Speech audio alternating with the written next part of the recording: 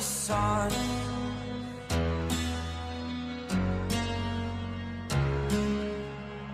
To dream, believe in strength. Now I'm the only one, only one.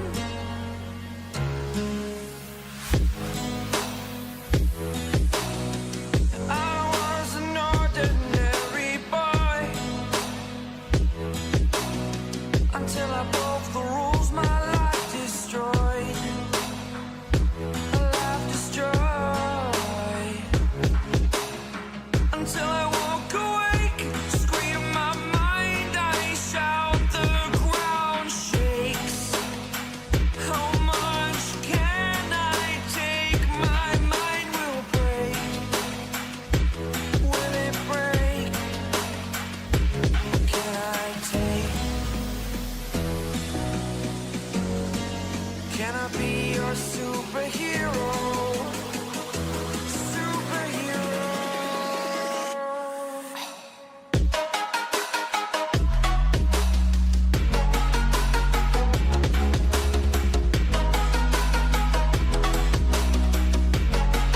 Can I be your superhero? Superhero. Superhero.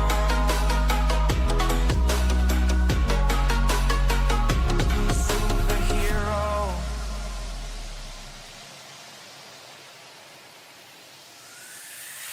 Fly away. It's the first time of today. Today. To dream, believe. You are the strength, you're all I need. Need. Oh, gonna give it a shot. Only one of me to shield you all from the enemy. You're a superhero. You're a superhero.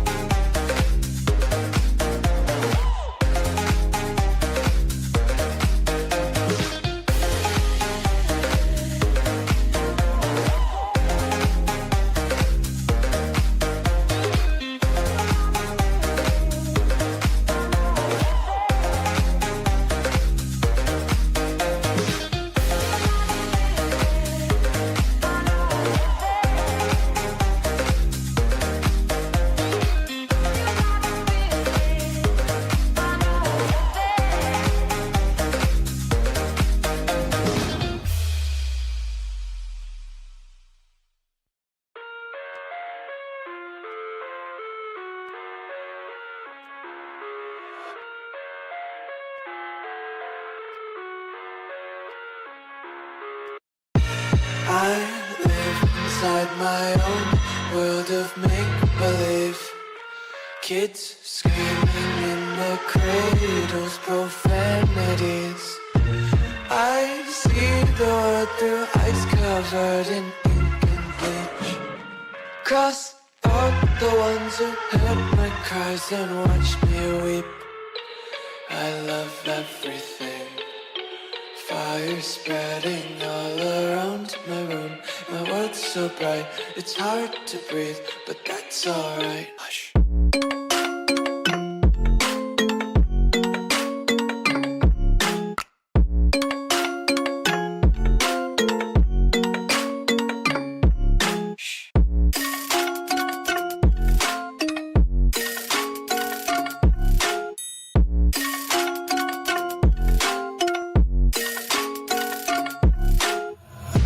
Take my eyes open to force reality.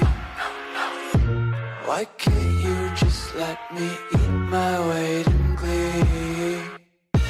I live inside my own world of make-believe. Kids screaming in their cradles, profanities. Some days I feel skinnier than all the other days. Sometimes I can't tell if my body belongs to me. I love everything. Fire spreading all around my room. My world's so bright, it's hard to breathe, but that's alright. Hush.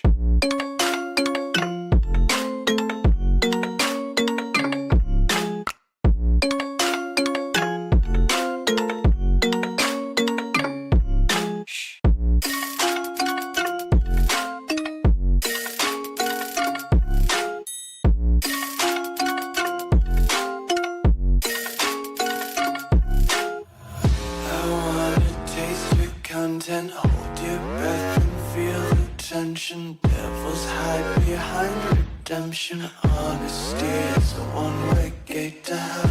I wanna taste consumption. Breathe faster to waste oxygen.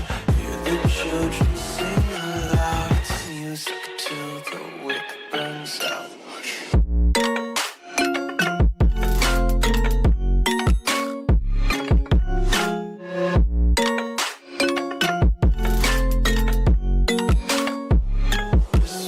Be carefree lately, yeah. Just kicking up daisies. Got one too many quarters in my pockets. Count 'em like the 4-leaf clovers in my locket. Untied laces, yeah. Just tripping on daydreams. Got dirty little lullabies playing on repeat. Might as well just ride around the nursery and count sheep.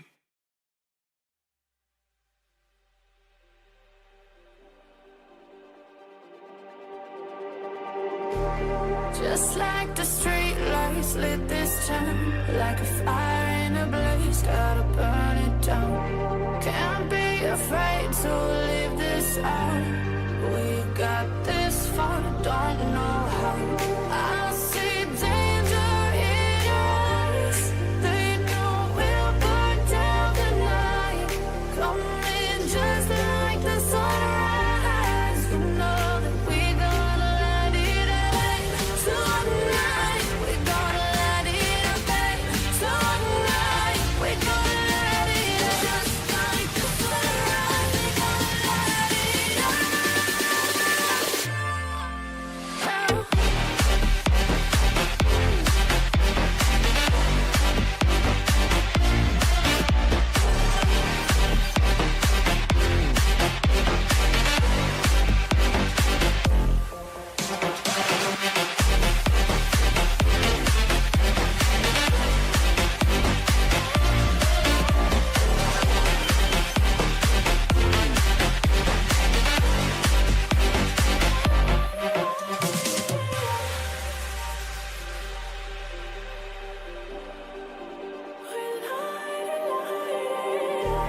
Just like a spark that's breaking out. Can't make a stop, can't turn back now. We know that there's no room for doubt. No, we can't turn back now.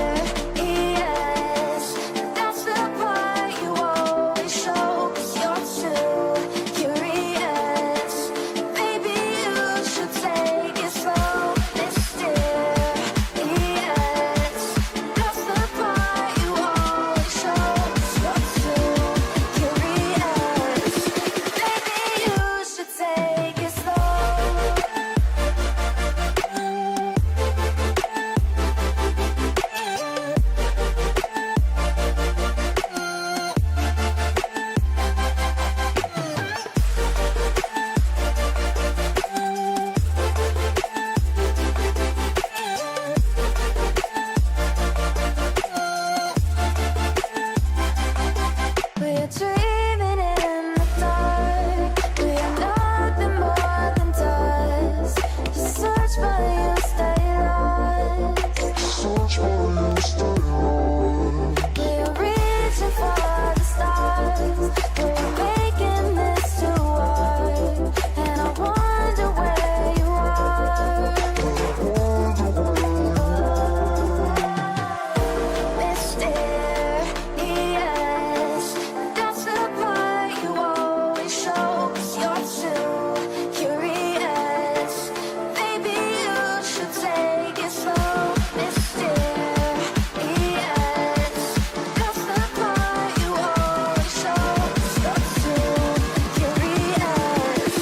Maybe you should take it slow.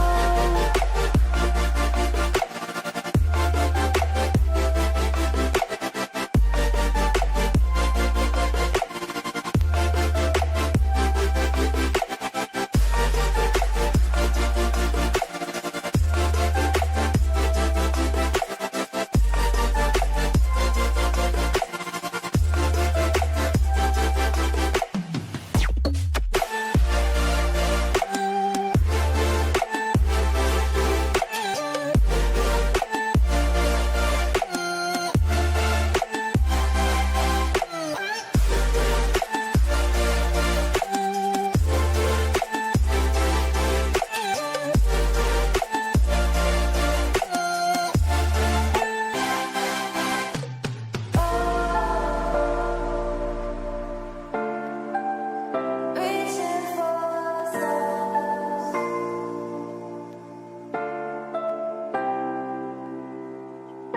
I wonder where you are.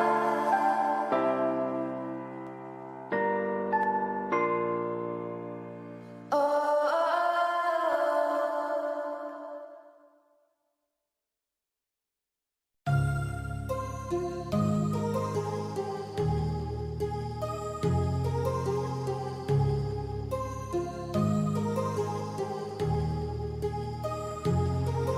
My heart rages around like an ocean in my head, because there are so many things that I left unsaid.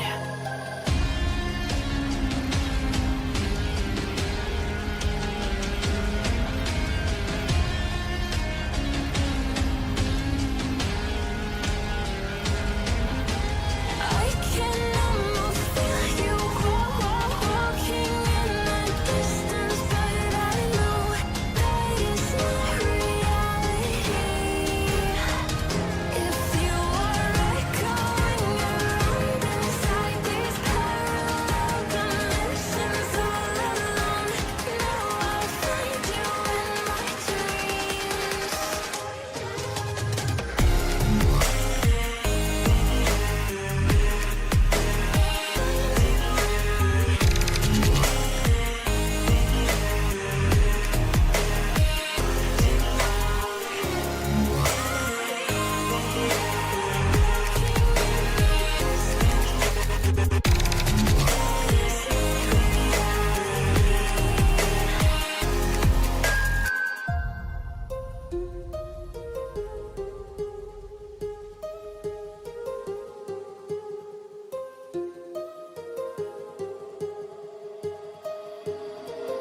My heart rages around like an ocean in my head.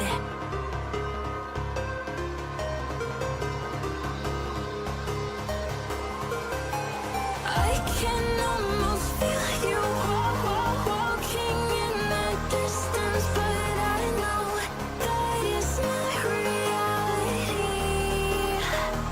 If you are echoing around inside these parallel dimensions all alone, now I'll find you in my dreams. I'll find you in my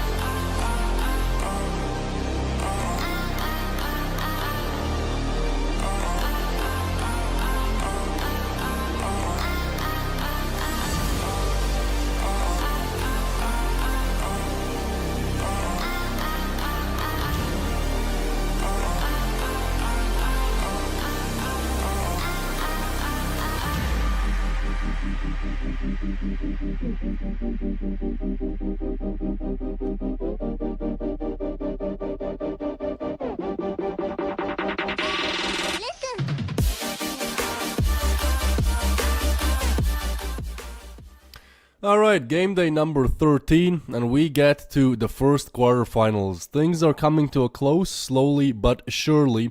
As next up, we'll have Navi Jr. up against Monty Gen. This is a match where, you have your first chance to make it to the semis. You have your first chance to be one of the 4 teams, which, first of all, receives prizes. So, this game is important for that reason. But also, semifinals simply seems a lot better place to be in. So, as we talk about the map veto, let's see what it is. It will be Vertigo and Inferno ban. Let me guess, Anubis and Ancient? Surely we see either Anubis or Ancient. Actually, Dust 2 and Nuke, Ancient ban, and Anubis ban. Let's go. A refreshment to the map pool then. We'll start on Dust 2, then Nuke, and if we need it, Mirage will be the last one. As we start on Dust 2. This is Navi Jr.'s map pick, but I don't know if they've done their research because Monty Gen, the only 13-0 in this tournament, came in on Dust 2. I think it was like 3-4 days ago, where Monty Gen just mauled over Navi Jr. on it. So, I don't know, man. I don't know, we'll see how it goes. I wouldn't be that confident to pick Dust 2 up against Monty. It's certainly a map that they can play.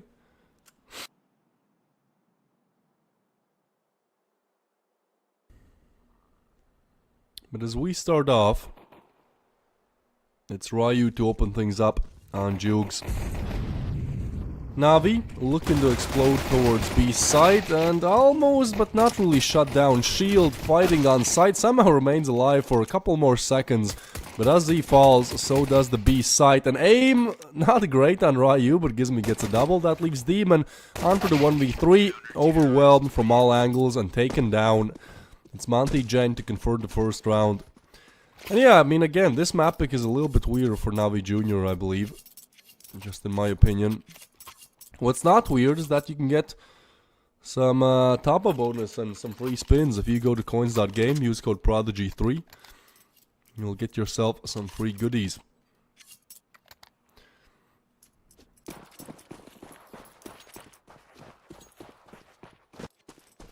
Either way, will be the second round of play. Navi actually forcing here, so let's see if the Deagles and Tech-9s can convert. Shield in a very common position. Surely this gets pre-aimed, right? Surely they clear this. They lay down a smoke, but they don't actually clear it. Oh, Shield could have gotten a double there perhaps, but only one given to him. As now Monty retreating back towards short. It will be Navi to clear out under, but it will be FNL to clear out Krobeni, and as Lean gets another, it's a 2v4. The force buy doesn't really work out for Navi Jr. Unless these two pistols can do it all. Actually, the upgraded MP9 as well. Then only pistols for the next round, and Monty with a very strong opening. Look, they've done a 13-0 on this map just a couple days ago. Wouldn't be that surprising if... I mean, it would be actually really surprising if they 13-0 again, but it wouldn't be too surprising if, they get to double digits or win this. And at that point, Navi might have to struggle a little bit. Nuke, Monty's map pick next up. They're good on it. Jukes did get that one nice shot, but punished by Gizmi. As Monty put 2 rounds on the board. This is what I was talking about. This is now just pistols left in the tank. Nothing else really given to you. So most likely 3 on the board here for Monty. A great opener. The reason why they won 13-0 on Dust 2 just a couple of days ago, it was just their unrelenting aggression. They just kept pushing, but they did so in a calculated manner, and so the opponents were not able to deal with it. This time, yeah, look at this. It's like aggressive map control. It's not exactly just pushing and, trying to get kills. It's simply being very proactive in your map control, getting early information, getting that pick, playing on refrags. If this player even goes down, it's no problem. There's others to refrag. As Monty advances 3, you can see that they're holding on to the same game style.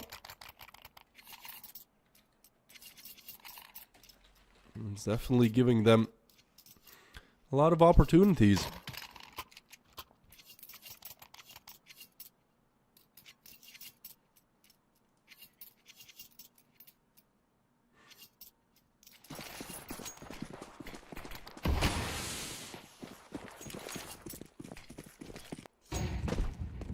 So, as we enter the first rifle round... Is that a... Oh, I thought it was like a tier 1 blue gem. No, he has applied 3 stickers. I mean, I don't know. It's an alright idea. It looks a little bit weird. Either way, it will be Shield to actually get the first tag up. He doesn't have his trusty op. Not yet. Has 6k though, so they lose this round. Probably gonna pick it up. Probably just wanted to stick to the M4s. As we position himself. Nice spot where you can see the legs first.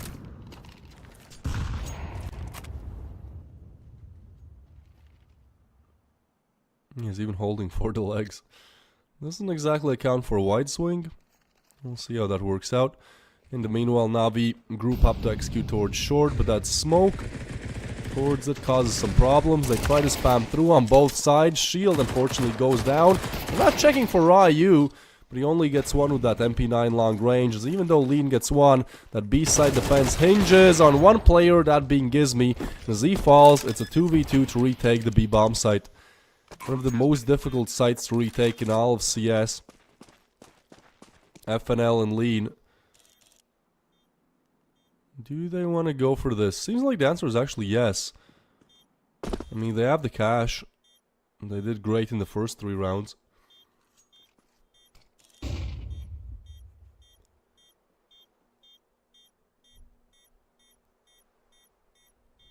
But little time left.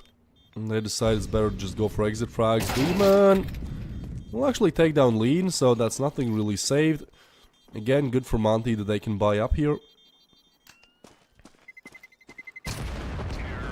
Other than that, a good conversion from Navi. Well, actually, the op will be taken away, so back in Shield's hands it goes.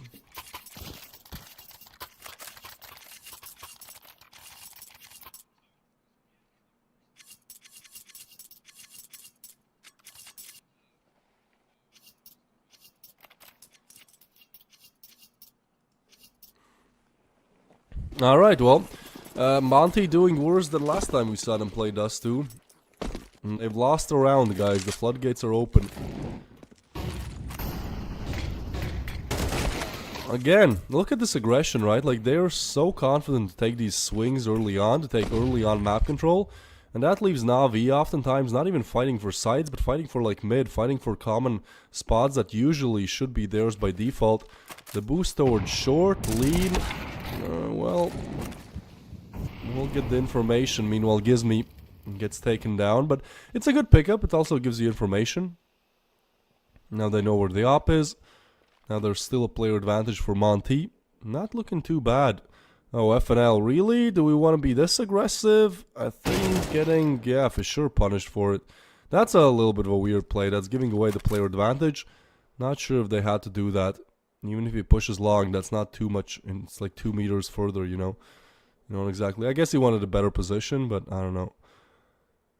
Bit of an oversight might have been, bit of over-aggression. But Lean will still get Krabeni, so the refrag, the late refrag is there. Symmetry and Demon. They swing right into this op. Shield wins out the upper battle with 30 seconds left. Demon, $50 in the bank as well. I mean, do we want to go for this? Lean will be there to stop it, and yeah, caught off guard. AK takes the headshot, and Monty take the 4th.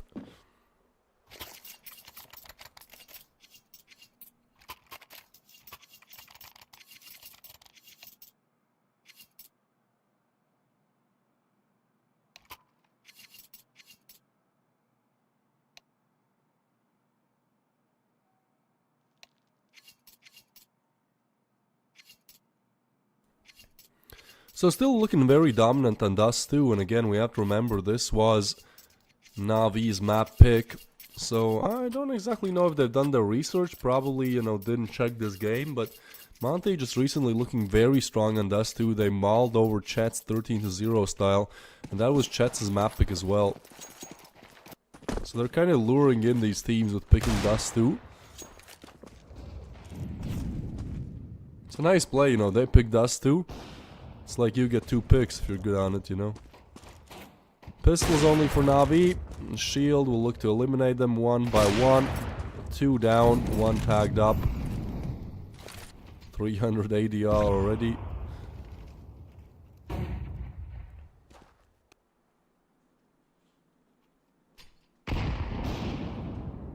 Ooh, Symmetry will get a nice refrag on Shield though. The pocket up this time. Stays strong. And he's actually investigating for more. Ooh, timing is weird there, yeah. Peeks right on the reload, that's smart. Symmetry is good at taking cover while he reloads. So towards short they go, but that smoke will definitely deny things. Slow it down. And Na'Vi having little openings left in this round. I mean, a 3v4, so not impossible to convert. Just highly unlikely, isn't it?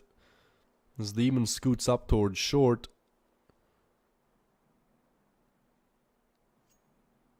Actually isn't spotted. Oh, now they know, but that's a thing. They've almost taken sight. 25 seconds, but they might even get the plan here. That's a very nice vulnerability found from the side of Na'Vi. And Krabeni and Symmetry get 2 frags each. Suddenly the tide shifts. Suddenly they have the player advantage. No more, says FNL, but still. This is a great round either way. I mean, with only pistols, you're able to plan. Down to a 1v2. Demon to do the impossible then. Short, shots missed, and oh, gets actually a little bit close. Would have been a crazy flick on Ryu, but this time the M4 stays strong. And Monty, even though they convert around, not exactly the best of rounds. And I think this also illuminates now that vulnerability that Monty had towards short. They have very nice aggressive setup towards mid, but short is just one of those areas that sometimes goes overlooked, and then if the A-side player goes down, it's very easy for it to just all fall apart.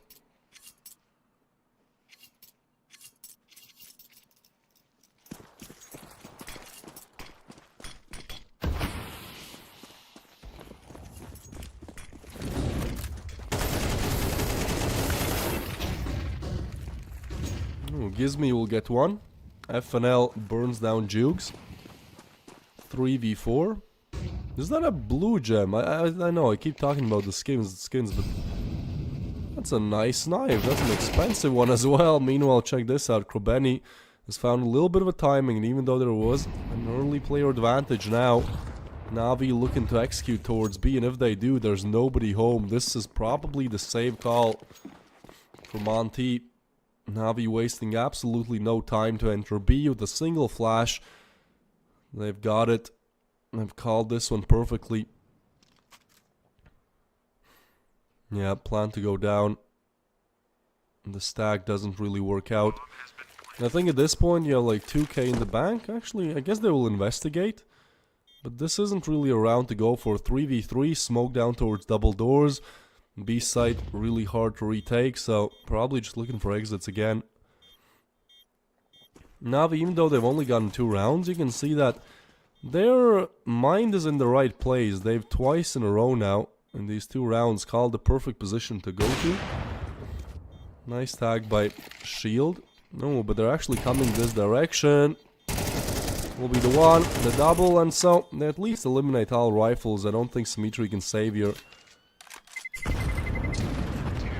Actually, try to spray him down. He's in the corner. Oh my goodness, what a play, Symmetry. We'll save the op. Na'Vi on 2. Cash isn't exactly built up, but at least they're starting to punch some rounds back. And what's more is, it seems like they're starting to understand these vulnerabilities in Monty-Gen's defense.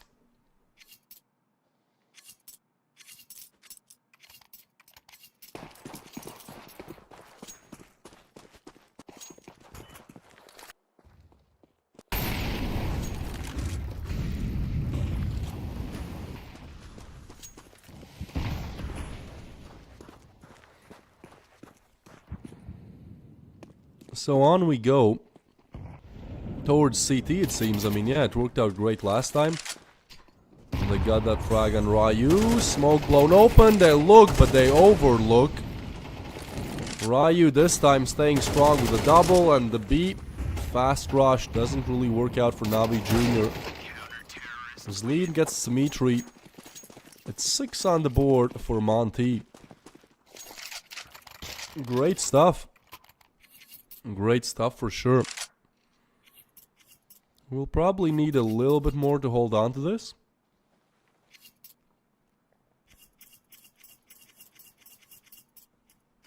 But for being a Navi Junior's map pick, I mean, they're doing great right now. Problem for a lot of these teams is really holding on, you know, sometimes they just get the early leads, but are not able to do anything to convert them later on. But this time it's up against pistols. I mean, we've seen one of these type of rounds almost go by the wayside. And well, that's at Makazi's hero AK. Finding shield, they rush towards short. That's Makazi with the double. And again, this is the vulnerability. This is a site now being completely open as help arrives from long. FNL gets tagged up, and that hero AK now is turned into 2. Yeah, it's a round where you technically have the advantage, but not anymore, really. Actually, problem is with the bomb, I guess. That's problematic. Symmetry goes down as well, yeah. Great execution by Navi. Unfortunately, they make one crucial mistake, the bomb. Well, guess what? The bomb gets left down towards short, but back to A they go. And so actually FNL and Gizmi regroup together. They'll be clearing this though. They find the 1. Oh, and Demon finds 2. Makaze with the 3-piece in this round as well. 2 players to do it all, and Navi to pull 1 back. Now attack pause. They can feel that they're starting to stop this momentum of Monty Gen. They just need to get as many rounds as possible until the end of the first half.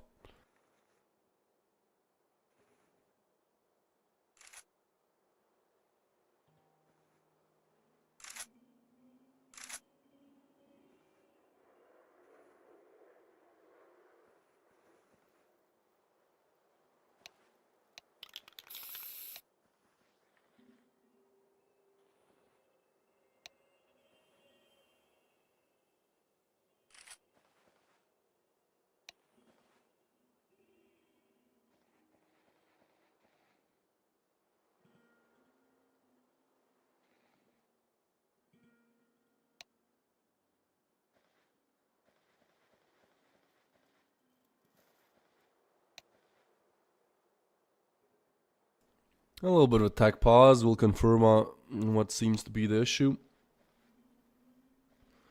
Oh, that graffiti is just such an NPC of graffiti, I don't know. I mean, at least he's feeling happy. Yeah, Navi started off weak, but I mean, this is 5-1, 6-3.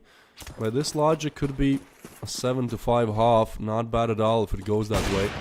Oh my goodness, shield, and he's gonna keep aggressing. That might be too much, but actually they're not gonna be expecting this at all. Waiting for the swing of Grobeni. Molly to come in, but as they swing towards mid, yeah, you will get punished. Overextends is welcome there. Overstays. Gizmi will still get the refrag on Demon, so still the player advantage. Again, aggressive control towards mid. Like, look at this. They're towards lower, short aggression, and CT. Like, it's just difficult for Navi to take map control in this game. They have found vulnerabilities for sure, but overall it's just so many different angles they have to clear that oftentimes are almost a freebie, almost a given. I like Monty's approach to Dust too. FNL certainly doesn't like the headshot to his head, because now the smoke is laid down. It's FNL. Check out this spot. He probably gets a triple from here. This is such... yeah, it's such a difficult spot to deal with there. It was actually Ryu, not FNL. But it's a great spot. Check it out. You can just cam there. It's like, yes, even in tier 2, tier 3. But if you play like Face It, I don't know, I play Face It level 9. Around that level. It goes overlooked so much. Even in lower ranks, especially like... those 3 sandbags, whatever those are.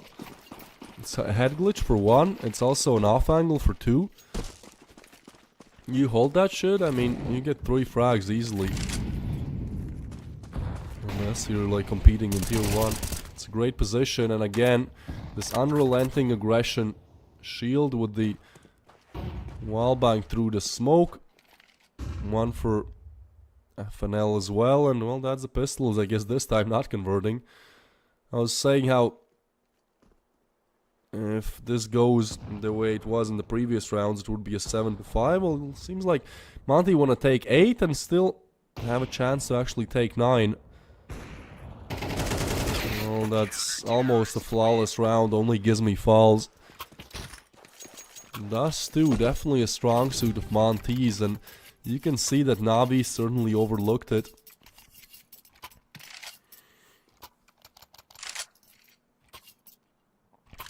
So 1 more round of the first half. And Monty looking really dominant right now.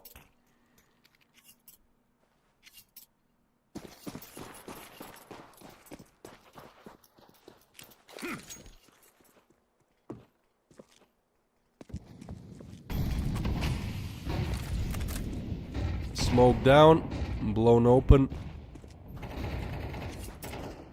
FNL tucks in the corner. This should be mollied out, right? And at that point it actually gets a little bit challenging because there's nobody to immediately refrag. There's shield on the other side, but he's playing a little bit passive. I don't know, FNL, this is a huge gamble that they don't clear it out. He does have a smoke. Actually, so far haven't mollied it out. Navi also have to be careful with their util. They do have 2 mollies, but they don't have too much util, so probably has to be reserved for the side take. I mean, this is all their util. They lay down the smoke, they kind of have to go for this. I cannot believe they're going back to B. This is entering B with no flashes. Ooh, FNL will be scouted out. But still, Navi looking to just dry peek into B. Let's see what Ryu has to say about it. Has been having a good game, 10 frags, 3 deaths. Actually, everyone on Monty Gen is performing so similarly frag-wise. So Navi exploring 2 places at once, but Ryu gets the 1, the 2, the 3. Yeah, that's what happens. When you enter with no flashes, literally nothing to help that B execute. I mean, I guess they were hoping that Monty rotate, but... Well, what? Shield? Huh? What's that shield? Well, meanwhile, check this out. Lean will be in a great position to get the first, and unfortunately, the bomb was lost on B, so Navi, with little util, they choose to go for a bit of a weird play. Just dry peeking B, getting punished for it. 9 on the board for Monty. This is flashbacks of the Dust 2 we saw a couple of days ago, where it was Monty up against Chet's. Chet's picks Dust 2 as the first opening map. Game was like 15 minutes long. Monty just destroyed them 13-0. And now the same fate happens, you know. Navi Jr. walk into the same trap where they're alright on Dust 2. They're like, okay, let's pick it. Well, guess what? Monty is just a dark horse on Dust 2. They don't pick it. I guess they didn't have the first pick, but... yeah, that's a big opener. Now, this has to be perfect for Navi. They have to deny this. Makaze will get 1 fully flashed. And that stops the B attack, so... chance to rotate, I guess. Lean is going to be in front of this, though. Heading towards long. Weird timing, but doesn't find the headshot. Seems like Navi will at least be able to convert the pistol. That's what they're looking for here.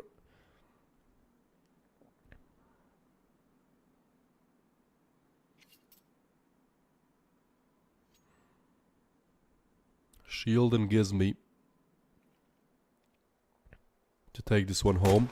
Unfortunately, bomb dropped by Lean, so yeah, at this point they can now just go bomb, guard it. Shield just wide swinging. Very aggressive. Gizmy on a 15 HP in a dream. This is double things as well against the USPs with the Glock, so pretty much round over. Nice, 4th converted for Navi.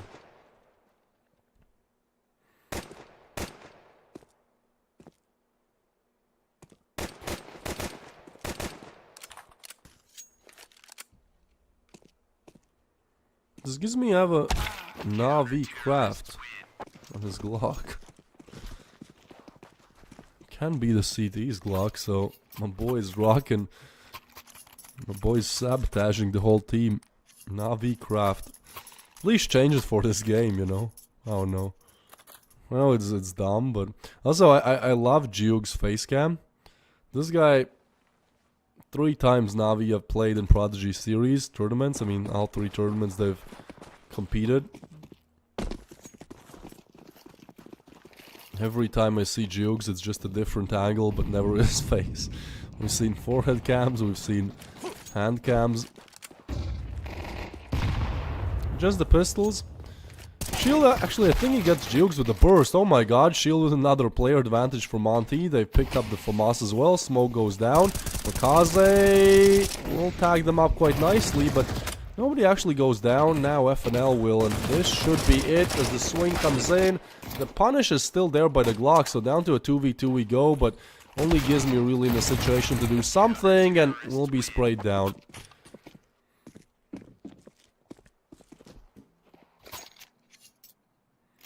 Lithuanian Derby.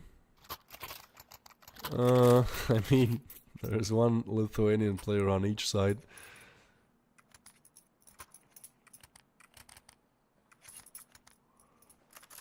Yeah, but I feel you. I feel you. I feel you. I'm from Latvia, so, you know, I see like one Latvian player on each side. I'm like, oh my god, the stars have aligned. We're such a big country, you have so many talents.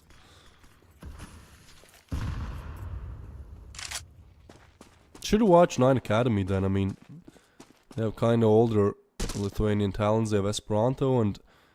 who's the other one? Name has slipped my mind. Swing towards B. Smoke down. Monty look to execute. These 2 players have to hold strong. This is a nice execute. I mean, they're kind of waiting. Maybe somebody wants to peek with that smoke that will be allowed, but weirdly enough, they don't actually stay. They don't overextend towards CT as Ryu gets punished for looking for picks. They regroup to go towards upper tunnels, but if anything, rotations are just coming in. Navi are solidifying their positions on site, regrouping, and so... I don't know, this execute has to be perfect. Yeah, good position by Demon, and they get stuck in tunnels. Ooh, nice punish. That spot is so hard to clear. I don't know why, but it's just difficult. I've been holding that spot as well. It's like there's so many different angles. You can't like exactly clear it with a jiggle. You can have the wide swing and then course correct with the crosshair. That gets challenging.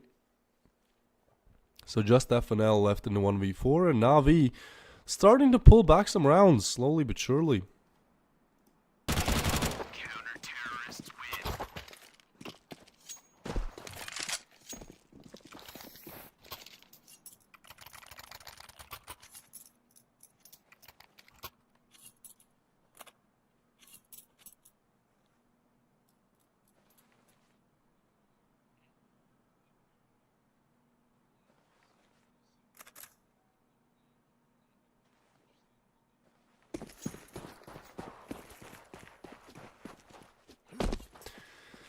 Alright, on we go. Round number 16. Navi looking to make the comeback on their map pick. It's definitely a very... what is that play? I guess they just wanted to tuck away. I don't know, that looked a little bit weird. It will be just the pistols for Monty, and seems like not for long. Navi are ready to move on to the next round here. Big nade. Robeni finds Lean, Jugs finds Gizmi. 1v5 for FNL.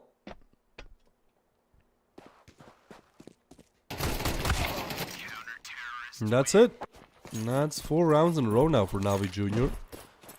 On the CT side. Looking pretty good.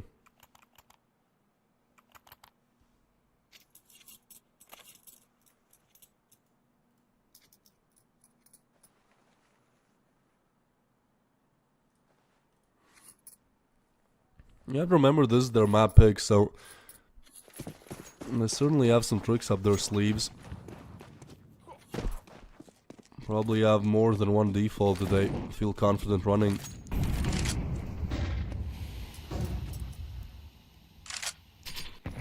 Ooh, check this out.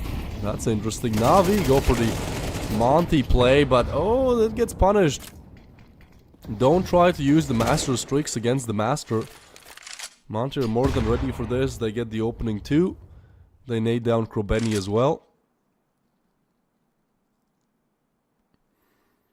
And B is completely open. A is completely open.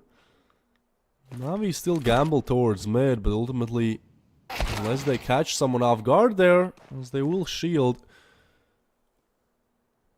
Actually, shield had a bomb. Oh no. Oh no, that's tough.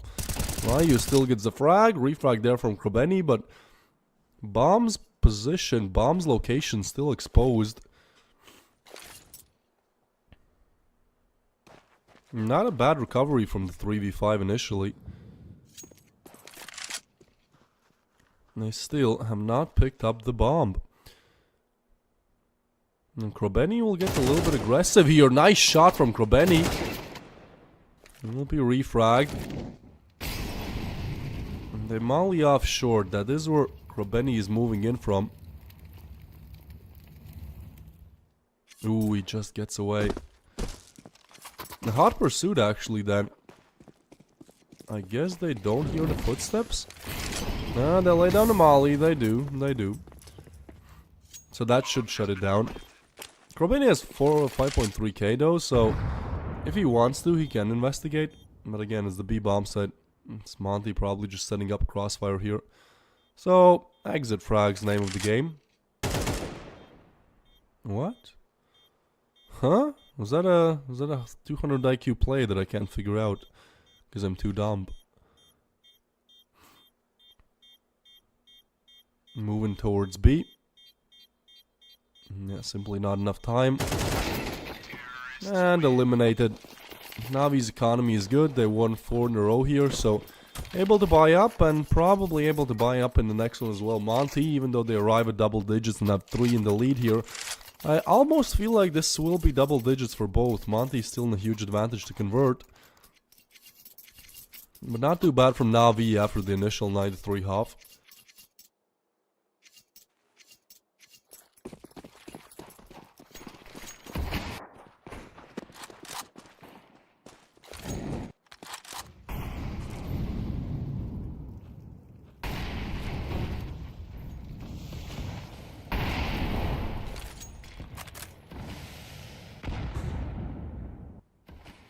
Smokes laid down. Navi not really being that aggressive as Monty was on the CT side. And they have more of this approach of stacking towards one side, clearing out things, nothing there, cool, you now map control, and then you rotate over to the other side. They go for the 3B stack, but Monty with the bomb drop towards double doors, I think are more likely than not to explore towards long. A completely different setup from Navi Jr. They were so aggressive towards mid last round. Now they go for the complete emptiness towards mid. Oh, but check this out. B players, they want to investigate and they're not checking the angle. So it will be one, but only the one for Ryu. Makaze tagged up to half HP. Krobeni arrives on the scene and catches perfect timing. This is a lot of information, but still not the kill. And that info doesn't give him much. Krobeni, he wants to go through the oh my god, he should know. This is so weird now. Krobeni has the informational advantage, so yeah, he will punish. That is a nice play, and as Jukes gets another Navi do string together this round. A little bit chaotic, a little bit weird for sure.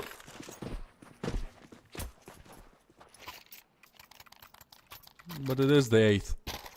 Also means that their cash, their economy still stays strong, and also means that Monty Gen's economy gets a little bit iffy. This is kind of the moment I would expect attack pause for Monty, but I don't know. I don't want to go for it, I guess. Just a scout and AK, alright. Being very conservative here with the buys.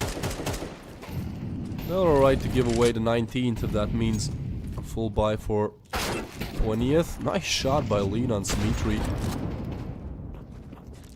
Do get naded down. Makaze aggressive and gives me punishes. Well, we've seen Navi convert with pistols only. Now it's Monty's chance, I guess.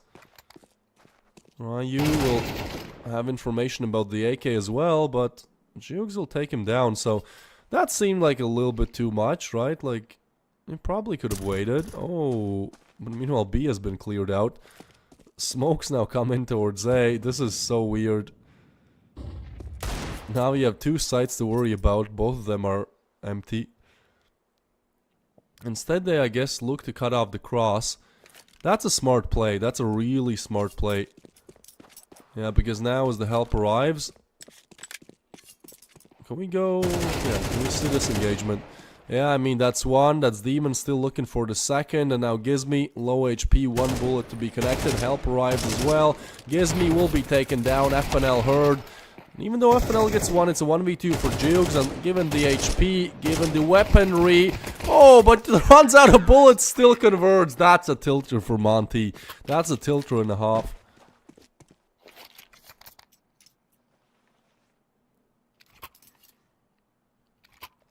This is a 3 to 5. I understand Monty, right? Like, they've taken B site, so why in the hell would you push long and try to take A? But also, Navi played this one perfectly. They just know that the place they need to go then, if B is empty, is just the rotation plan, the rotation point. Plan hasn't come in, so that means that bomb still hasn't arrived, so they just cut off that one chokehold.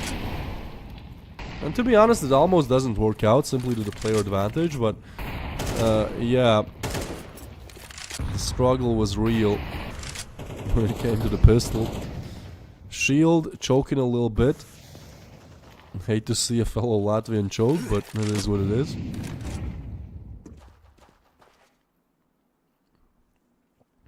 Round number 20 comes up. Nice nade. Monty have bought up. Again, look at this from Navi. They're really switching up their CT side defaults. I like it. It keeps them unpredictable. Nice molly. If somebody wanted to peek there, I mean, he's gonna get burned, man. Great, great molly, really. It's a mistake, but you know, it's a costly one. It's also something that maybe tilts you a little bit. Monty maybe not operating with the same way they were before, especially after that previous round. It was in their hand, just slips away. And now they look to aggress towards short, but even though there's only one player on A site, there are two players who can help on from long, so they might give away the site if Krobeni falls here, but it'll still be problematic to deal with the two long players. Krobeni on to be run down. They drop towards CT as well, but lean, that's a weird position to drop. And he gets punished for it, and this is what I said about long, even though Gizmy gets the refrag. This is a 3v3 where Navi could still convert. Nice smoke towards CT. I like that. Shield will have the clear towards long as well. And so with another smoke towards short, the re-smoke as well. I don't know, Navi kind of have to save here. Or push through smokes. Ooh, Shadow. They should, they certainly see that, right? Should be able to... Oh. Shield will get the punish. FNL drops down. Headshot well in the air. It's one way to turn things around. And Jukes to save. Terrorists win.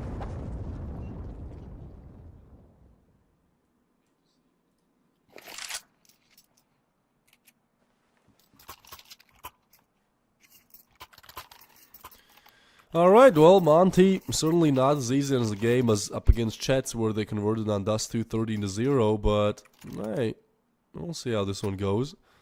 Still in a good position to convert.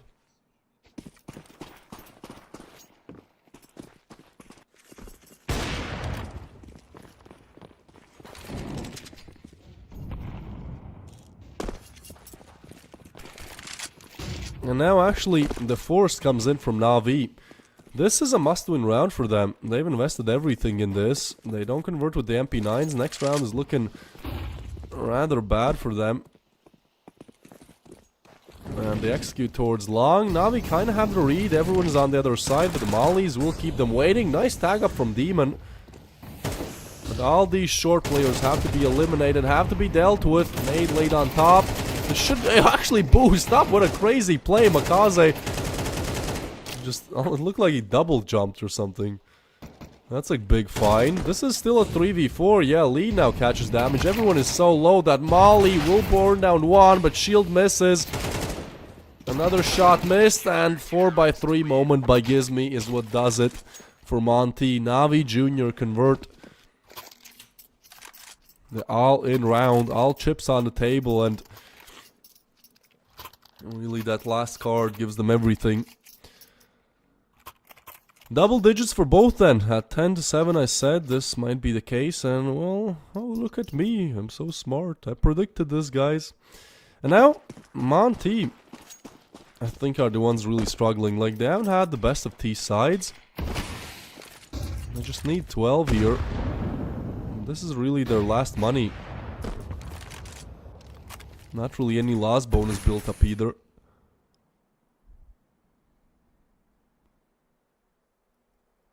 On towards B we go. Demon with the spot, but it's a nice piece of utility.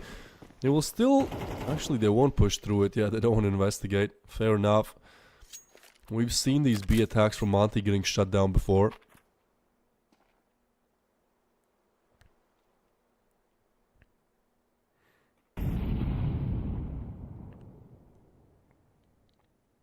So, instead they choose to go towards long.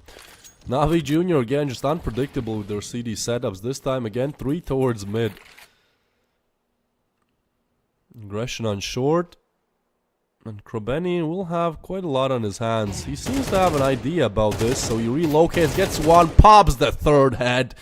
And that should be it. Monty shut down single-handedly by Krobeni here. That huge 9-3 lead that Monty had, well, guess what? It's now equalized.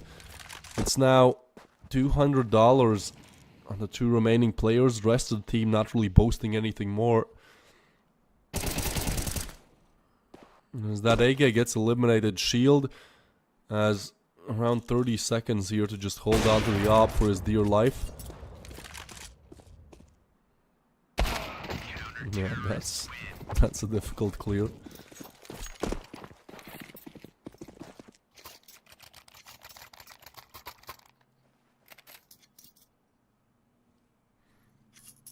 Well, guess what? 11-11. Here we are. Didn't think we'd be here. But problems in the Monty camp. They still have not taken attack pause, which kind of surprises me. Like, I feel like if you just talk it over, surely you can come up with one strat, you know, one gimmick that just converts you around. Probably not this one, though. It's only pistols, so Navi almost given map point here. Their map pick has been difficult for them, but it's starting to go their way. Symmetry finds FNL with a USP. I guess the op wasn't hitting. Alright. Jukes, weird timing, but the Deagle, good for one. Probably wanted more in that situation. Krobeni has to get off the angle. The Molly is laid down. They rush towards short, but Symmetry, a 4-piece with the USP in this round, is what puts map point on Navi's side. Incredible. Alright, Monty, well, this is it. This was a 9-3 half, but only 2 rounds on this T side. Means that Navi just looked to convert that map point at last, and this is quite heartbreaking.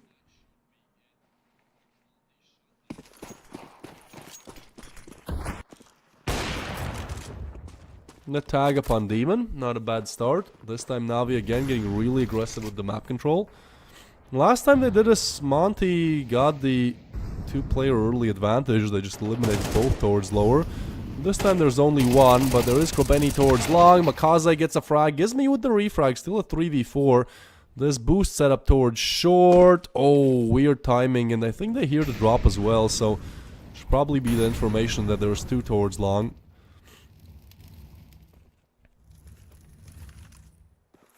Lean. We'll look to clear this. And again, weird timing. Does not work out at all. The flash in. Lean with a double. We might be going overtime here after all. Monty struggle with converting these rounds, but at last it's just Lean to show up big time. Definitely lucky with the timing. So lucky with the timing, actually. Navi twice have the opper ready to hit a shot, and Just a second before the swing comes in, he retreats back. But hey, you know, it's all fair in war. So, Demon left in 1v3. Really has to live up to his username. Give hell to Monty here. But no, Shield eliminates. Overtime we go, baby. Alright. I still think that Navi have the advantage here because their CT side just looked great. And I kind of feel like Monty probably won't repeat this insane performance on their CD side.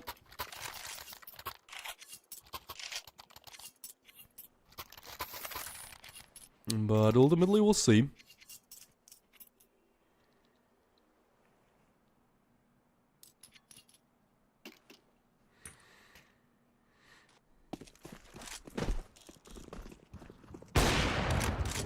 This time no tag up.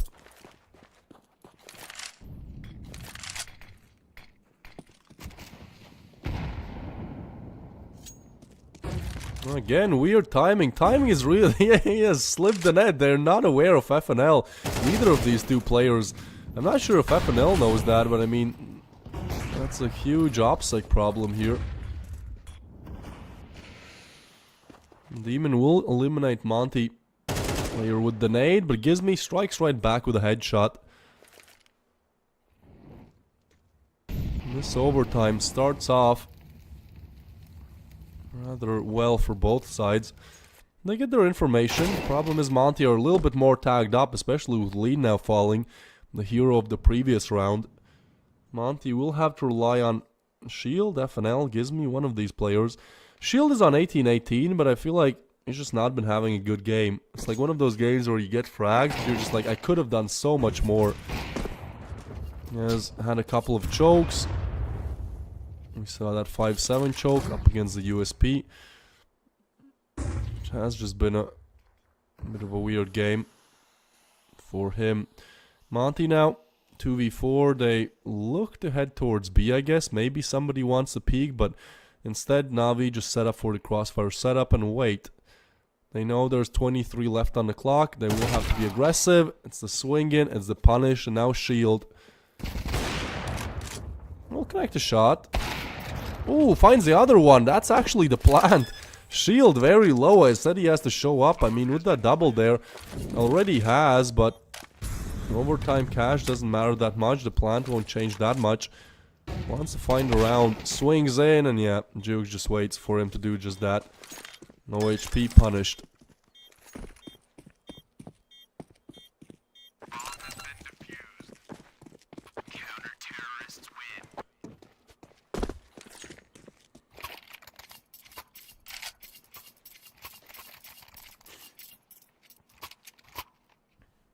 Navi. They haven't really been in the lead here for such a long time. And this starts off as 9-3 half for Monty. Yeah, we'll see how things go as Navi start to taste what victory feels like. Start to get a taste of it. Monty's T side has been rather lackluster, and as we head into overtime, things don't really change that much. Smoke laid down. So Monty stopped dead right in their tracks. I hope they don't start defaulting to this game style where you're just playing for picks, you're kind of just holding angles and hoping, hey, maybe somebody peeks me. Maybe somebody walks into my crosshair, and if they do, then, you know, we'll know what to do. I mean, I get it, but I feel like Navi are just not gonna make those mistakes, you know, not gonna swing alone. Even if they go for the aggressive peaks, it'll almost always come with a refrag. Love to see some initiative from Monty. Group up towards mid, and well, in the game of picks, Makaze gets one. Now Monty going up back where they just were. Smoke will fade, but they can easily re-smoke. Actually, Gizmy clears out towards CT. That's a re-smoke. So again, you know, you want to go for the attack, you have to wait another 30 seconds. They just push through. Alright, this B-side defense has been rather flawless. Gizmy, I think, will be found. Actually, they don't check him, but they hear him. So, just FNL left alive in the 1v5.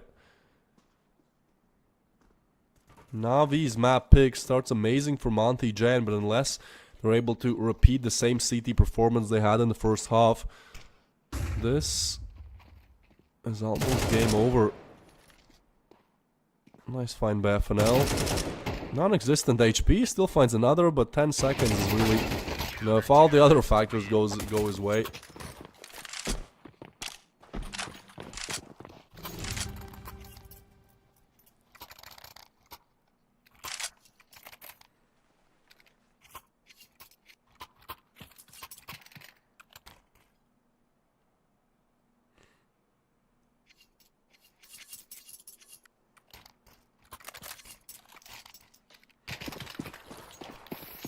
14-12 for Na'Vi. Flawless overtime.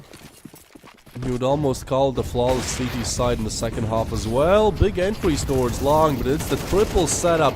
Oh my god, Na'Vi are reading this perfectly. It's the quad setup. They fight on, they get the refrags, and that will be the full shutdown. Na'Vi just had the complete read. 5 players on each side meet towards long. And Na'Vi with the elimination. Now, Monty, well, it's your time to shine. If you could convert 13-0 up against Chets on this map, Monty starting on the CD side as well, so it was 12 rounds on the CD side flawless, and then, you know, the pistol converted on T. If you can do that up against Chets, which isn't, you know, it's probably a little bit worse than Na'Vi Jr., but not, you know, that far off the mark. Maybe you can find 3 rounds in a row here. A 3-round streak is what they need, otherwise... We go nuke, Monty's map pick. Almost said nuke too. Waiting for it. Krobeni and Makaze, and seems like that is really going to be where it all falls. Ryu will get the refrag, but taken down. Lean with the up. Just probably going to walk into this. Yeah, Demon more than aware.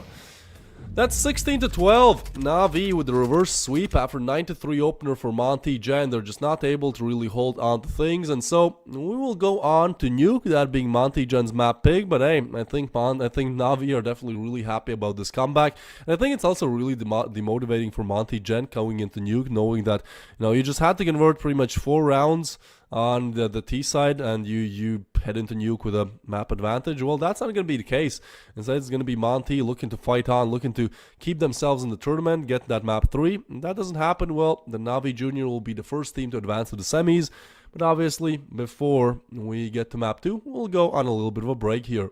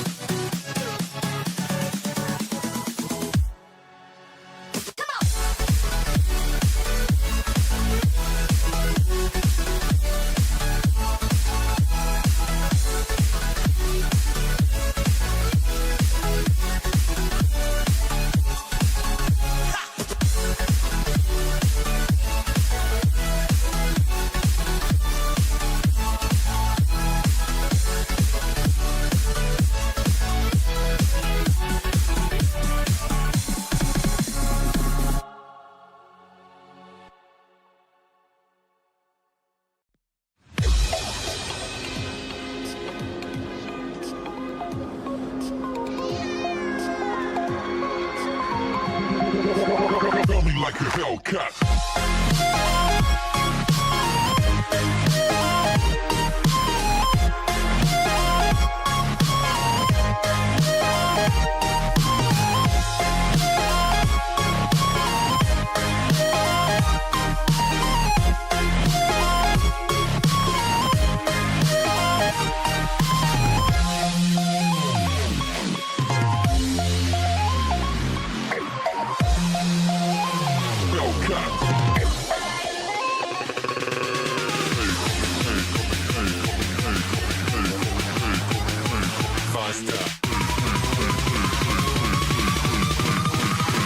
Coming like a Hellcat.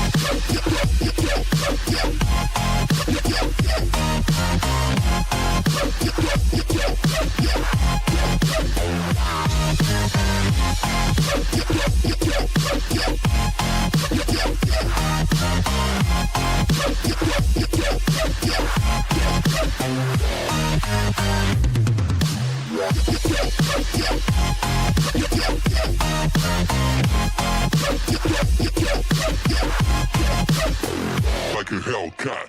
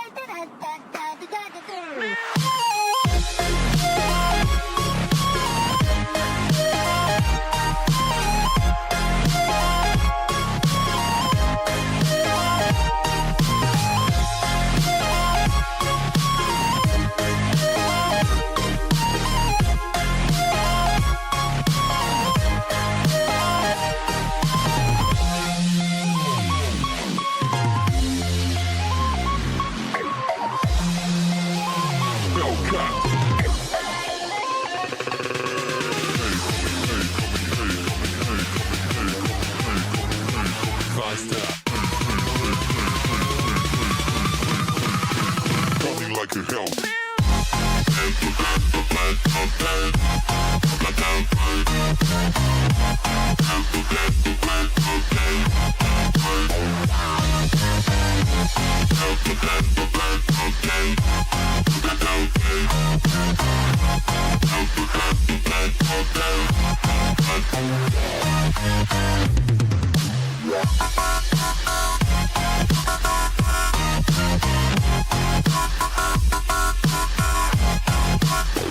Like a Hellcat.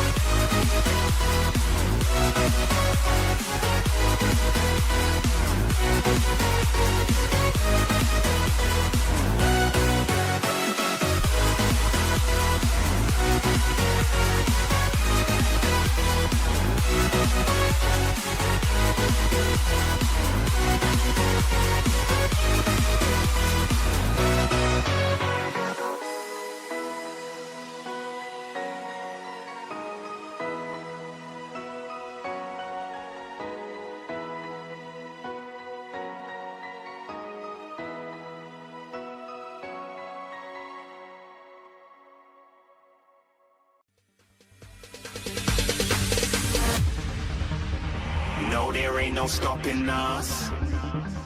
Fly without boarding pass.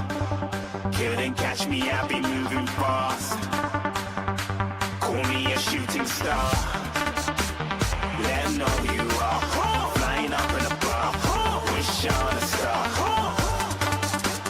Time to show 'em who's in charge.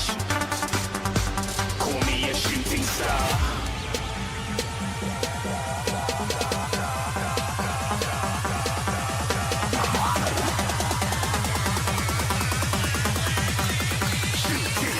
Didn't even get to bronze.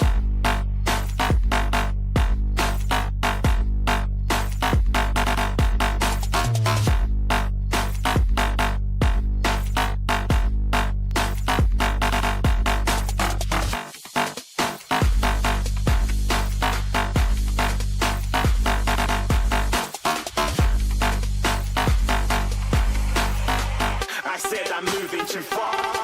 Get to glass.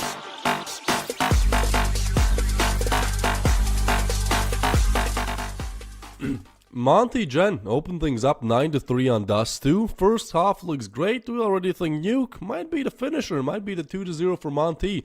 Their Mapic, however, well, guess what?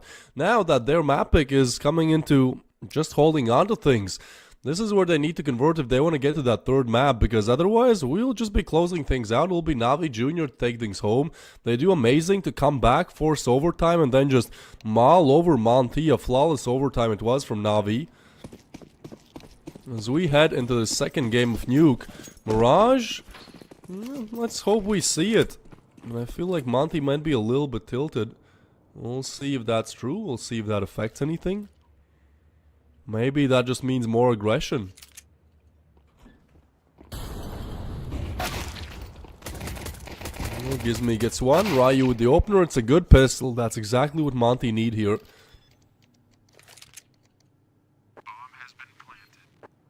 Just a quick conversion.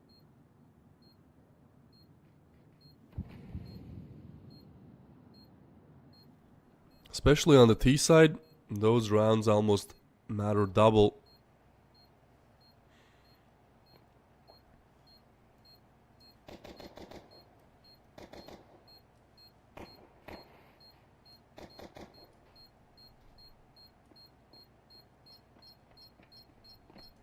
Well, they will try to run down Jukes here and gets a nice headshot.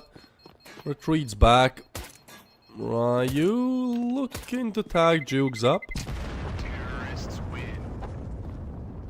But that's a round converted for Monty. Good stuff for them.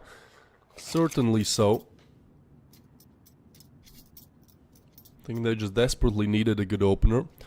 What you might need is the code Prodigy 3 if you want to get 200 free spins and a top-up bonus. Well, do use the code Prodigy 3 on coins.game. Get yourself some free goodies, courtesy of the sponsorship. They keep the lights on, you know. They keep the show running. Let's see if Navi can keep this victory running. That was a bad transition. I was looking for words, you know, I was pausing, but I was just empty. I was like, this is what we have now. I saw yesterday in a Voo CS video that you can actually boost up on the other side, like if you go on top of Hot. This is a crazy stack, by the way, from Navi. But if you go on top of Hot, like on the side that's close to the vent, and then you like boost up, you can kind of find like a ledge. You can pretty much boost on Heaven just on the other side of this yellow thing. I don't know if that has been patched. It was kind of a new video. I'm not even sure if that's like allowed in tournaments. Well, Monty do clear out many angles, but I don't think they're going to be ready for this setup. Might get surprised there. Lean is going to get the first. They do look up and they do take them down. So it's a nice setup. It's a nice idea. But it'll just remain in that level. An idea.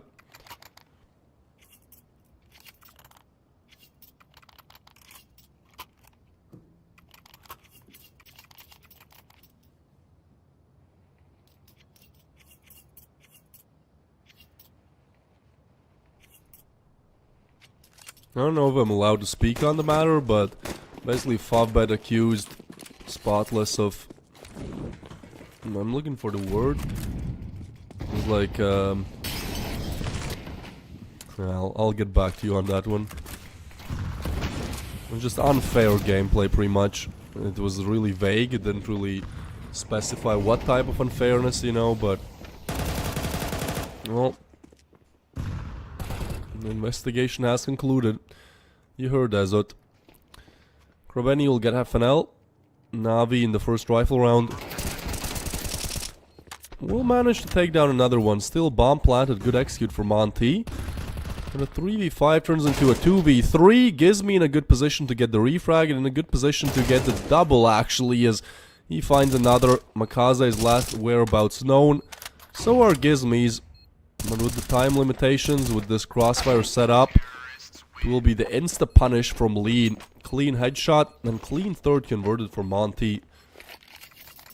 I mean, this time, they're starting to build their little dynasty on the T side, which this time is the easier side to play on for sure.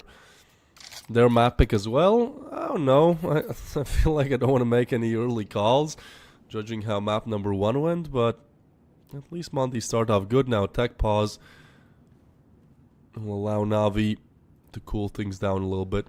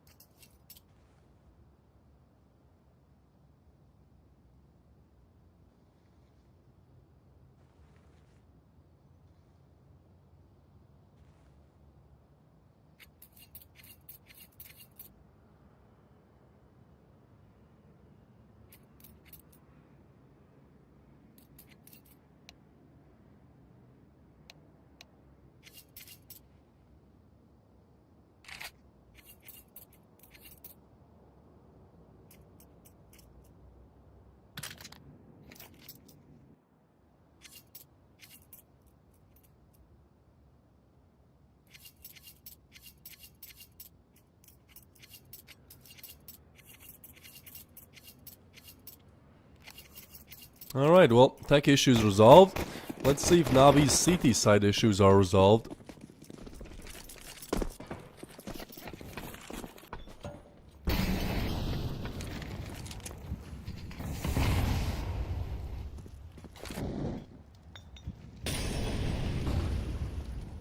Double mollies. Looking for the pistols. Where are they? There they are. Kroveni caught between a rock and a hard place and gets eliminated. The double for shield. It is the double setup towards secret though. And they're not careful. They might get this. Makaze gets one with the MP9. They retreat back. Down to a 3v4 we go. Not bad.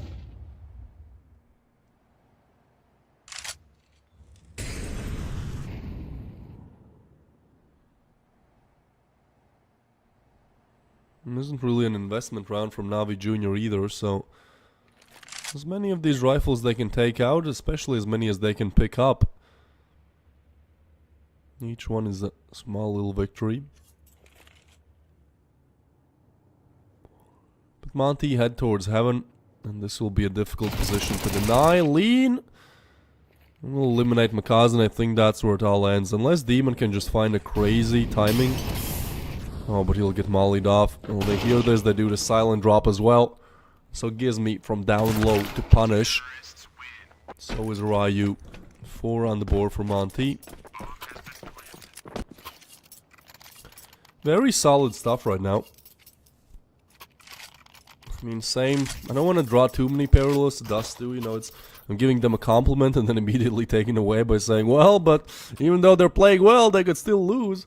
I know. It's a little bit of an assholey thing to do, but yeah, I mean... Dust 2 was also great. I'll say this though, it's great that... I really need to find another word, a synonym for great, but... It's amazing!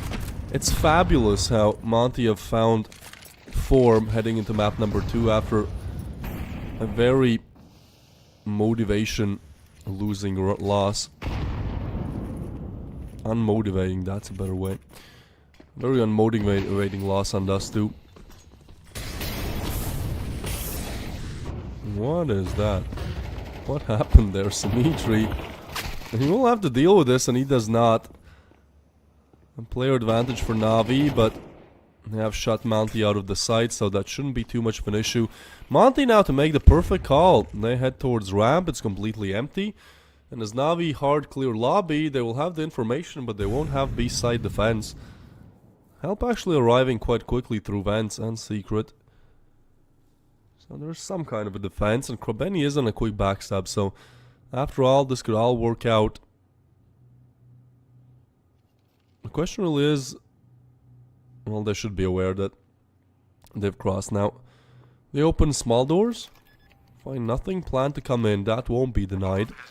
But Na'Vi are very close by and a good setup to shut this down, although Gizmi finds one, Makaze will be there with the refrag, Demon with another. And just a 1v3 for FNL then to do it all. He gets the first, but refrags. Name of the game for Na'Vi. They're able to find their first CD side round, and that's a well-needed one. Like, that's a really a must-win round if you want to have a decent CD side. This is still recoverable. It won't be a great CD side by default because Monty have gotten 4 rounds. But there's a chance to move on to, well, 6, 7 if you're lucky. Problem really for Na'Vi is that economy of Monty's. Like, they'll have to do it the hard way for at least the next round, I think, depending on how the plans go. Actually, no, almost full investment from Monty. Yeah, I mean, buy next round for sure, even if Monty lose this. So now we have to find a way how to deny these rifles twice now. And then might get a little bit of a freebie, a treat in the firm pistols. FNL, that's a big opener though. Makaze falls. Big aggression. Na'Vi tried to respond with the same, with the hot peek towards lobby. Nice nade setup. Ryu will get the refrag though on Symmetry. That's now the op gone. Oh, and Jugs, well, definitely heard that. For sure they did. Smoke's now coming in towards outside, but it's simply the fake. It's only Gizmi to ponder who's towards outside, and the meanwhile rest of Monty looking to split towards ramp. Good timing for Krobeni to find this frag, but aim is not going to be there. And so only Demon now left in the 1v5. Well, good stuff. Well, good stuff, Monty. Let's hope they hold on to it heading into the second half. Cash also not too good on Na'Vi. They convert 1 round, but 1 round only. Which actually means that now they might be put on another low buy. Why does the door open the other way? Huh? Somebody explain?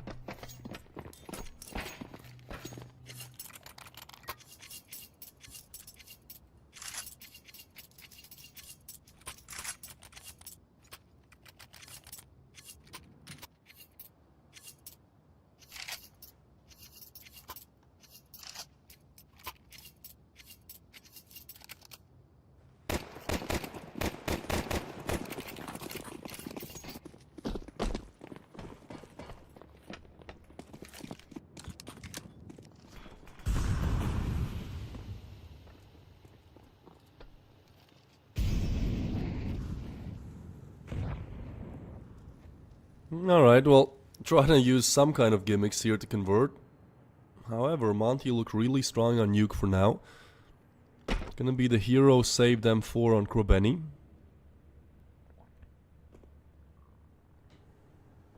Rest of the pack on pistols. Monty again looking to exploit ramp.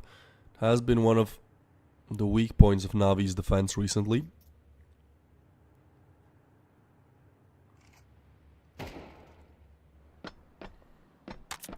Actually, that hero M4, it's a nice way for Krobeni to punish.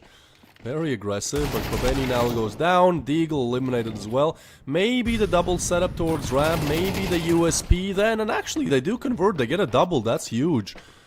Still, the plant will go down. And the 2v2 underway. 2 AKs picked up from Na'Vi, so I mean, With limited investment, 1 hero M4, not bad at all.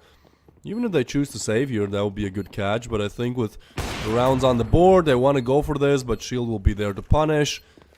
Lean in a good position to just be a menace as well. They even actually smoke this and, well, doesn't have a kit. Tries to draw them out in the open, but is not ready for Lean. Not exactly where you would expect them after that plant. So now 6. There's a good attempt by Na'Vi, one of the closest rounds we've seen with only an M4. If they can repeat that same thing with the rifles, you know, maybe they can get something out of this game. Otherwise, Mirage coming up as our finisher.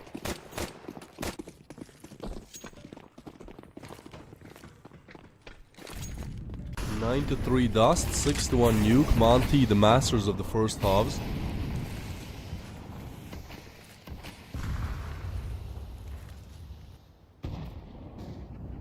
Oh, well, that's something. Makaze with the frag. It's not even an assist, so that nade had to be perfect almost. Maybe he tagged them up and then naded them down. That's a possibility as well.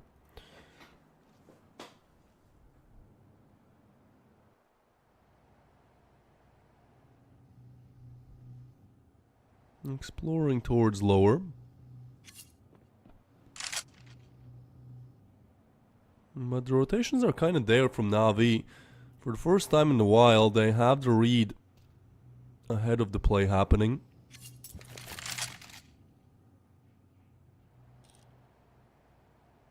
Monty looked to head back, but A is quite nicely guarded here.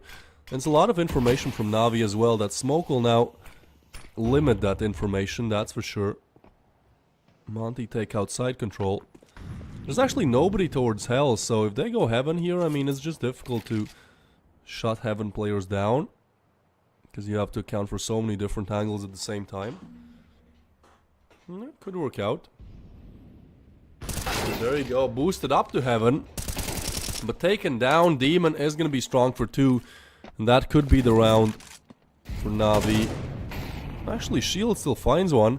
They just now have to eliminate the hot player, and they have a molly for him. Oh, it's a beautiful play. Just burns in a Demon. That's questionable. And up towards we go, but FNL will be there to punish. Monty converted 2v4 right now, could do no wrongs. And Na'Vi, they're really fumbling at things. I mean, Demon, just second guessing himself. You know, he wants to first get aggressive. He understands that if he stays on the other side of the molly, that's a plan. So he chooses to go through it to find a frag, but there's nobody on their side, so he has to go back through it because he wants to save his life, but instead he loses his life because he burnt. Like, it's just second guessing yourselves. I think that's the most applicable term for Na'Vi right now.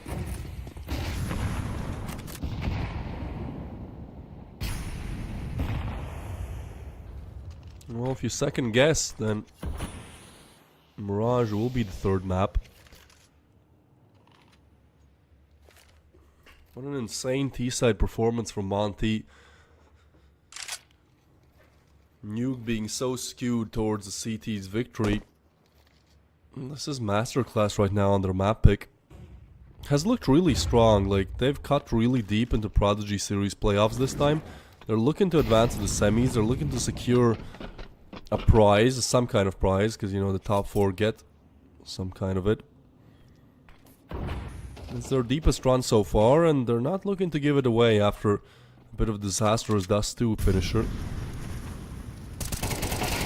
Ooh, tagged up. Symmetry taken down. Sight falls. This looks like almost 8 for Monty, especially with this late lurk from Gizmi. I mean, he'll be in a good position to backstab and punish some of these CTs as well. And as Na'Vi look to evacuate, they weren't really ready for this. So Gizmi now has them boxed in. It will be run down though. But still, a rather disastrous CT side round. Just looking to save.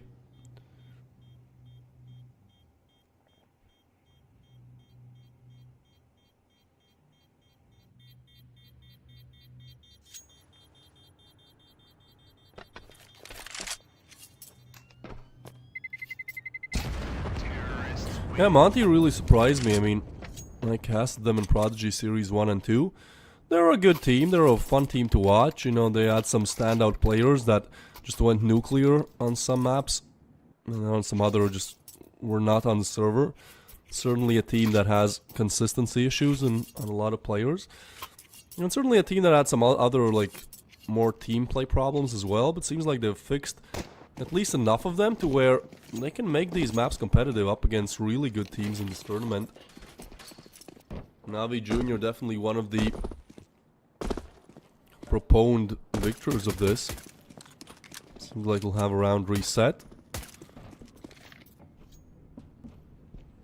Shield has been finding form, coming into the second map 7-2. Gizmy is just staying strong.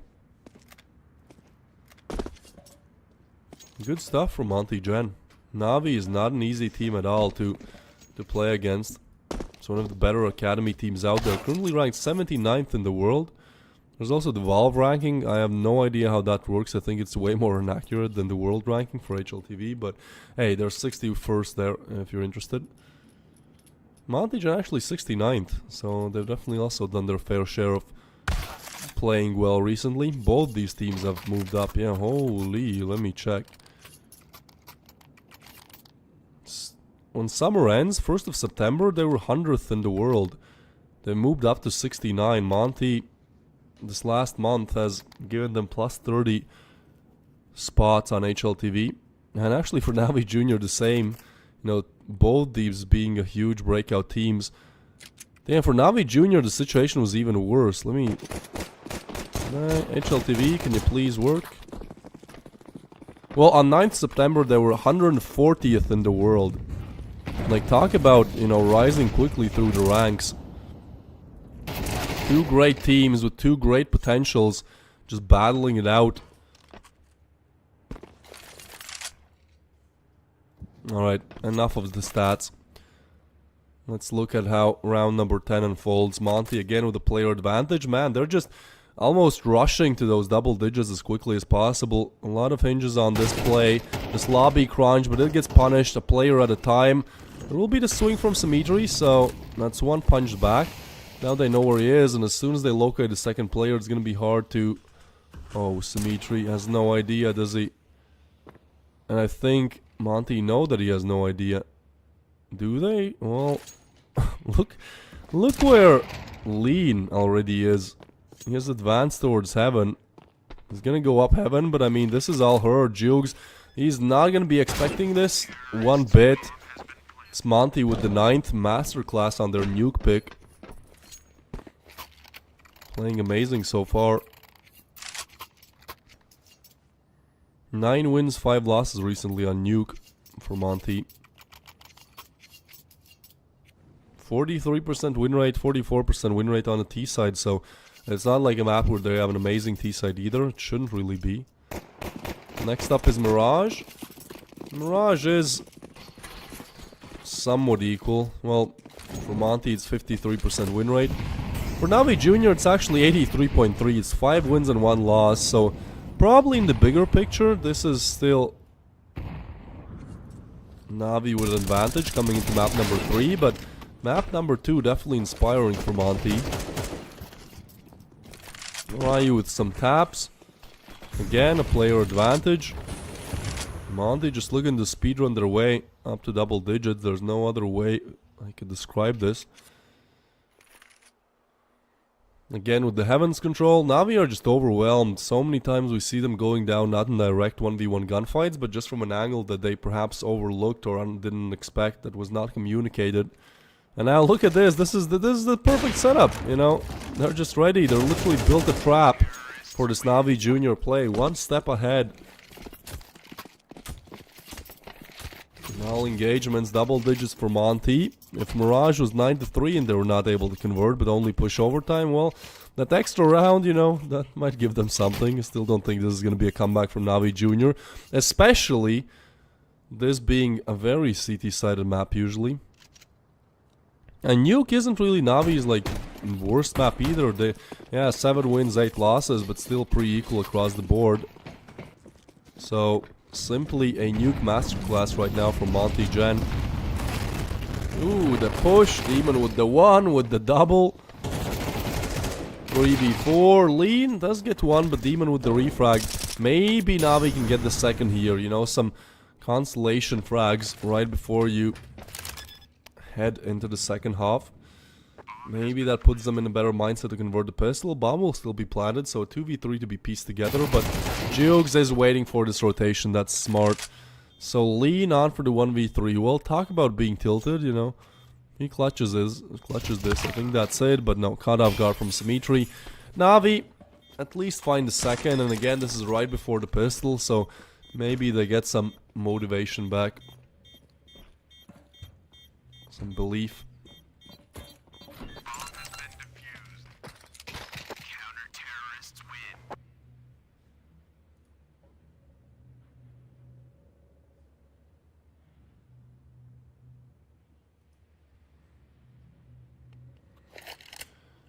2-10 then.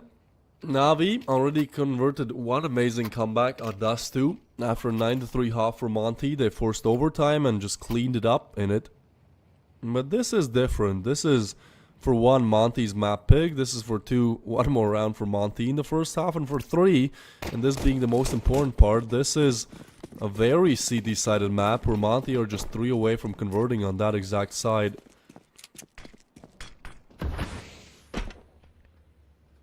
Navi is doing 3rd map speedrun when I bet on 2-0. Yeah, it happens, brother. I expected Monty to convert nuke, but I did not expect this kind of a victory. Obviously, we're still not done yet. Ryu, he's just thinks there's only one, and there is. Good call. They will run down Symmetry. On towards B we go. FNL, what a position that is, and he's drawing so many eyeballs towards his direction, so rest of the pack will be able to convert. It's Demon to go down. It's 11th on the board for Monty. And I think they've finally done enough. They did not win the pistol. Why is Shield facepalming? Did he want like a 13-0? What's... probably just, you know, want to be disregarded, but my man is facepalming. 11-2 up. Maybe you wanted like 20 bomb or something. I don't know. High standards, I guess. Maybe just been a slow day. Alright, well, Navi will obviously force Ryu. That one molly actually almost eliminates him, but look, like surely there's no way, right? There's no way you convert with just the pistols, especially with how great Monty have been playing. They haven't been making any kind of mistakes, really. So, now on the CT side, I find it hard to believe they make a mistake up against pistols.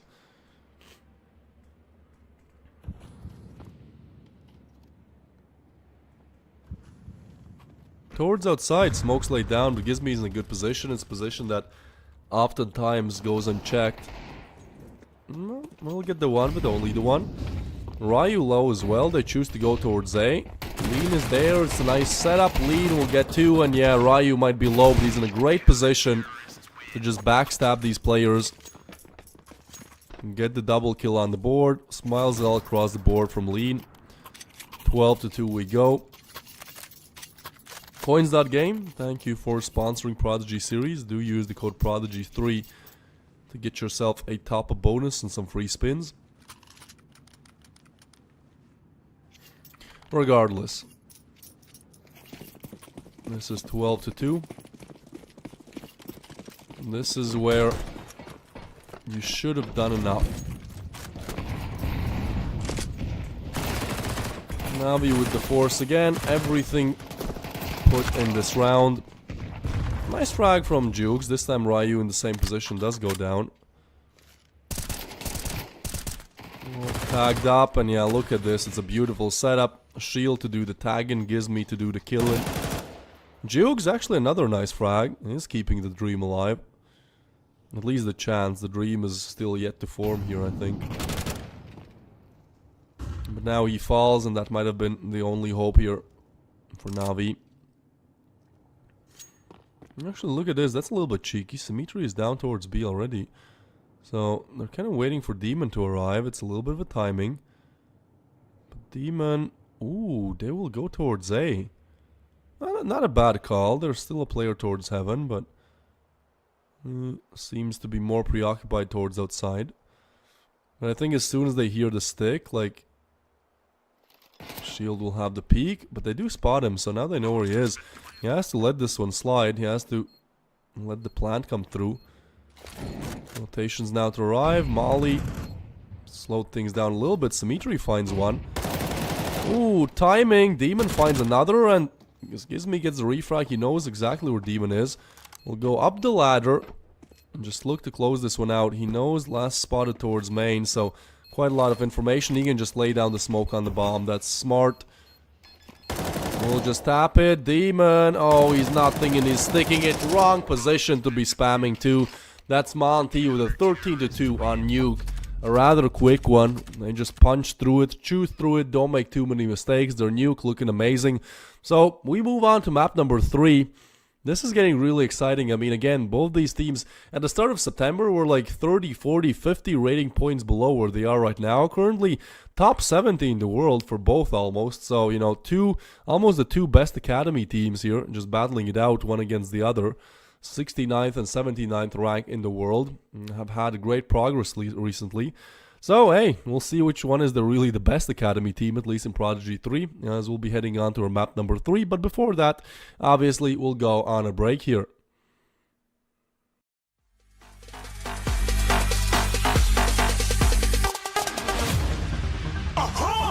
Looking at a shooting star. Got more than a couple of people going mad. I swear they're rooting hard. Tell them I'd be big in the game like she went and got them breast implants. I said I'm moving too fast. Didn't even get a glance. I'm ready to eat up track like I'm seated in a restaurant. If you had swag like mine, you know it's best to flaunt. We aren't hating because you want. Shining like it's neon. Rock like kings of Leon. Shooting stars across the galaxy.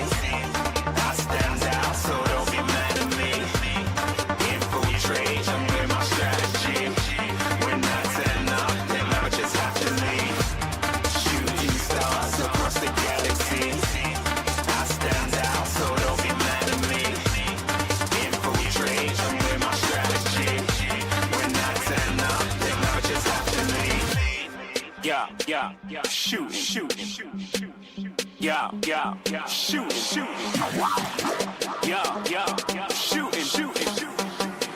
yeah, shooting shots.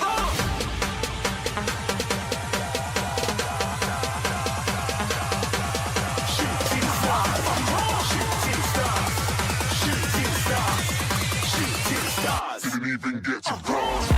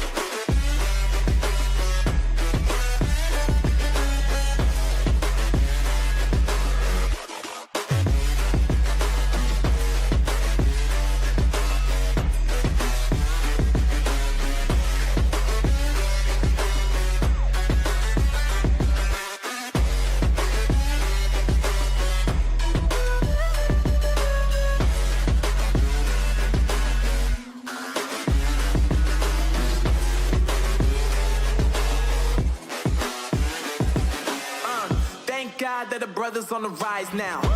Endless celebrations all in my house. Levitating now, I'm super duper fly now.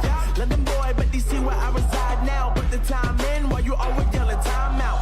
If you quit it, cause I know I'm coming with it. You were sitting, you were wishing I was handling my business. Now I got the ball like Harry Potter playing Quidditch. And my business so humongous, you would think that happens in there. Damn man, I'm all that, yeah, I'm all that. Working for that whip, yeah, that what you call that. I'ma blow up in the summer, have him yelling fall back. And I've always been ahead like an effing ball cap. Man, I came in the game like, whoa. Got a couple chains on me cause I like gold. They told me I'm the best and I told them I know. Cause when I'm in your town, every ticket I sold. Yeah, they saying I'm the man. Facts, bro. Facts, lot of haters. Tell me where they at though. I'm the new pop, all I do is rap though. Want me on your song, throw a couple stacks, yo. Woo! Everybody wanna do the same thing. Yup, that's why we ain't on the same page. Do my own thing and I maintain.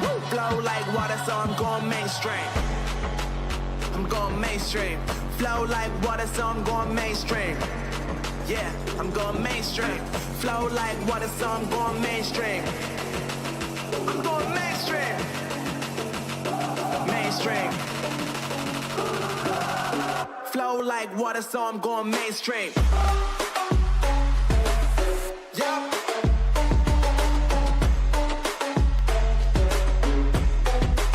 I'm going mainstream. Damn. Flow like water, so I'm going mainstream. Woo.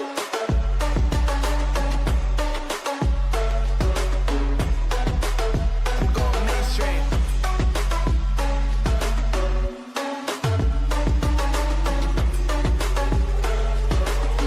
Flow like water, so I'm going mainstream. Just saying I'm the man. Facts, bro. Lot of haters. Tell me where they at, though. I'm the new pop, all I do is rap, though. Want me on your song, throw a couple stats, yo. Everybody wanna do the same thing. That's why we ain't on the same page. Do my own thing, and I maintain. Flow like water, so I'm going mainstream. I'm going mainstream. Flow like water, so I'm going mainstream. Yeah, I'm going mainstream. Flow like water, so I'm going mainstream. I'm going mainstream. Mainstream.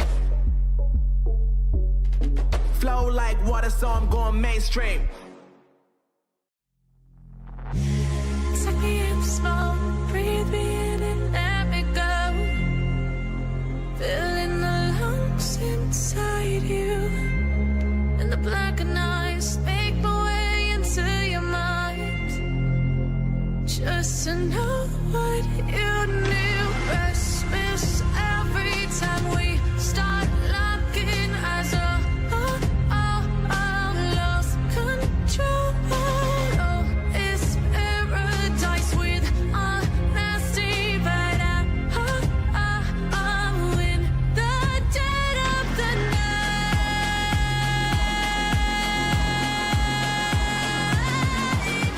Let the darkness take control.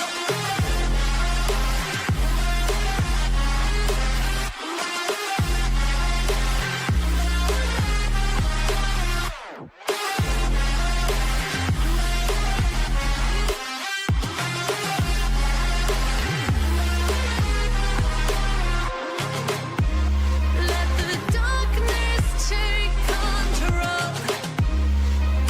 Darkness take control. May the darkness take control.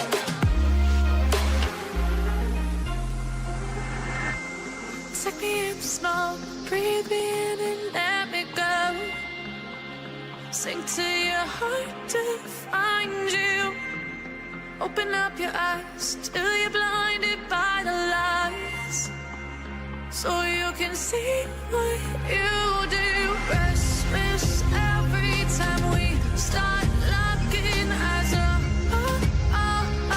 Lost control. Oh, it's paradise with honesty, but I'm in the dead of the night. Teardrops on the floor. The pain is over. Feel the darkness take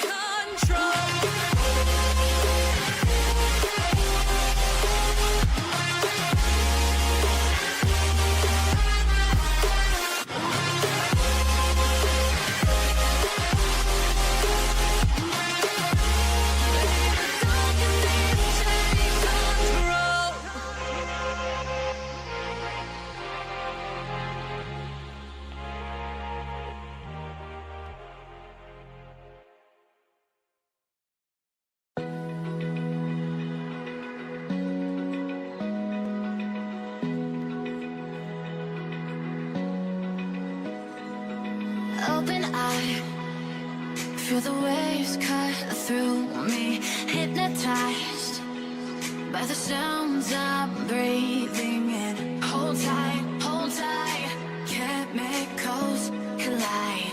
Hold tight, hold tight, hold tight.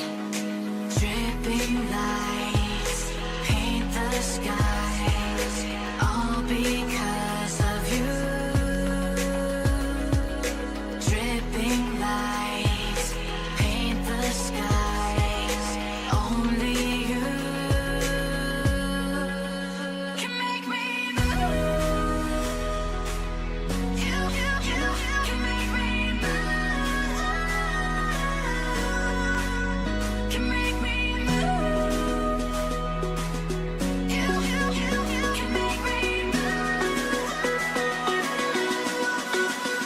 Can make me.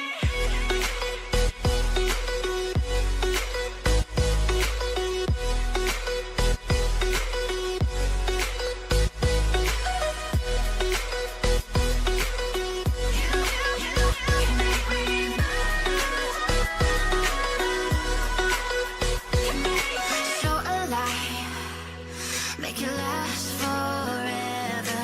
Stop in time, yeah, I'm surrendering.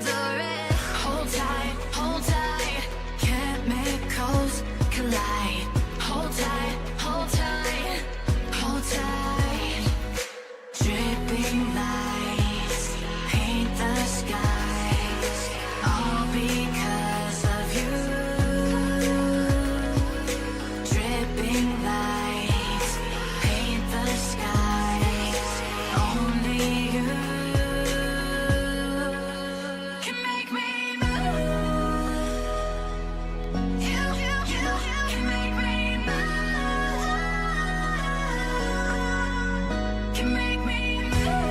Can make me move. You can make me move.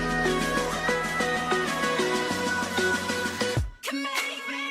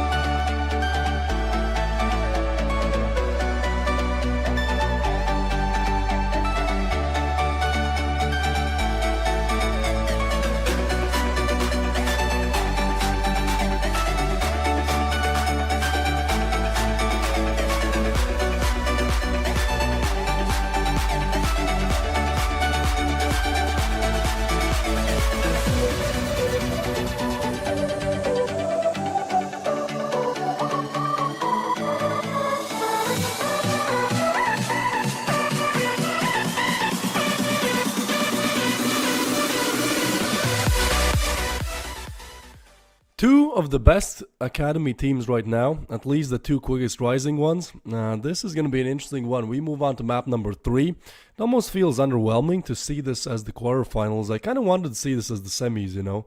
But hey, look, we get the match for the semis then. Navi Jr. up against Monty Gen. And Monty take the knife round victory.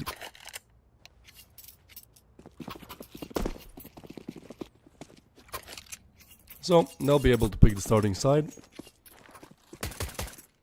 And let's see how this goes. Mirage. For Monty, 53.8% win rate. 7 wins, 6 losses, not bad. But then you see how Navi Jr. have been doing on it. Then you see that 83.3% win rate, 5 wins, 1 loss, doing amazing on Mirage. So at least in the statistical department, definitely geared up towards Navi's success there. We'll see how possible that is.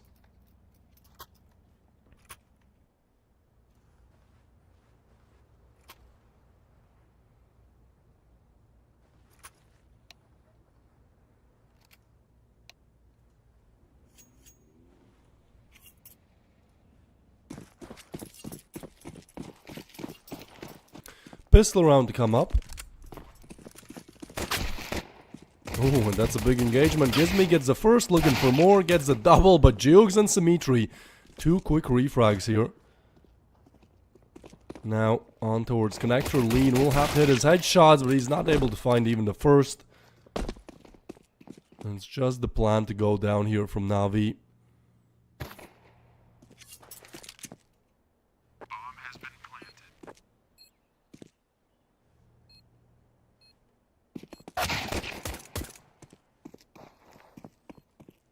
Ryu will get Jukes, still a 2v2.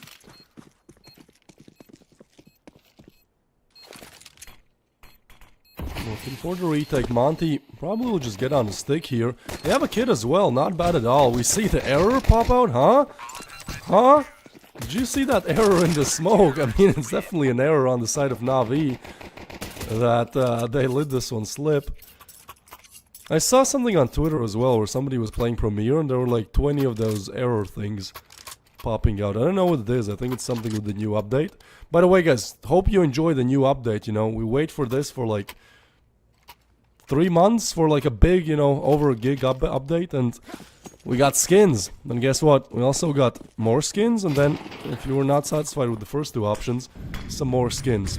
So, you know, is what it is. We also get those error boxes now. Not sure what that's about, but either way, I digress. It's a nice conversion from Monty. Robeni good for Mont 1, but the quad mid setup works out great. Shield finds Makaze. Bomb plan to go down.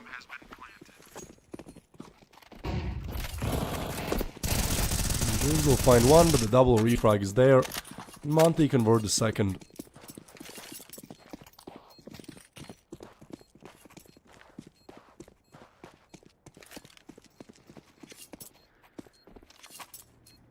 That's a very needed conversion.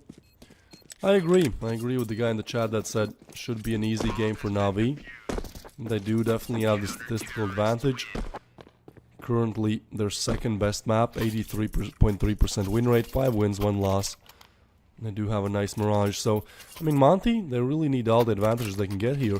Interestingly enough for Navi, they have 60% win rate on the T side, so it's definitely their better side. So really Monty, you know, starting off great, taking some rounds away from a map where their opponents have the lead and have the better side to start off on. Ryu will get Krobeni, but that might be it.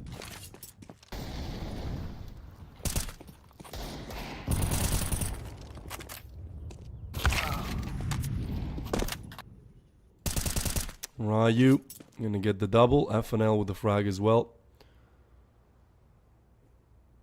Well, confident third.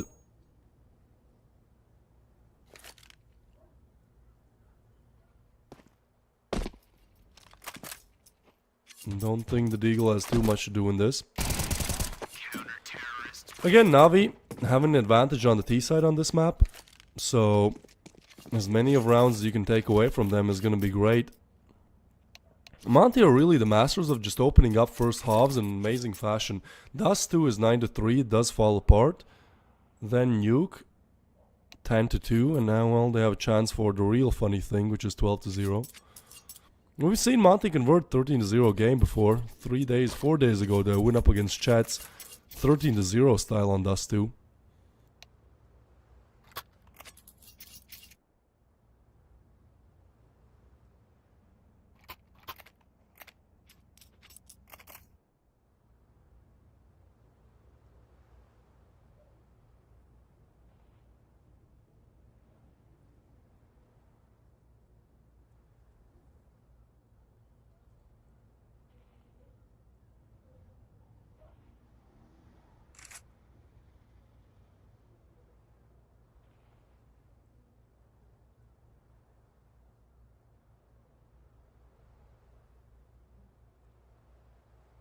Well, tech pause is still in play. We'll update you guys on what seems to be the issue.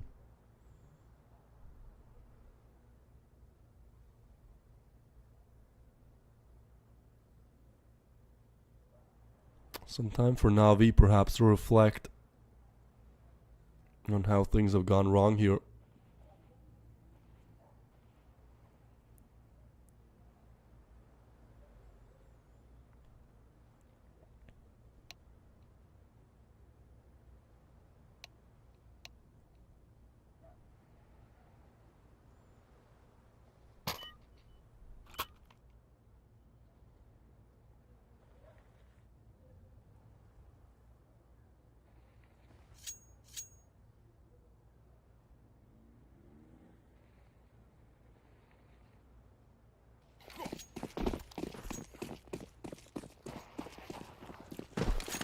As we enter the 4th round of play, it's really not much left.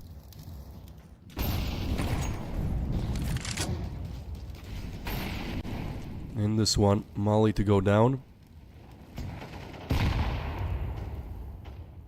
Ryu will get the double, Symmetry and Demon to fall. Shielded another. I mean, this is perfect setup from Monty. It's only Krobeni left alive as he falls as well. It's 4 in a row for Monty. Quick 13 to 6. That could be one-sided if Monty are able to close out. It was a huge problem for them on Dust, on Nuke, and they were able to fix that issue.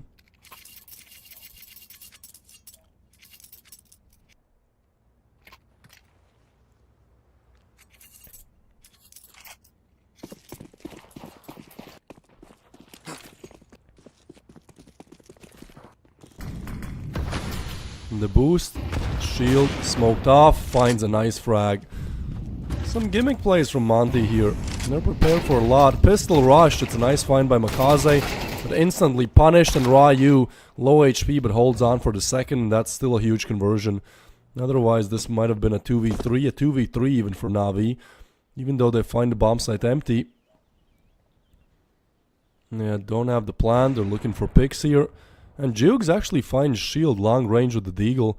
Those pistols have been nasty so far. Fennel moves in, finds the frag. And now, that does give timing for Symmetry to slip the net. Definitely bomb spotted now. But he'll at least get a plant in this situation, which is not too bad. Not too bad at all. Just tries to use all the util here. At least remain alive, but they spot this. And they almost deal with it. They deal with it. Nicely done.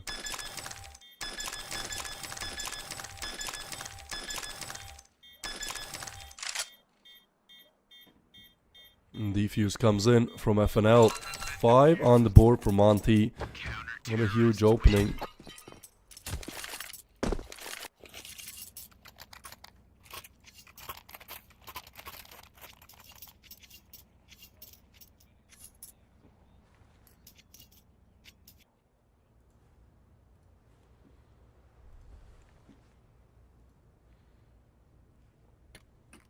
Well, on we go, 5-round streak. Looking for 6 really. I mean, Monty will take as much as is given to them. This is gonna be Na'Vi on the full buy. Demon yet to find a frag in this one.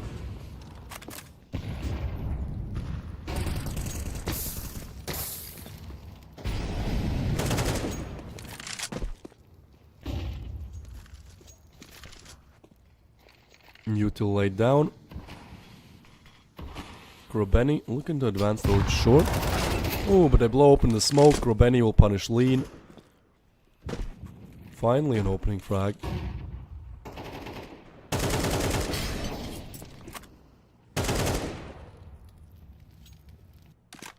We'll need a lot more than that though. They want to execute A. It's shield on the other side. A has been left rather empty.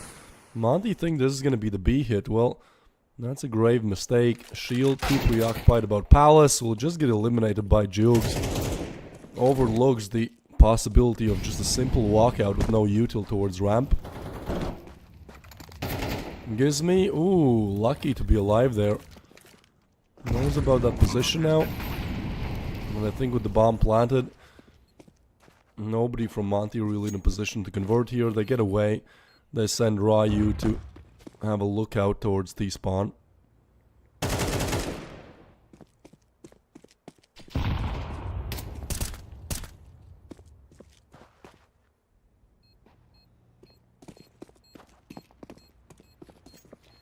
Yeah, well, nothing really found. Ryu will find Jugs. Ryu won't get the second. So now we finally convert the first. At last, you know.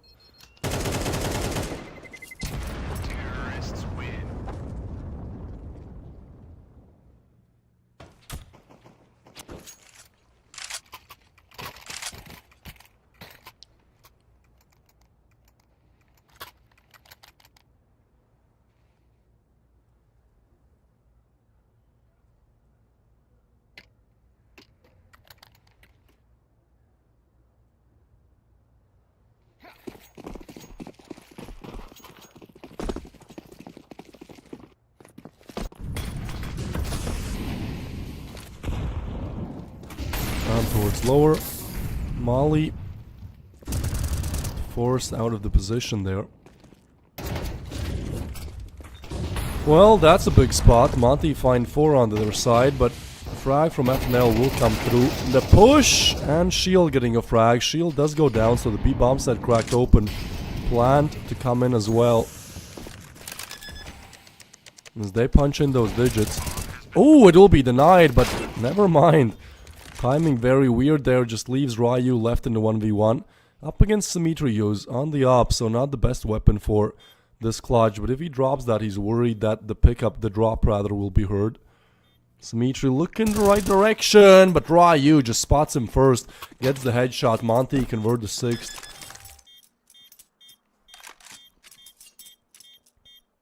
Need this ban. Navi Jr. waste money. Have you considered not wasting money on them then?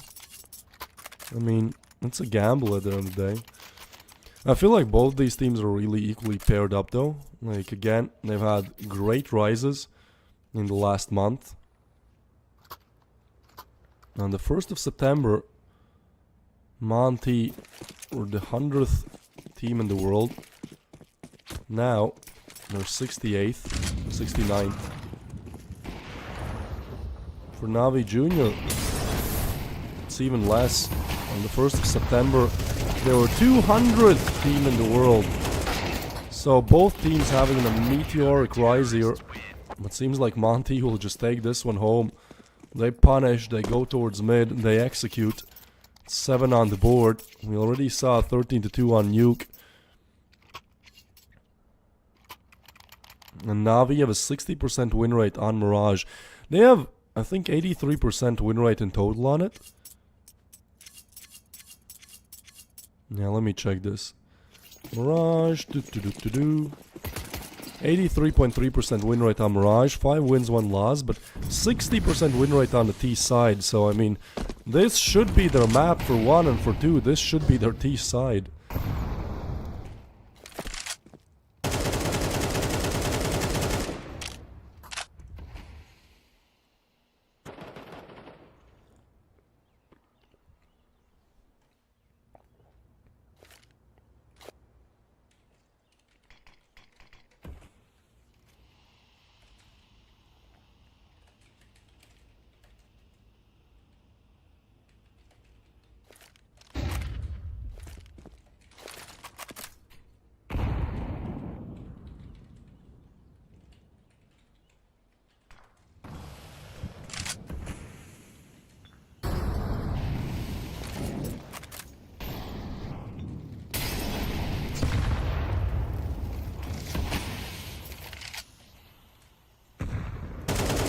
Boost comes in, Makaze with the 1, Gizmi goes down. Ryu takes Robeni, 4v4. But that's a punish from Shield. This time he does not overlook ramp, but they do overlook this Tetris position. The double spray down from Lean.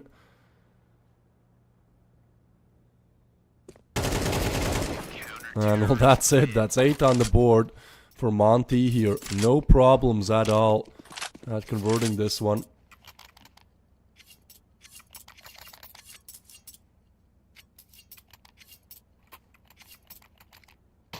Navi Jr. might have jumped 130 rating points in the last month, but this seems to be a rather big issue for them.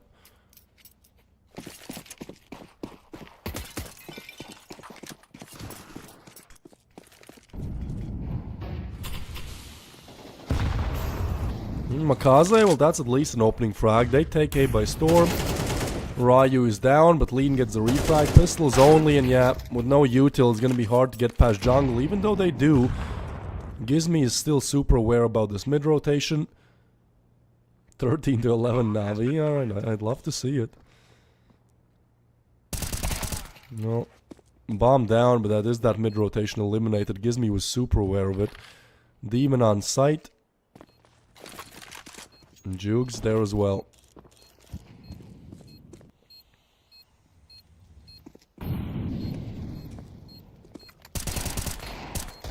What do you guys think about the charms? Wait, maybe we need to actually pay attention to this one. Nope, no we don't. The 1v3 goes down to only the 1v2. And defuse comes in from Monty, 9th on the board. So yeah, what do you guys think about the charms? I mean, big update yesterday. Oh my god, so many gameplay changes added. There was like one gameplay change. They kind of fixed, you know, how the legs look. So now when you peek, the legs don't come in first, like 2 meters ahead. But oh boy, they added skins. They added like 8 different collections. So many skins, guys. Please spend your money. And buy some charms. I don't know. I feel like charms is kind of weird. Maybe I'm just, you know, an old head. Don't adjust the change too well. But I actually do. I actually adjust the change quite well. So I just think charms just not really my cup of tea.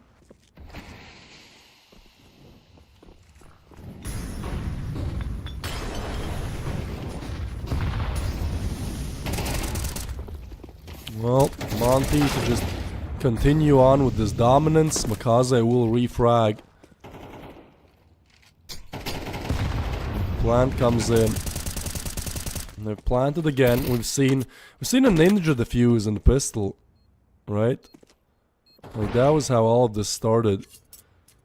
But this time a 3v4 retake. Monty second last round the half, so we'll go for it. With little time left to retake this, have to be quick. Maybe just another ninja, huh? No, but too many angles to check. Navi, there you go. Second round on the board. Good stuff.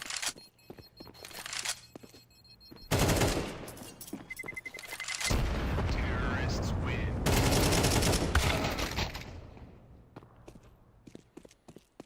Maybe they can deny the double digits. That's our best bet here. Also, we saw this on Mirage as well, where Navi were able to put some rounds on the board really late into the first half, so that kind of gave them momentum heading into the pistol, I think. So maybe if they convert this, you know, it looks way better. 1 to 11 is pretty much game over. 3 to 9, well, they already came back from it once. They already pushed overtime once from it.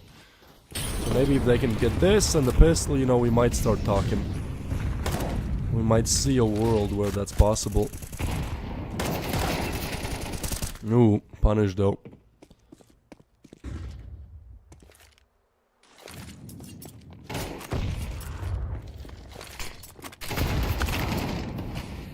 Makaze with the refrag and FNL. Ryu gets one, but still a 3v3. On the bomb side they are, unfortunately. They don't have the bomb, or fortunately it's going towards A, I don't know. I actually like this play. Demon is left on B, and that leaves Monty preoccupied about B, as they now head back towards A. Positions will already be taken. Jugs, do they expect him? Yes, they do, but he'll still out-aim them. Bomb plant to go down, and there's still that B player in the mix. You know, there's still Demon who can just arrive and punish from short. So Navi, there you go. Seems like they've found a third. Have they? Maybe I said that at the worst possible timing. 2v2 now. But again, Demon is a great position. Actually exposes it with a flash. With little time left, they have to clear Ninja, as they're unable to do it at first. It will be the refrag, and ooh, I thought Shield could have just defused there. He could have just stayed there in the smoke. Isn't allowed to. So 9-3.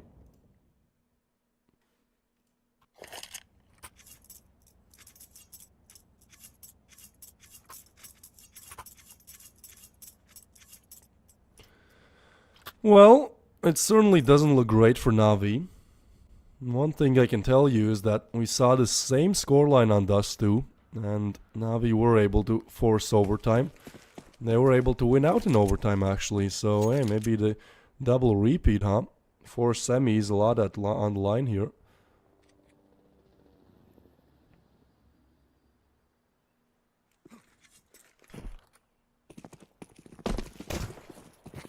The charms, man, I don't know. They're just messing with my head right now. Well, Na'Vi are just messing with Monty's heads as well, I guess. The triple headshot. The quad headshot. And that's that, not bad at all. They convert the pistol.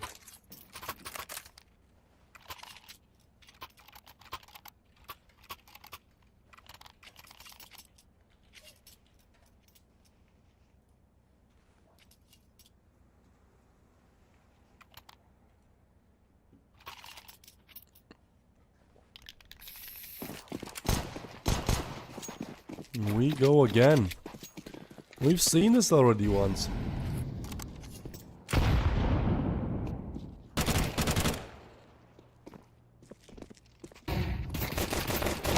They do choose to go for the immediate pistols, no force here.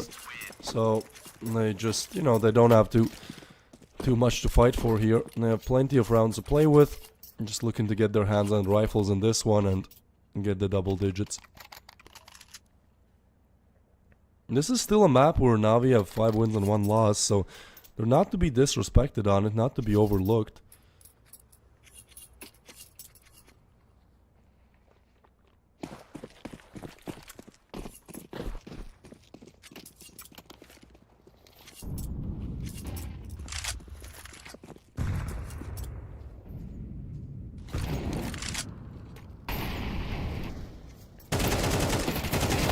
Alright, Gizmy.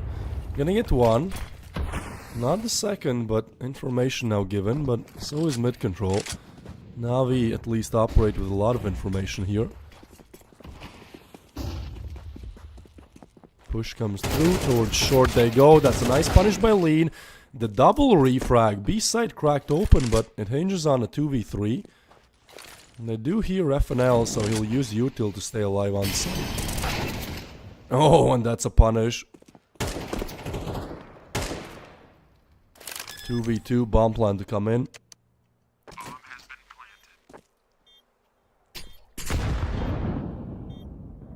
Well, good luck retaking this. Definitely a difficult site to do so on. Smoke fades. The 1 refrag.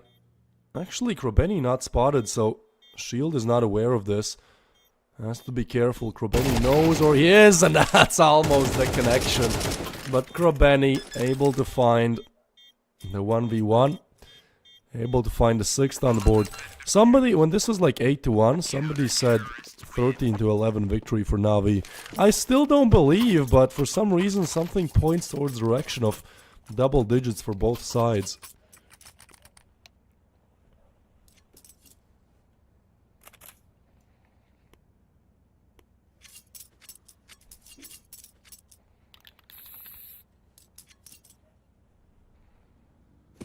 Yeah, feeling happy for sure right now.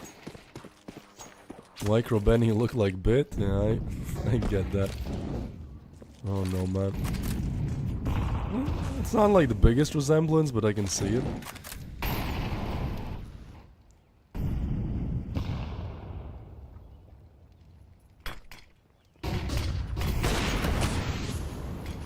Symmetry gets Lean. On they go, Jugs punished. Still, a good attempt from Monty. They at least get these frags. Shield left in 1v3. We've seen a Shield 1v3 to convert for Monty, actually. That was 11 to 12, and he forced overtime with a 1v3 off clutch. This time, good for one. Knows where at least one more was. He's gonna get on this position. Find another one. Oh, Shield, and now he knows where the last one is as well. This is more than doable. Makaze retreats back to jungle. He thinks that Shield might have rotated and went CT, but Shield has the full read. As he clears things out, finds nothing, just goes for the stick. Now, Makaze is very fast on the relocate here. Shield seems to be preoccupied about connector, so has to be really careful about CT. Gets away. I think he knows. Oh, he knows about CT. He's ahead of this. 1v3 for Shield. Just one headshot is needed here. Makaze clears. He sees the shadow to drop down, but Makaze punishes. That was a round that Shield should have converted, but unfortunately not able to drag it across the line. Again, comes down to a 1v1 where Navi twice now survive on almost non-existing HP. Yeah, I mean, they're not even too proud of that one. That was a pistol round for Monty that almost falls apart. Still, Monty gets so much out of that. The cash, the plant, almost all the frags. Also, Navi's economy not able to flourish because of that. Not a bad attempt, twice in a row. Shield did everything perfect. I don't know how he gets taken down there. Aim is just a little tiny teeny bit off. That's it. Now this boost play. Shield will punish. Monty taking out all the stops. Ooh. Krobeni is not able to refrag. I'm sorry if the caster guy right now has a couple of voice breaks. I've just been a little bit sick and I can feel that I'm starting to lose my voice. So excuse me for the 7 to 9 for Monty. 3v5 though, so perhaps their chance finally put the double digits on the board here.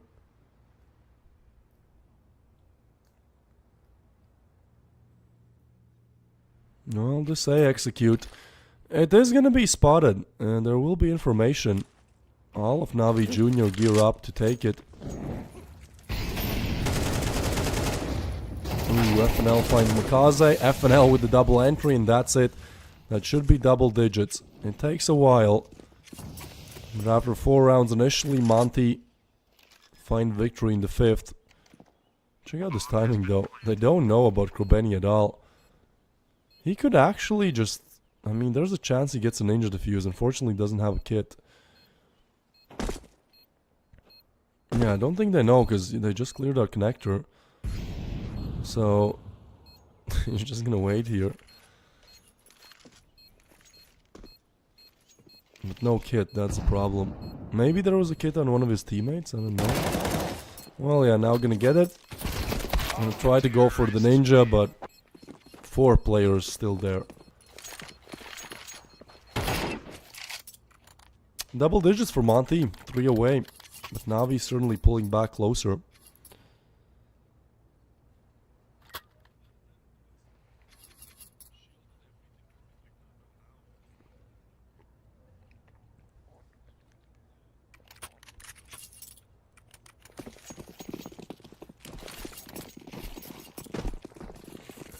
Pistols on the side of Navi.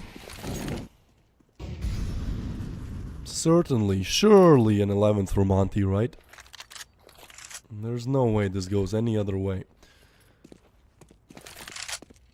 I'm being a little bit sarcastic about it because we've just seen teams fumble at kind of the goalpost. You know, fumble at converting up against pistols. Ryu will get the plant.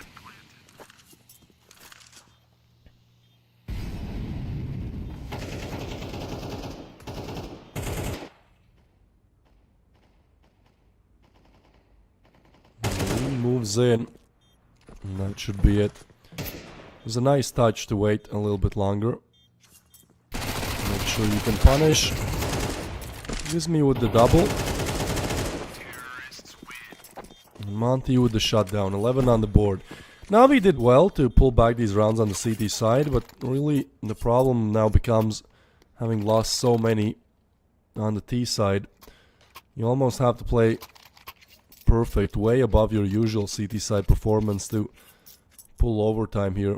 The guy who said 13 to 11 for Navi here, I mean, your prediction still stands for now. It will be rather difficult though. Navi put everything in this round. There's not really a big loss bonus, any kind of loss bonus really. So they'll lose this round. They're on MP9s to deny Monty's advancement to the semis.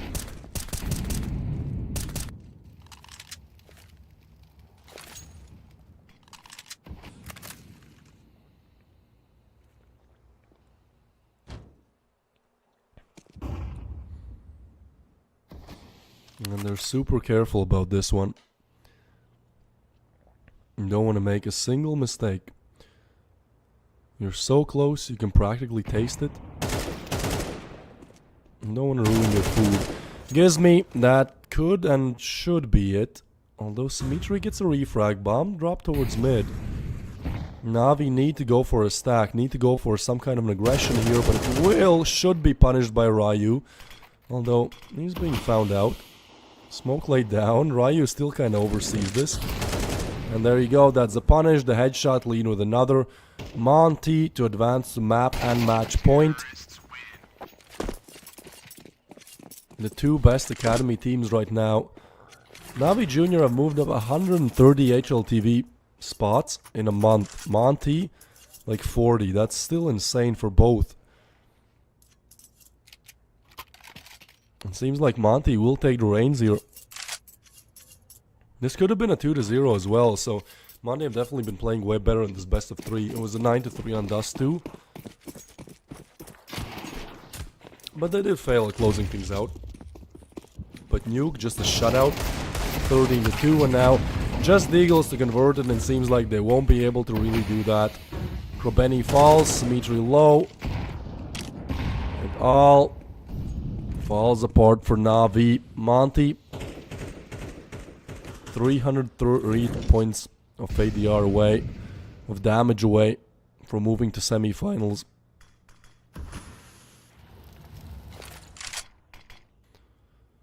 With the smoke coming in, will be Lean looking to punish Jugs. And that's that. I mean, a little bit underwhelming, right? Because these two teams are so good, the two best academy teams so far, blah, blah, blah, etc., etc. You're like, surely I want to see, you know, if it's map 3, I want to see close map 3. Well, Monty had other plans, so I guess not the best scenario for entertainment, you know, for the fans.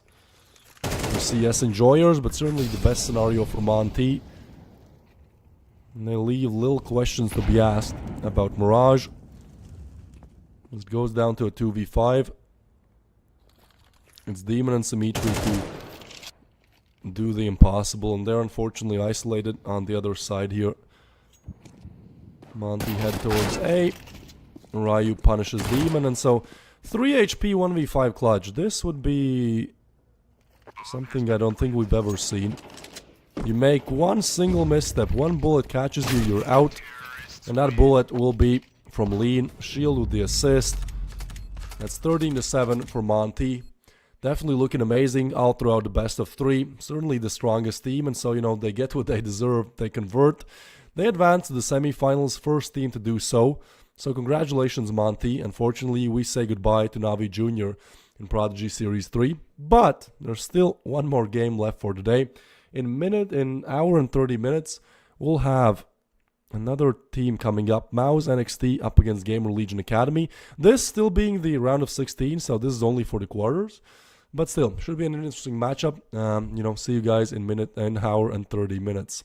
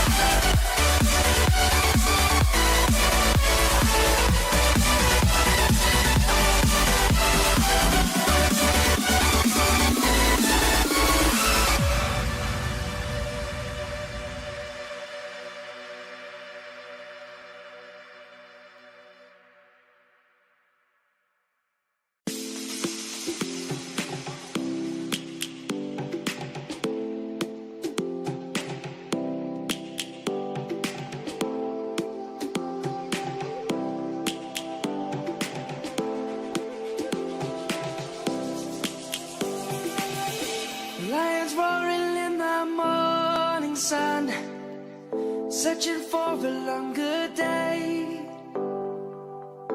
People feeling like the light has just come.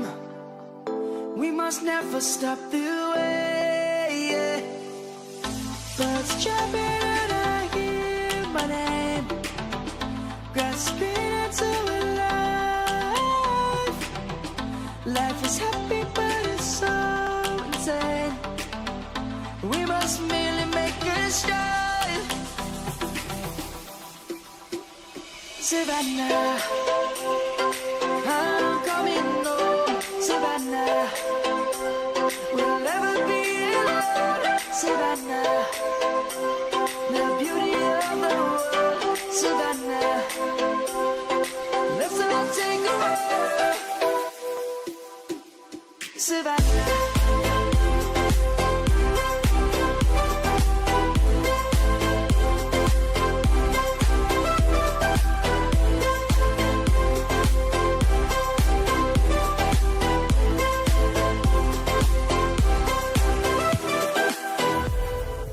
Lion's gonna come. The birds have just begun. We will always take a stand for the people, for the land. Let's go back to when we were young. For the animals we stand. Let's go back to when trees were sown. Kids across the land. Savannah, I'm coming home. Savannah, we'll never be alone. Savannah, the beauty of the world. Savannah, let's all take a walk. Savannah, I'm coming home. Savannah, we'll never be alone. Savannah, the beauty of the world. Savannah, let's all take a walk.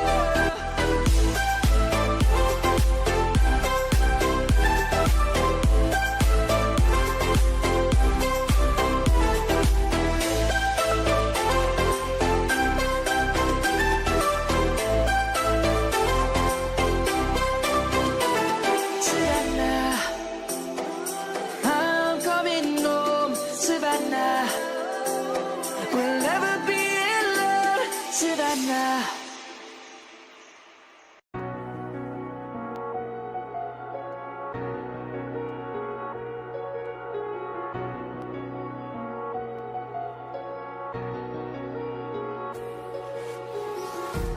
Empty hearts and neon lights, they're playing with my mind. Gotta get out of here tonight. Oh, I wanna run off and fly. And I'll tell myself it's fine to be alone, just to find somewhere that finally feels like home. Oh, oh, oh. I hate all this overthinking. Oh, oh, oh, oh. The more I swim, the more I'm sinking. Take me to a world of silver. No more heartbreaks, tears, painkillers. Take me somewhere unfamiliar. Bring me back to where we started out. Get me out of now. To where we started out. Get me out of now. To where we started out. La la la la la. Oh, oh. Get me out of broken hearts and starting fights, turning truth to lies. Gotta get up, stop wasting time. Yeah, I wanna run off and fly.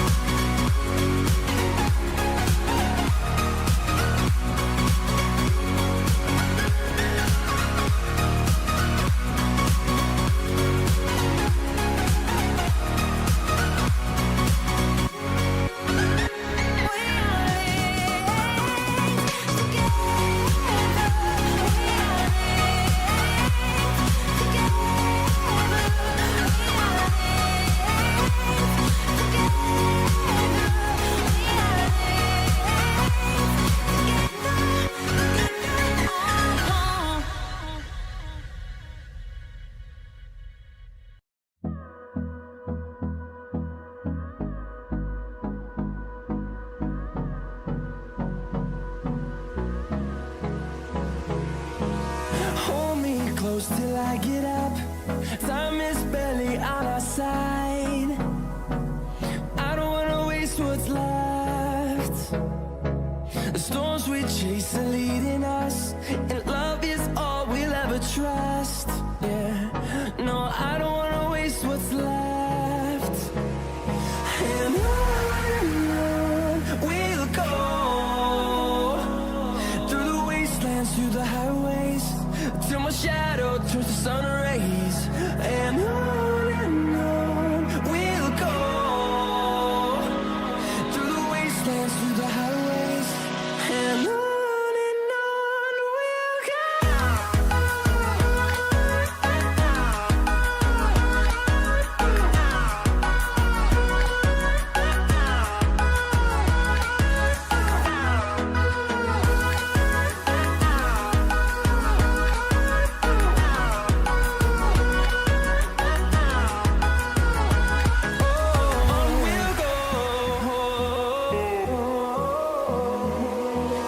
Finding life along the way, melodies we haven't played. No, I don't want no rest. Echoing around these walls, fighting to create a song. I don't wanna miss a beat. And on we'll go, through the wastelands, through the highways, till my shadow turns to sun rays. And on we'll go, through the wastelands, through the highways, and on we'll go.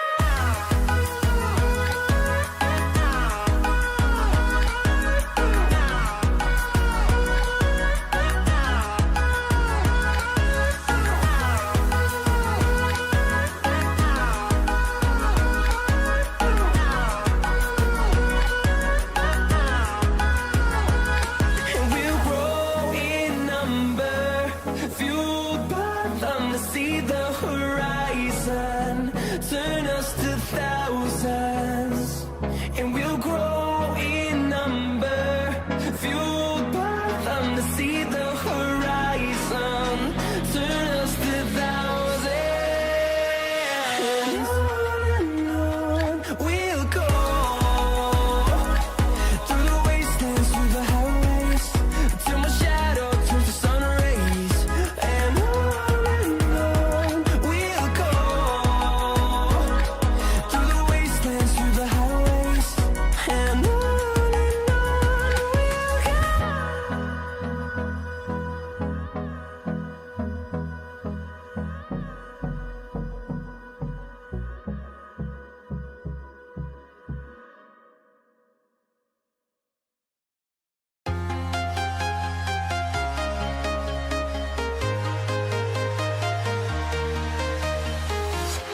I'm walking alone, the streets are empty.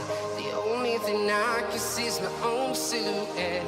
I'm getting stronger, step by step. The clock is ticking, but there's no time for regrets. I've been flying from town to town, from London to Taiwan. I've been all around the globe, trying to protect your soul. We are heroes tonight. We will fly above the sky. We are heroes tonight. Yeah. We are heroes tonight. We will fly above the sky. We are heroes tonight. Yeah.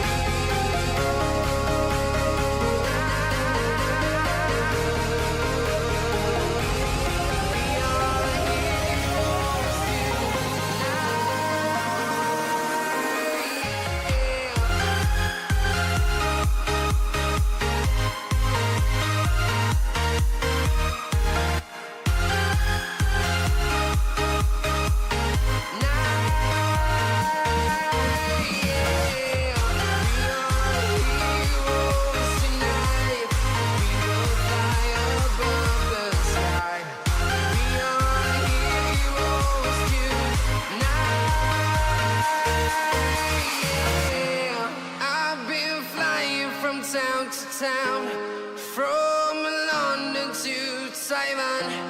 I've been all around the globe trying to protect your soul.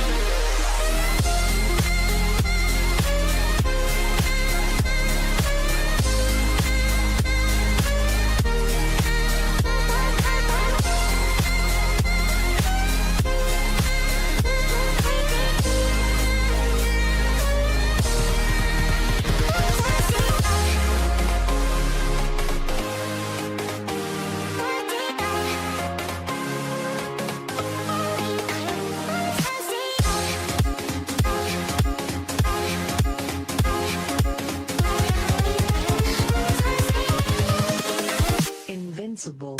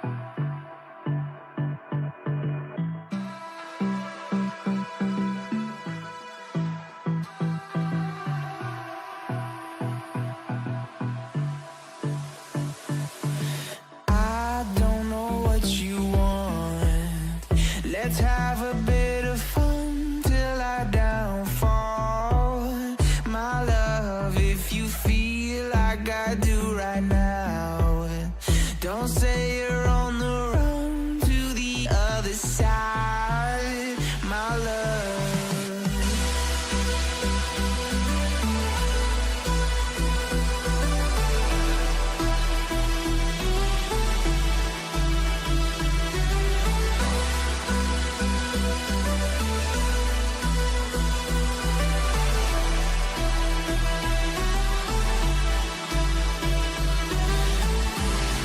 You say you wanna try, but you never do. Sugar, there's a reason why we lose. You say you wanna cry, but you never do. Sugar, there's a reason why we lose.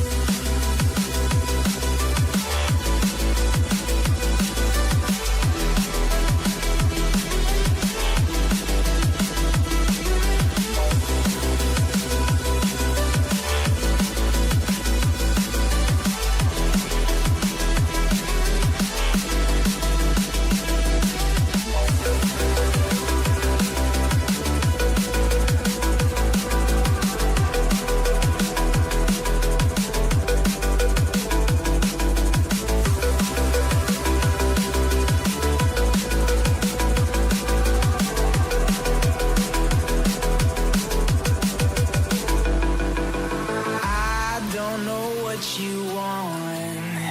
Let's have a bit of fun till I downfall.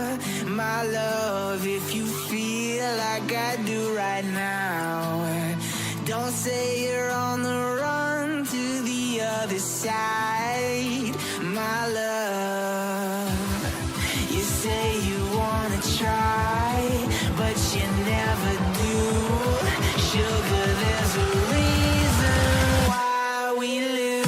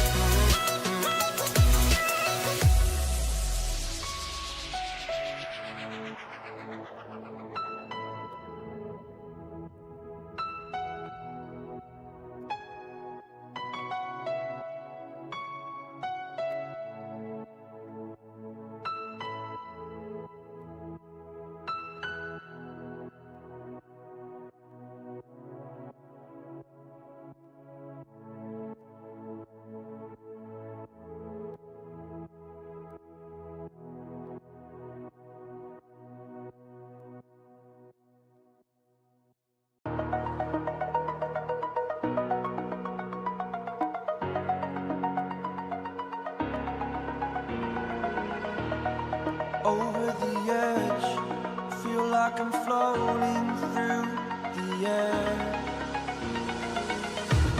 The pain I felt is paid for, all is said and done. Oh, I am restricted, fixed upon the web. I need to kick the habit that my mind is breathing in. Break out, I've got to see. Spent all my life holding all of it closely. I played it innocent, a feel of discontent. I'm finally facing it all, fearless.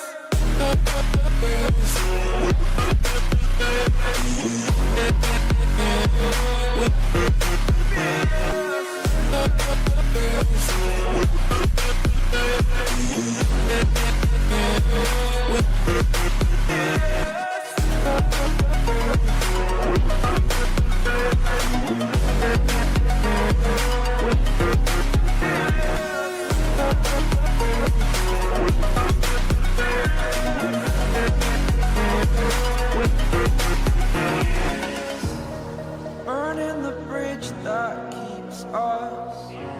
I'm here and I'm feeling fearless. Exaggerated, that's what you assume. The story's over now, I must conclude. I am conflicted, watching where I step still, hanging in the balance. Not the life I want to live, I want to take it all. Standing tall, fear outweighed the person you are. Oh, break out, I've got to see. Spent all my life holding all of it closely. I played it innocent, a feel of discontent.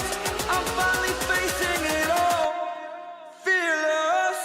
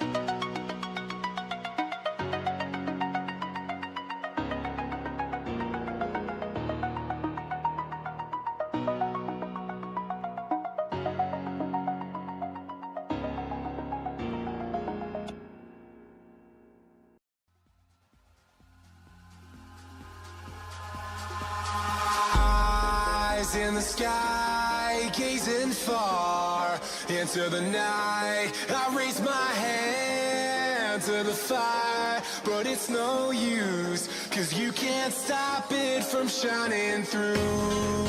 It's true, baby, let the light shine through. If you believe it's true, baby, won't you let the light shine through for you.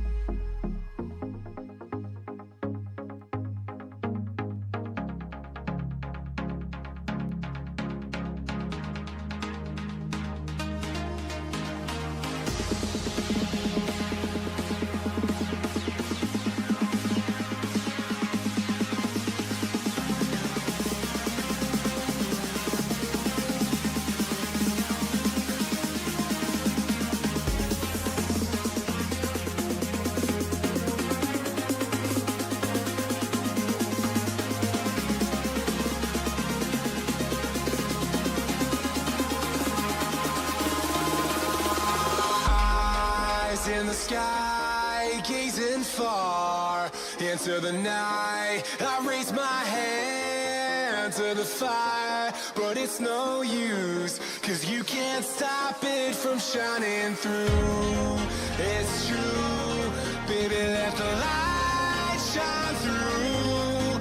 If you believe it's true, baby, won't you let the light shine through for you, for you, for you, for you, for you, for you,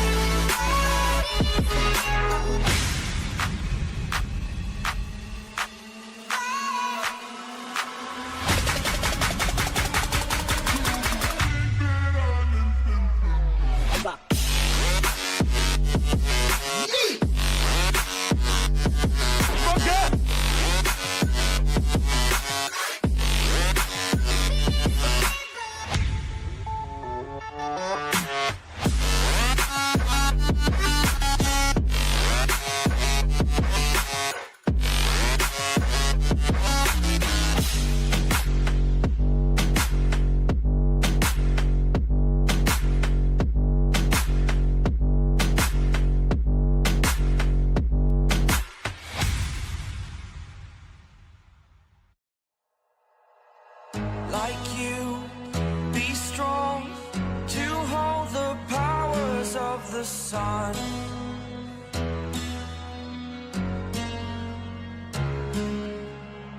To dream, believe in strength. Now I'm the only one, only one.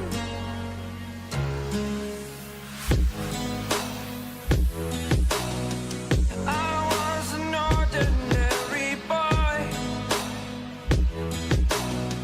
until I broke the rules. My life destroyed, life destroyed. Until I woke awake, scream my mind, I shout, the ground shakes. How much can I take? My mind will break. Will it break? Can I take? Can I be your superhero? Superhero.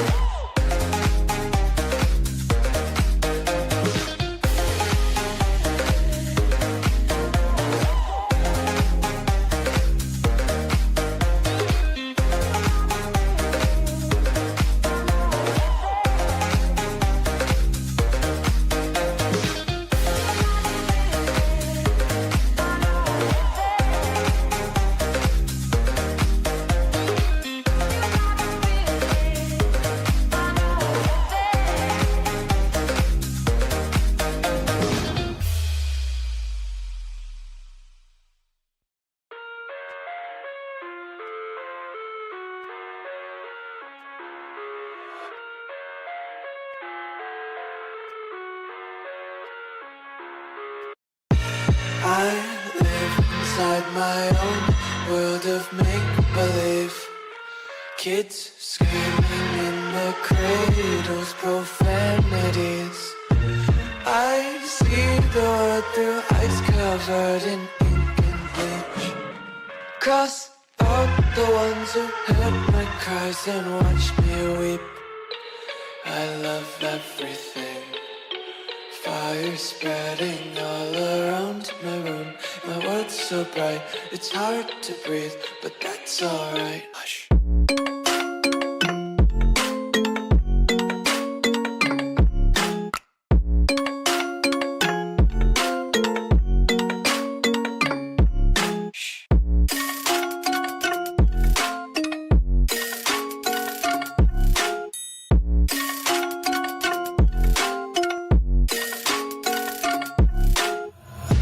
Take my eyes open to force reality. Why can't you just let me eat my weight in glee? I live inside my own world of make-believe. Kids screaming in their cradles, profanities. Some days I feel skinnier than all the other days. Sometimes I can't tell if my body belongs to me. I love everything. Fire spreading all around my room. My world's so bright, it's hard to breathe, but that's alright. Hush.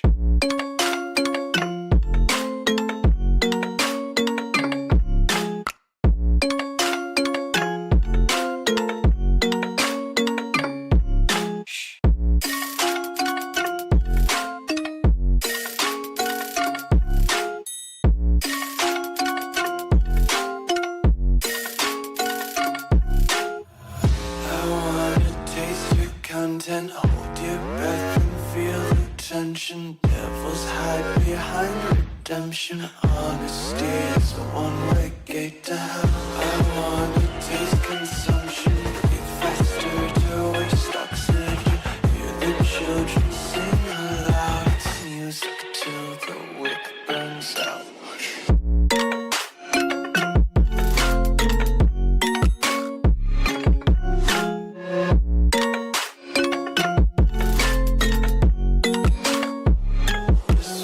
Be carefree lately, yeah. Just kicking up daisies. Got one too many quarters in my pockets. Counting like the 4-leaf clovers in my locket. Untied laces, yeah. Just tripping on daydreams. Got dirty little lullabies playing on repeat. Might as well just ride around the nursery and count sheep.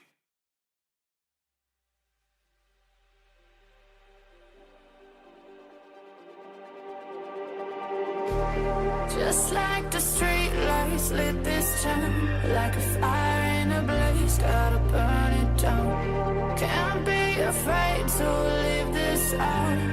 We got this far, don't know how. I see danger in us. They know we'll burn down the night. Coming just like the sunrise. You know that we're gonna let it out. Tonight, we're gonna let it out. Tonight, we're gonna let it out. Just like the sunrise, we're gonna let it out.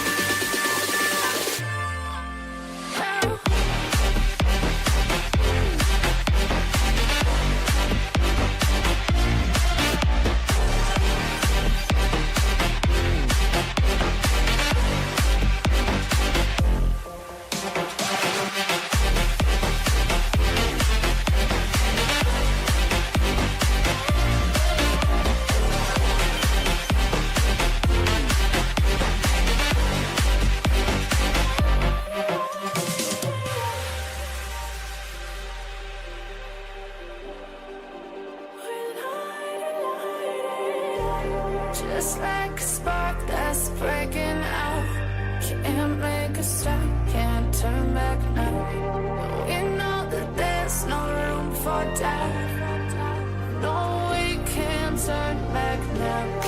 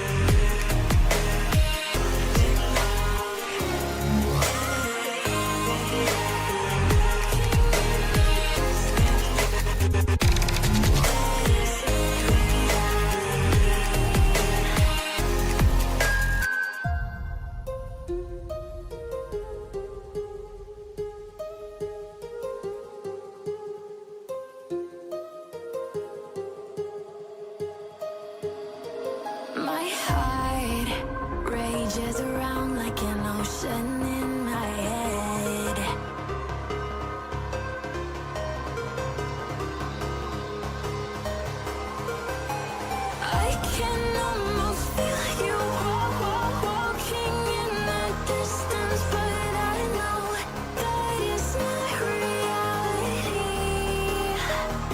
If you are echoing around inside these parallel dimensions all alone, know I'll find you in my dreams.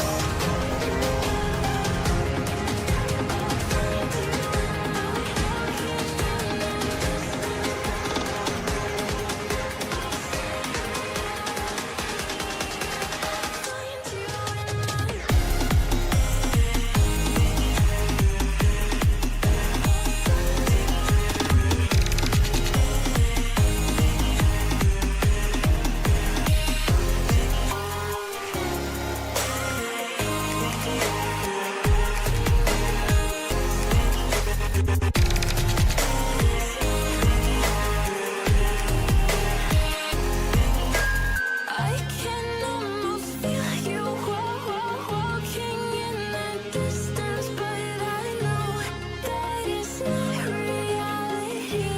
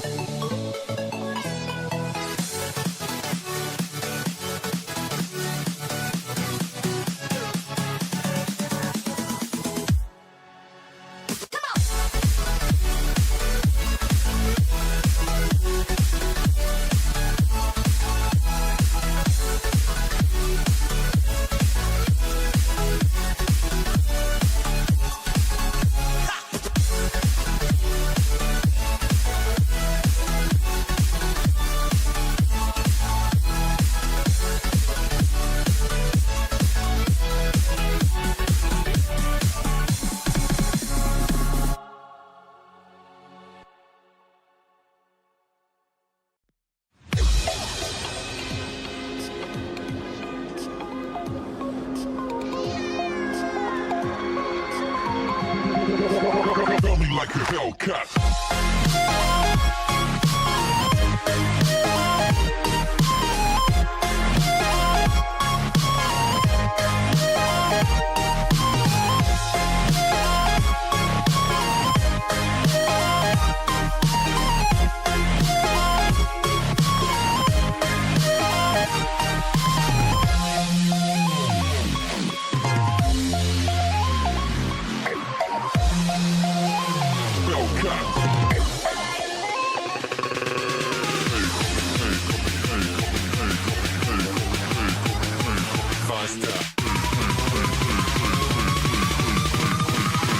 Coming like a Hellcat.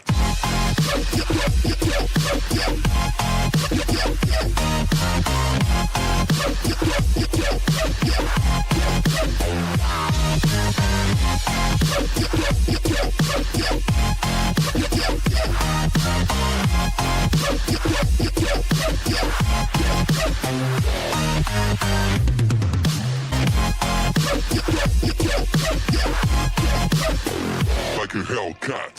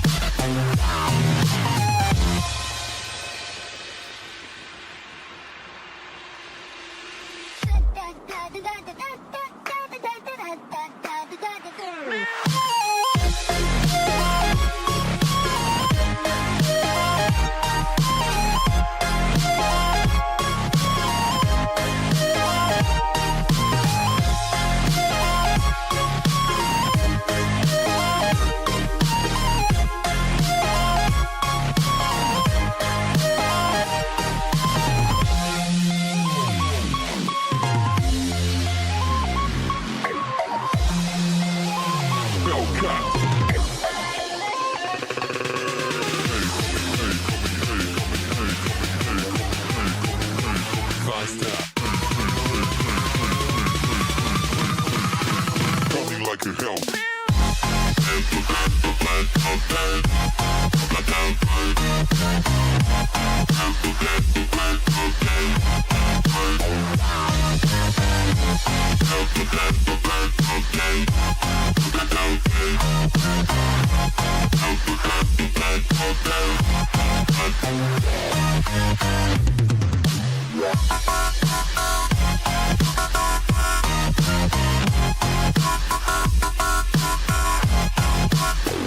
Like a Hellcat.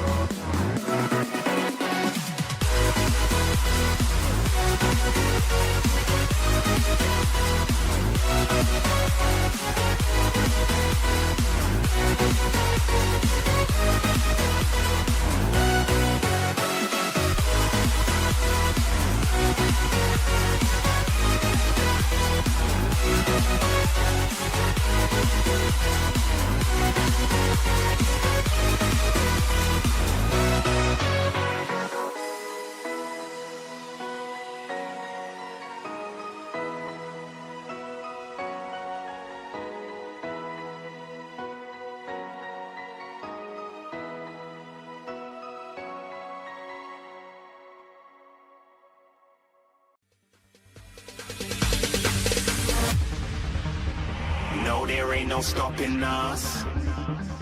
Fly without boarding pass.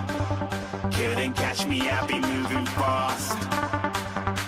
Call me a shooting star. Let 'em know you are. Flying up in a bar. Wish on a star. Time to show 'em who's in charge. Call me a shooting star.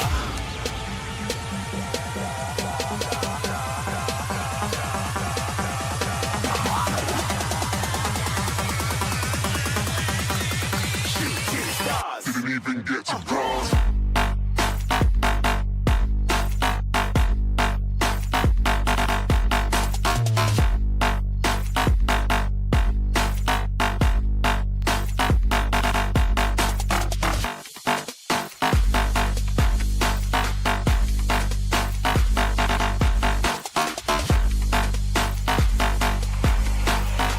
I said I'm moving too far.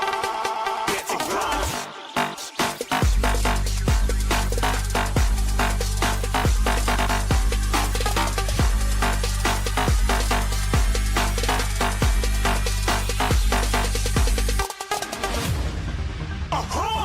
Looking at a shooting star. Got more than a couple of people going mad. I swear they're rooting hard. Tell them I'd be big in the game like she went and got them breast implants. I said I'm moving too fast. Didn't even get to glance. I'm ready to eat up track like I'm seated in a restaurant. If you had swag like mine, you know it's best to flaunt.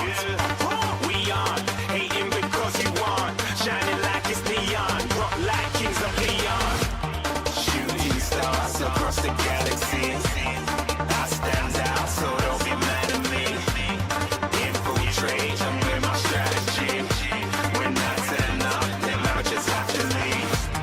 Shooting stars across the galaxy.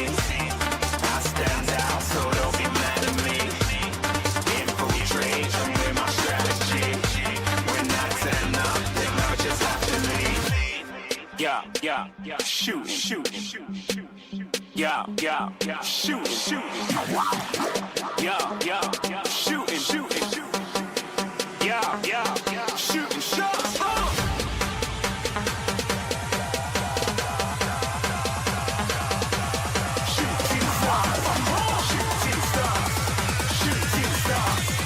Shooting stars. Didn't even get to bronze.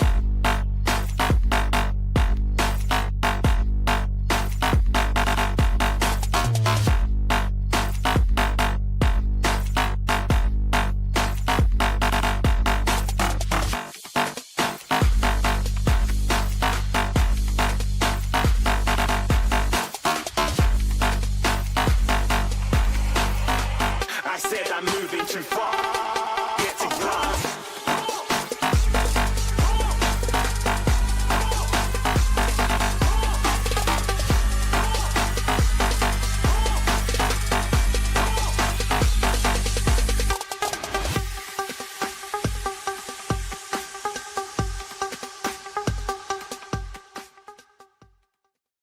What's up there, ladies and gentlemen, and welcome back to the Prodigy Series 3. My name's Sir Danny, and tonight we do have some exciting Counter-Strike at the ready for you guys. It is going to be GL Academy versus Mouse NXT. Now, Mouse NXT, relatively fresh roster in the block, assembled, I believe, at least officially, on the 30th of September, whereas GL Academy has undergone some changes themselves, but in all fairness, Mouse NXT does seem like kind of the underdog heading into this match. I'm not racking up as much experience as on the side of GL Academy, but veto time. Let's take a look at the veto. So from the get-go, initial ban from GL Academy, right, Vertigo out of the picture, Mirage does make sense. Nuke being picked up, okay, that's peculiar because from what I gather, this is still a relatively fresh project, right? And if you're planning to play a map like Nuke, like that is some... that's some prep, right? That is a map that does require a decent amount of prep, and I'm very surprised to see it actually come out here in the map pool, but of course, second map will be this too. I do suppose the Abers of GL will be looking a lot better on that map, but now this time, early engagements in ramp. We're seeing the CTs push up just a little bit further, and now do see 360 backing away, waiting for some of that backup to come his way. And I'd say that is almost essential at this point. And perhaps, yeah, playing it slow does also make a fair amount of sense, you know. A 3v3 like this is doable for either team, and Mouse and XT stacking their chips.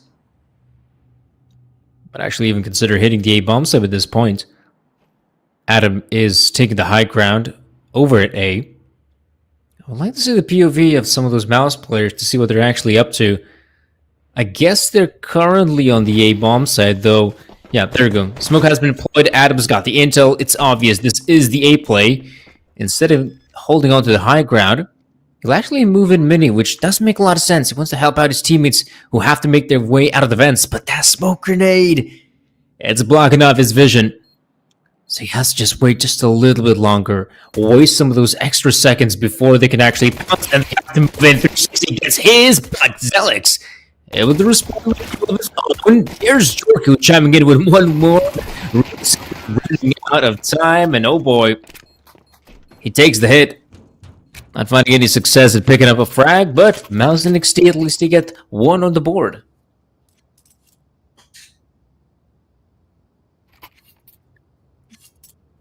Wouldn't be too surprised if Mouse did not expect to face such a fierce resistance in ramp.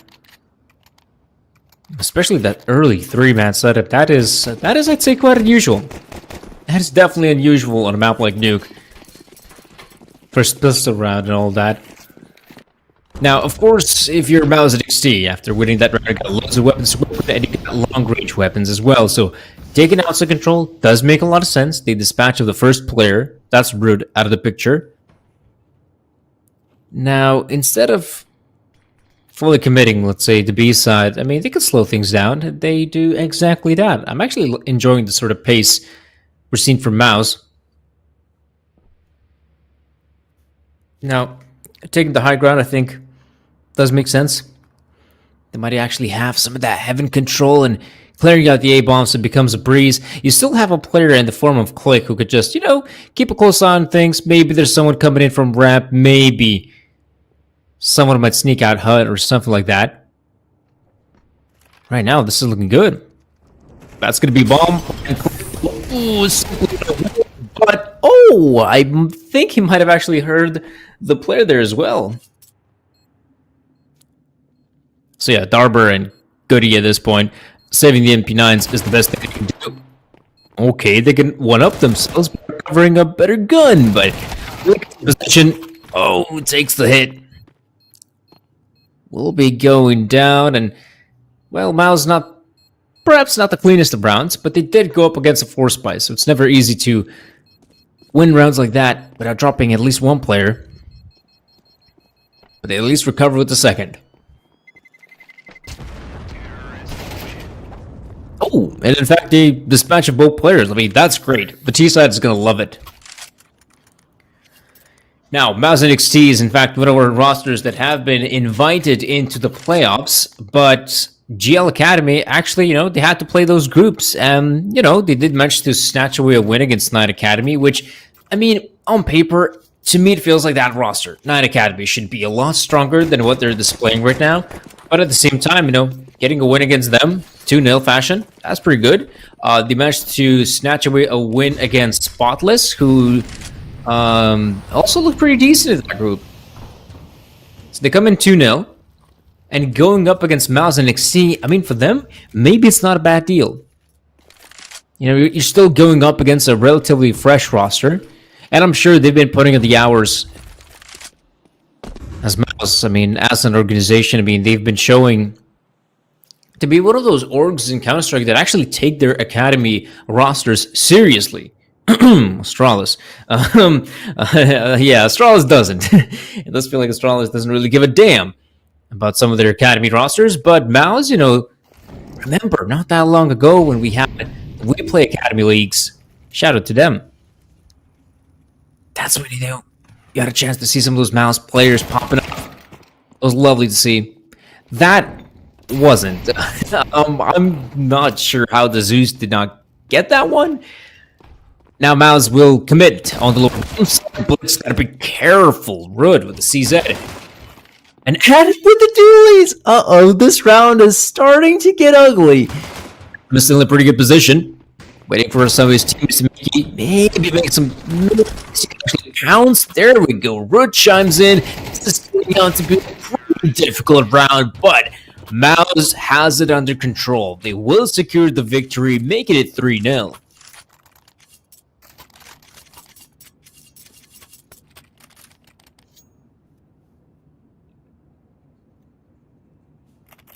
So this is going to be a 3-0 start. Mouse will be happy about it, but it's time for GL Academy to get that purchase in. And like I said, GL Academy has undergone some changes as well. I mean, bringing in Adam from Into the Breach, I think it's a really great pickup. And Mouse and NXT, I really wonder if this Academy roster can actually get things done. Usually, once these rosters do get assembled, it's really hard for them to click on the get-go. And, after some changes here and there, you can actually finally get some rosters that actually click. I mean, you could just think of the current Mouse lineup, which essentially was a Academy roster. Able to do some fine work, and Road as well, and outside. Up in hand. Eliminates one. Does feel like they want to execute on the A side here. Click has to check the high ground. So many angles to check it. He's not able to get a single frag. And as you can see, GL Academy able to lock down the side. And this is the one thing that kind of scares me about this roster is how much actually opportunities they've had to practice. Because right now, they've been more or less, looks like just playing off their set pieces. And so far, yeah, those set pieces have worked out. But this was a round where they got absolutely stomped. At least that's one response from Jorko, but not a great round for Mouse. Rude did some fine work, sure. MVP of the round, deserves it. But in general, Mouse, when they were walking out the A-bomb set, it felt like the players were kind of lost. It felt like they didn't really have a protocol on which player should be looking where, and that is a mistake. Big one. So, a 3-2-1 scoreline in which Mouse, well, some of these rounds have been pretty expensive for Mouse. Going for the eco just makes a lot of sense. 3 rounds T side this early, it's still good. So they can, skip this round, whatever, give it away to GL Academy. But it's the upcoming rounds I'm interested in as well. Real though, who is feeling confident?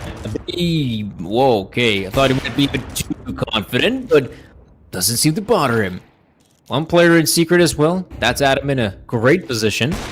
But they should have outside on lockdown even one player in the form of Goody going for the peak.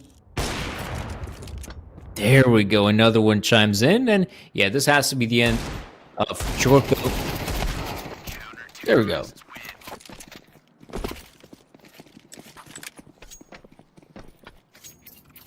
Now, I guess what's also quite interesting about this this entire matchup that we have is that, well, I think, wait, so we got a Hungarian, a Bulgarian, a player from Iceland, Finland, the Czech Republic. That's basically Mouse NXT, and on the side of Gamer Legion, we got a Latvian, another Czech player, a German, and players from the UK. So not like a full 10 players, 10 different nationalities kind of thing, but kind of close.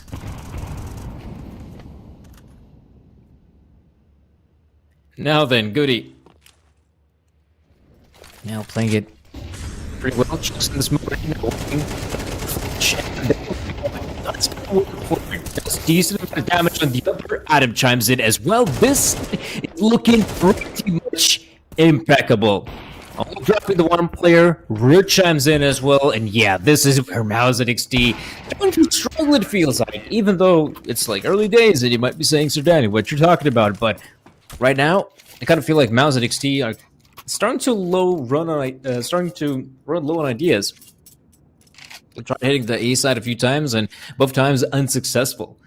Admittedly, players on the CT side have the protocols. They seem to have some really good setups as well. of how to react to the A bomb site hit like that.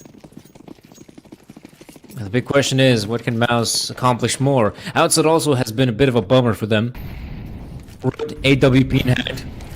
It's been solid, hitting his shots. Of course, you can still check in the smoke grenades to maybe get some of that secret control. But the big problem is GL Academy is starting to get that confidence as well.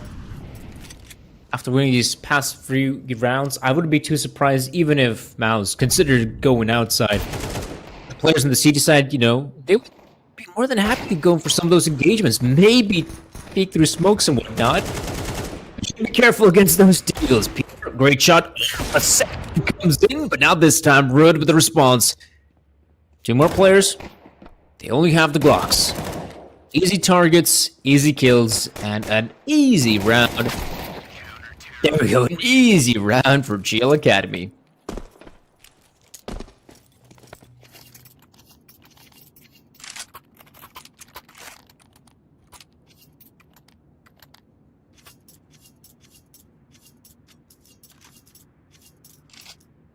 So,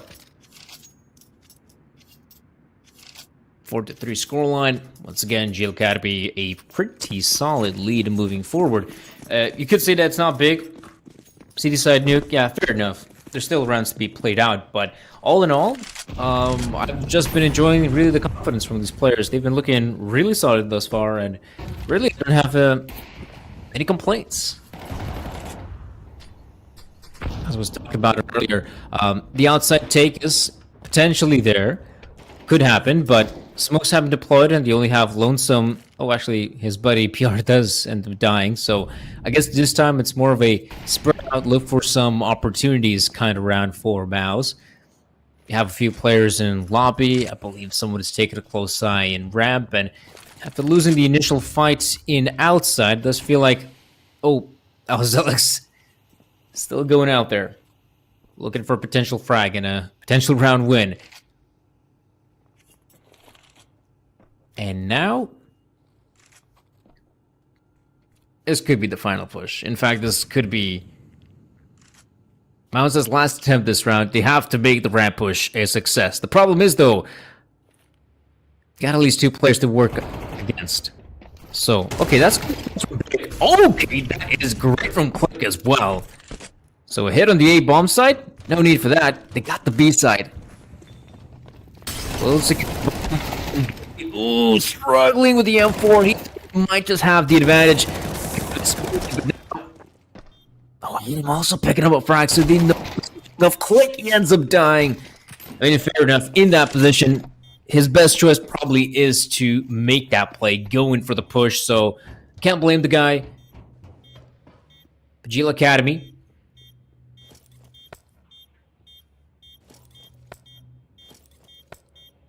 Even after suffering a little bit, have been able to survive yet another round. I mean, good job.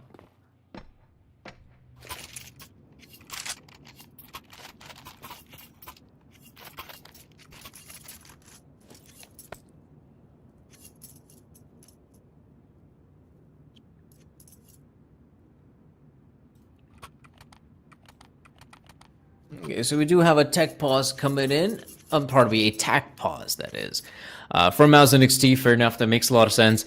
Now, I guess the one great thing, if you're, you know, a roster like Mouse in this case, the one great thing is that I'm pretty sure this Academy roster does have a lot of support from the organization. So I wouldn't be too surprised if their coach Tob is as well, a guy that's been in the scene for a, I'd say, pretty lengthy amount of time, especially in the CSGO days. I'm not too surprised if he's, you know, in this case, when you have these young players, you should be able to, you know, calm them down. Maybe it's like, hey guys, you know, let's get that pause in, have that necessary discussion. I mean, that's necessary. That really is.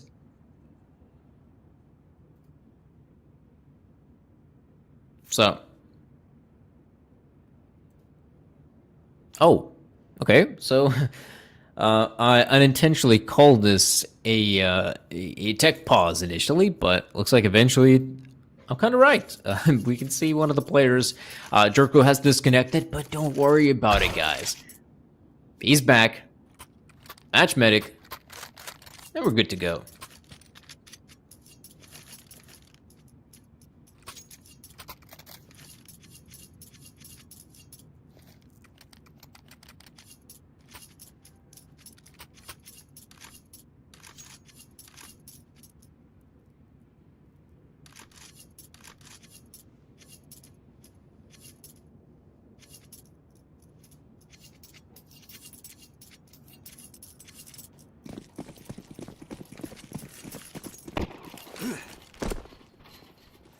Alright. We're good to continue here, lads. How's NXT once again? Checking in the early smoke grenades and outside, but this could be part of an elaborate fake. The problem is, it's quite hard to do so early on a nuke, but they might have the pace to move in here. You can see Darbar's kind of expecting similar play. Man, that is a huge mistake. Run as well in a prime position to deal damage. That stops the push in its entirety. The awareness, he knows someone had to deploy the smoke grenades and outside, and he was expecting the push to take place. Now, Jarko remains. And a 1 versus 3 now. Is this a difficult one? I'd say yeah, because he's already dead. GL Academy able to pick up yet another round. I mean, this CT side has been locking things down. Do have a bit of a tech pause here, guys, so we do hope that's going to get fixed here ASAP. Not sure about you, but I have heard some players talking about that after the update. Their FPS did take a big drop in playing something like matchmaking. I don't know about you guys. Not for me. I'm not feeling that, but I'm also in general, I've noticed on Afterburner that my CPU and GPU basically just chilling. I'm playing CS2. Would be expecting, you know, it might be used a bit more, but nope, none of that.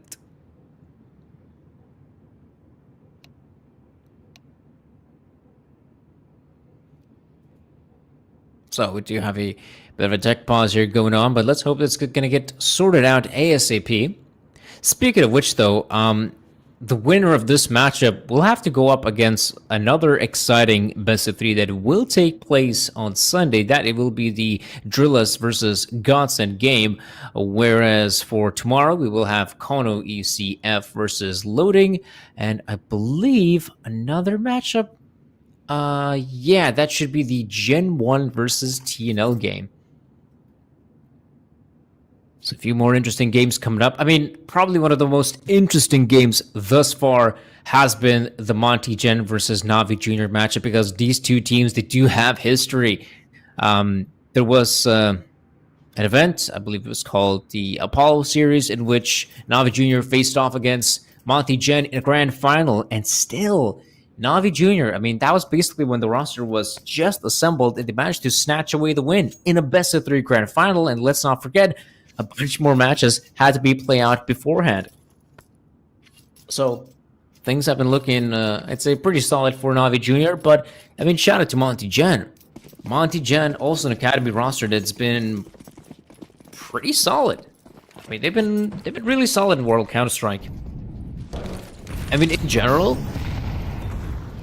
as academy rosters go, I mean, this is still a pretty exciting era for Counter-Strike. For Mouse, probably not so much. I mean, just gonna run it into bombs against. Well, I mean, it's not a few kills, and this one matters. Rude missing his shots. Though he got lonesome big here, and he should. Oh, actually fades away. That's not bad, but will become an easy target shortly. I mean, slow HP. Oh, the dunk comes in. Get out, Blick.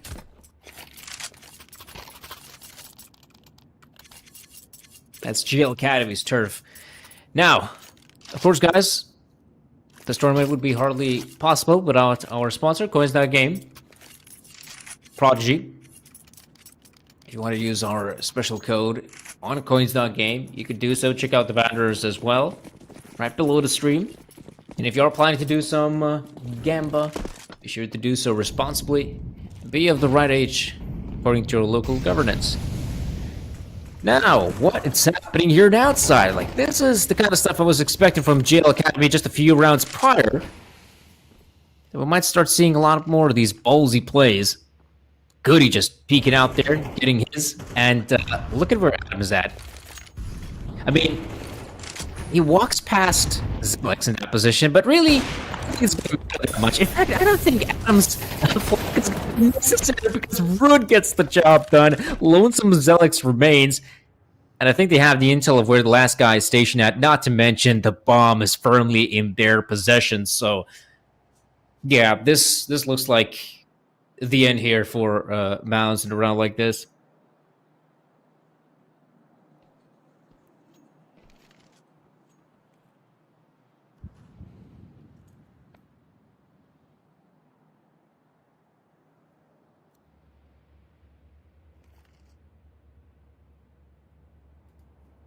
So, a 1v5 for Zelex. I'd say it's difficult. And now, it's impossible. Bro dealing a lot of damage on that CD side. 18 frags for him.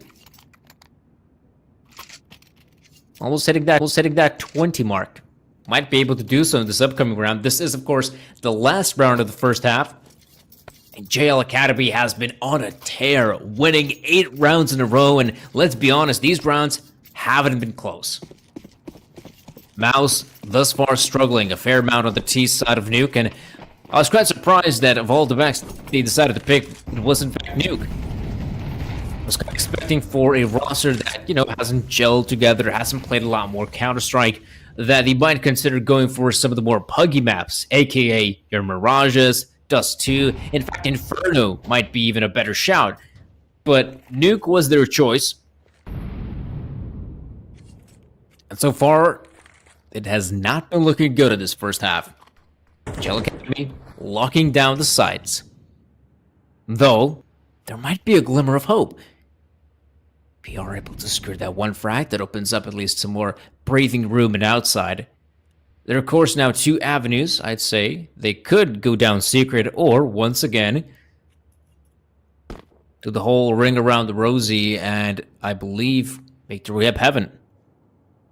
But at the same time, look, GL Academy realizing the pressure on outside side, you know what? We're going to take control of the lobby. I mean, this is huge. And Darber even anticipating that someone should peek out here anytime soon. And Mouse, I mean, the world is their oyster. They can go wherever they want. And Darber, he's got some information, I believe. Or at least, he's got the awareness. This could still be a B play. That's why he's keeping close. But I think going up the ladder also makes a lot of sense. There we go. 360 picking up the front button. Now goes down eventually. Darber is yet to reveal himself, and 360 takes the hit.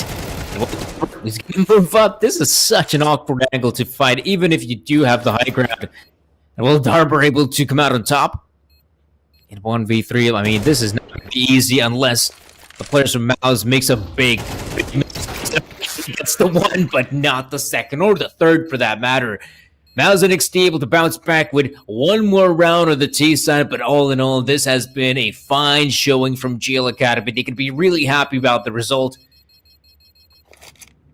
And right now, as we know, MR12, I mean, that pistol round matters so much. Back in the olden days as well, even when the economy was so strict, where you would have to go even for the likes of a double eco. Winning a pistol was huge. And MR12, now even when the economy isn't as rough as it was beforehand, I mean, it's still huge. There's the potential of at least 2 rounds. Maybe even 3 if your opponents go for the force bind the next one. So, it's no surprising armors across the board. And we're seeing some early engagements. I believe PR and Zelix already picking up big frags. I'm not sure where. I think that might have happened in the lobby, as Jail Academy was preparing for a push on the A bomb side. And now, I mean, yeah, the players don't have a lot of options. Going down is perhaps the best idea, and there we go. A spread win for Mouse. I mean, that's going to be a huge boost in terms of morale. You win the last round beforehand, last round of the first half. You come in big here as well. I mean, that's great. I mean, that's exactly what you want to see.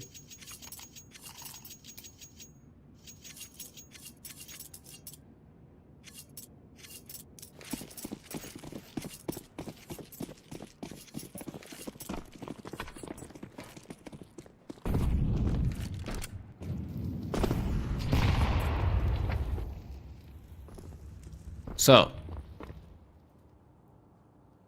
there's a simple eco run from Gel Academy, and you know what? I respect that. Play it safe for now. And, you know, maybe at some point they're going to get some more opportunities in the next one. But this being a simple eco, yeah, this should be, I'd say a quick end, and in all respect. There we go, PR just racking up kills, no problems whatsoever, and this is Jorko getting that easy dollar. He tries to run away from his fate, but no, that's impossible.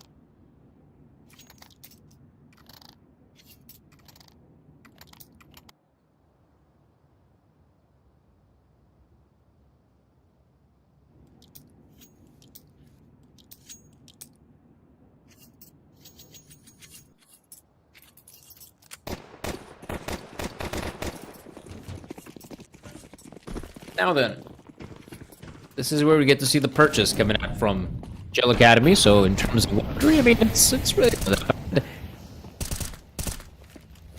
it's where the utility it's a bit lackluster.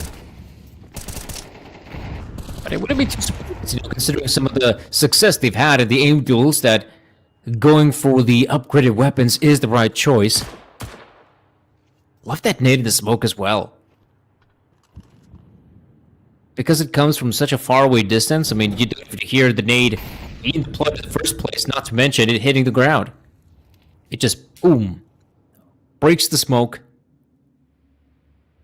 But I do believe the nade probably wasn't deep enough.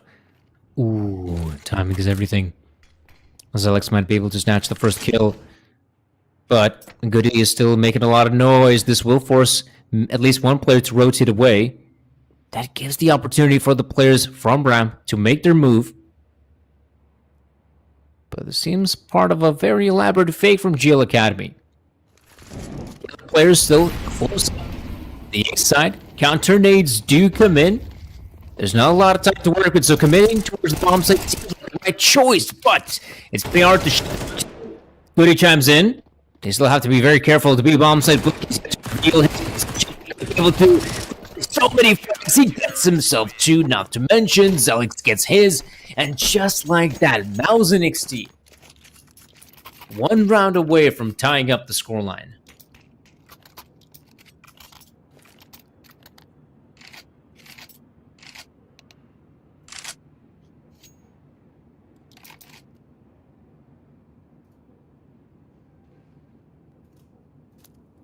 Okay, so a tack pause from Mouse and XT, which I honestly did not expect.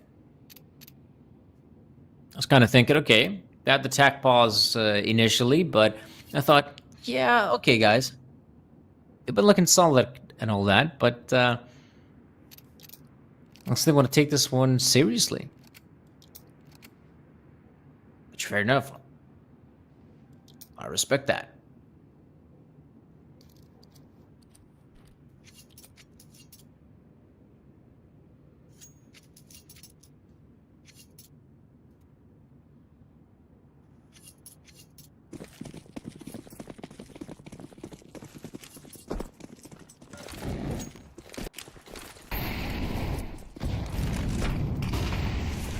So, Quick outside play from Geo Academy, using the smoke wall to their advantage.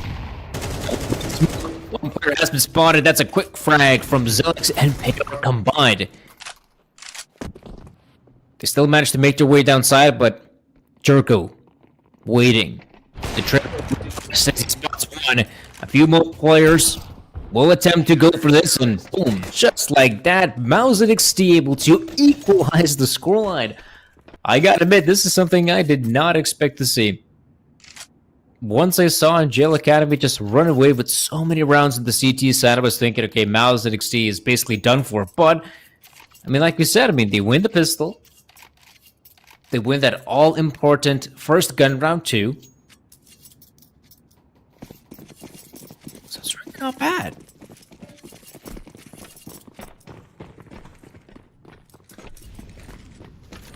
Things have been looking up.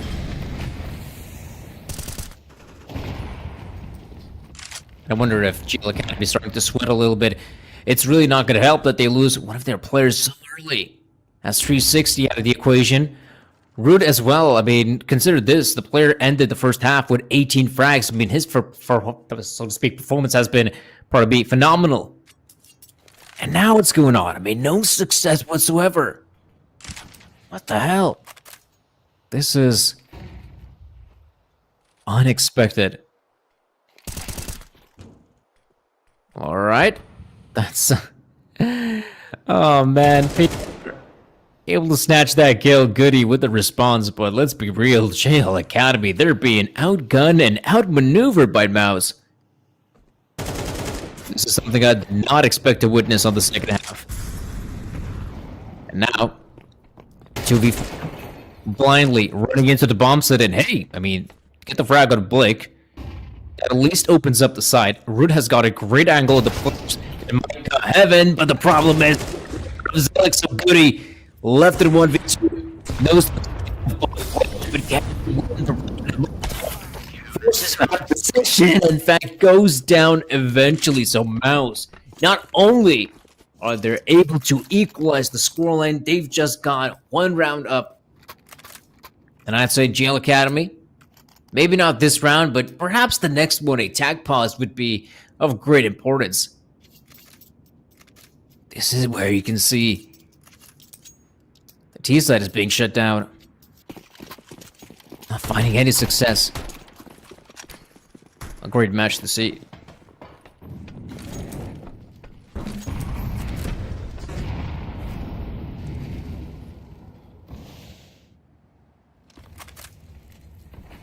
Ooh, that's a nice little angle from 360.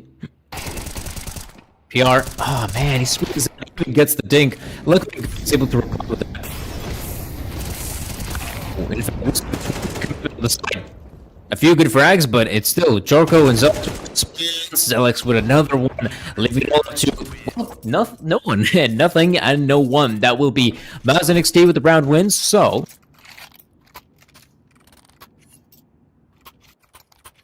there's a big chance for Mouse and XT to actually close this one out.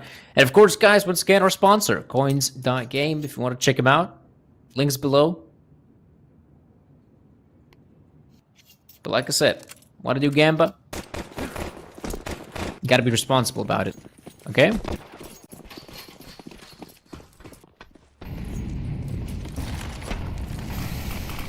Now, how about this? Look at the change of pace.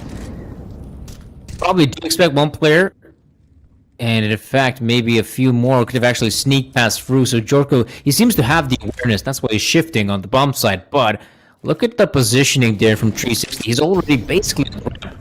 I'm not sure if Click is even aware of it, or Blick for that matter. And if you could find that opening frag here, that'd be huge. But look at this.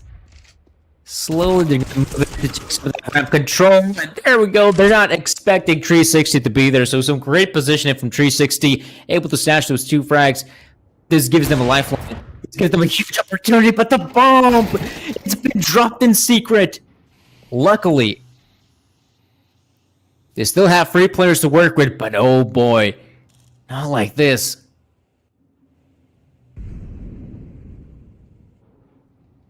So, the bomb is firmly in the hands of the CTs, and to make your way out of secret is, I'd say, a little bit awkward, you know, to say the very least. They have to fight for it, the T's.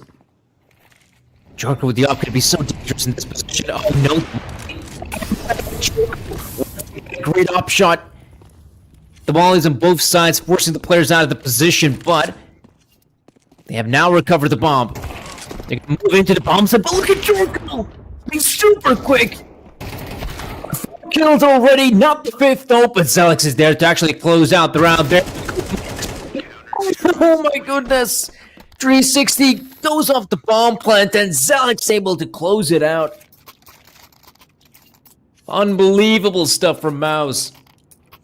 JL Academy just when it looked like, right? Cool.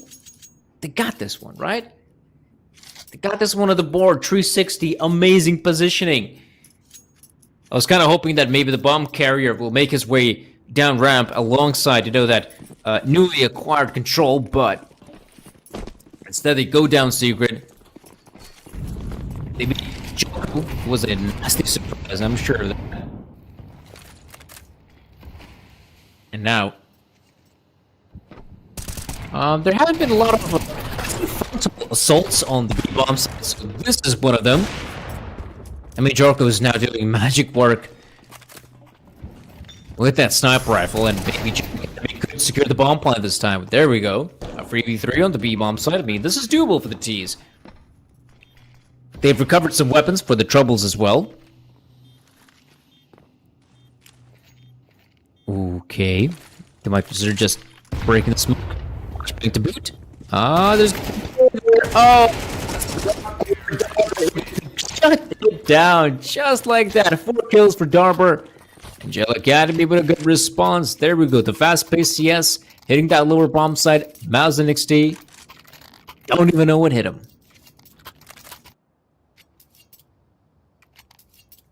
Now the question is, can they actually keep it up? Right, you got it. You got to keep it up if you're Gel Academy, because so far, T side only the 1 round win. That is simply not good enough.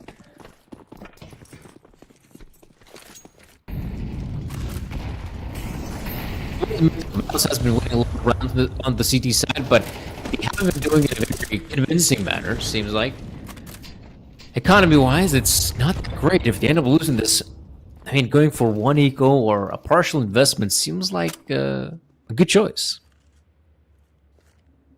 So,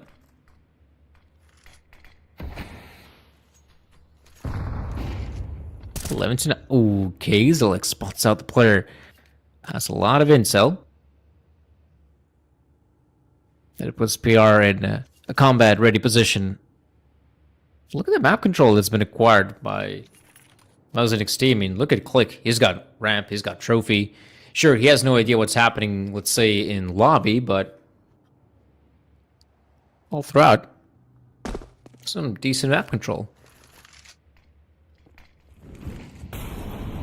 Now take secret and the option. Wow, Adam just tried Zelix in that position.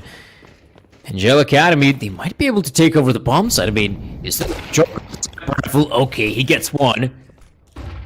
And the positioning of the CTs does put the T's in an awkward position because you have a player up in heaven. Jorko's making his way through Squeaky.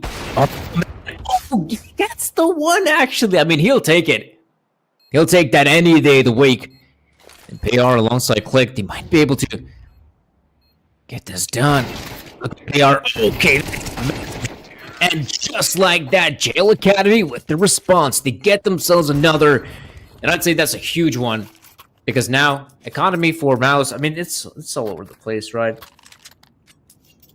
Some players looking good, some players not so good. So I felt like a partial investment could be the right choice.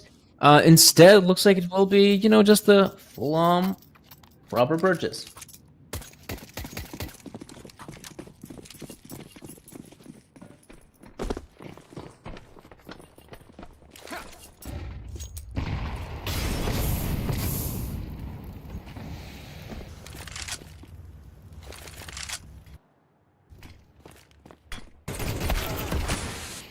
There we go, goodie. But a frag that is gonna be pretty important. There we go, a few good kills. I mean, this round is looking like the end.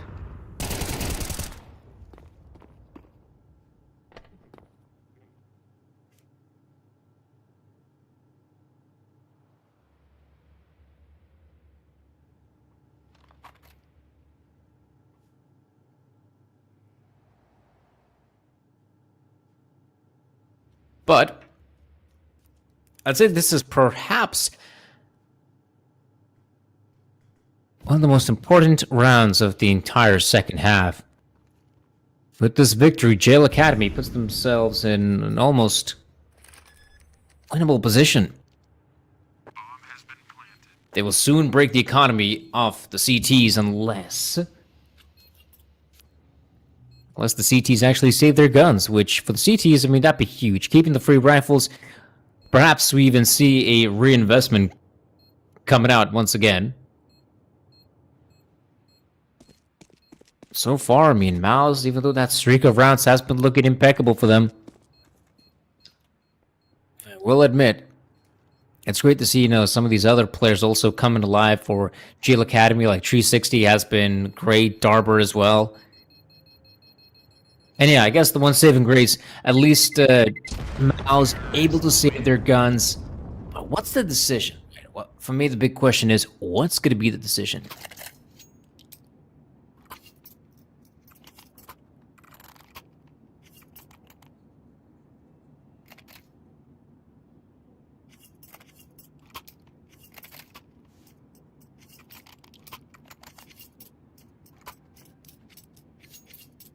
Now then.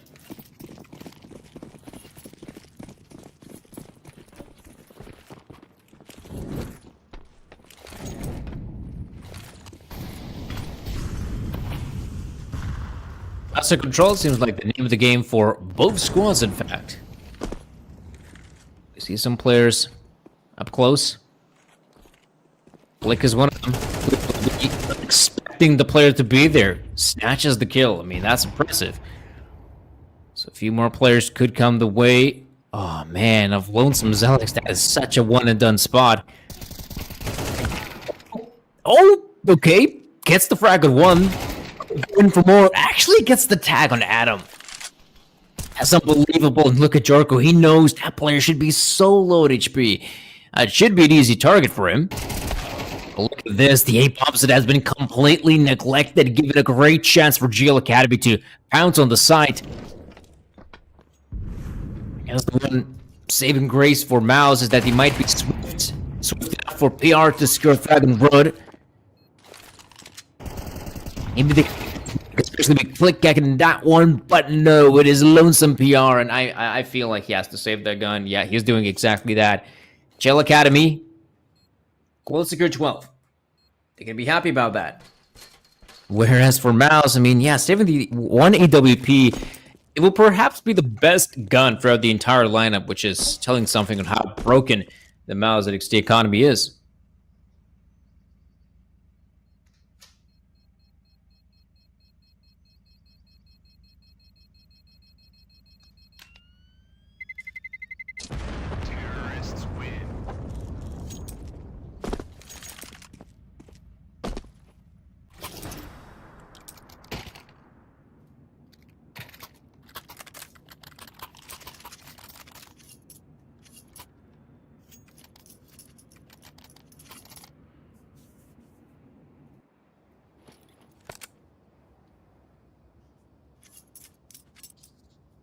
So 12 to 11.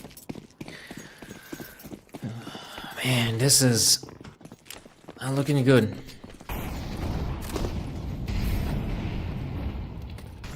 Flick is in a very good position to hold on any sort of potential ramp play, which could actually happen. But again, my big question is, how can they actually activate the AWP of Jorko? Because Jorko has found some phenomenal success, and he's actually playing up close with the sniper in secret,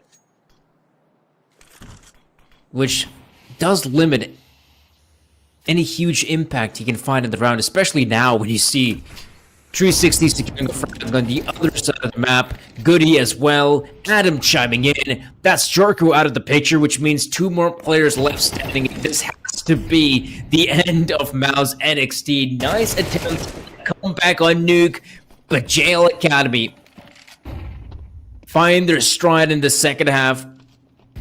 That will give them the round win unless PR wins a massive 1 versus 5, but you know, I'm going to be a bit more realistic. I just don't see it happening.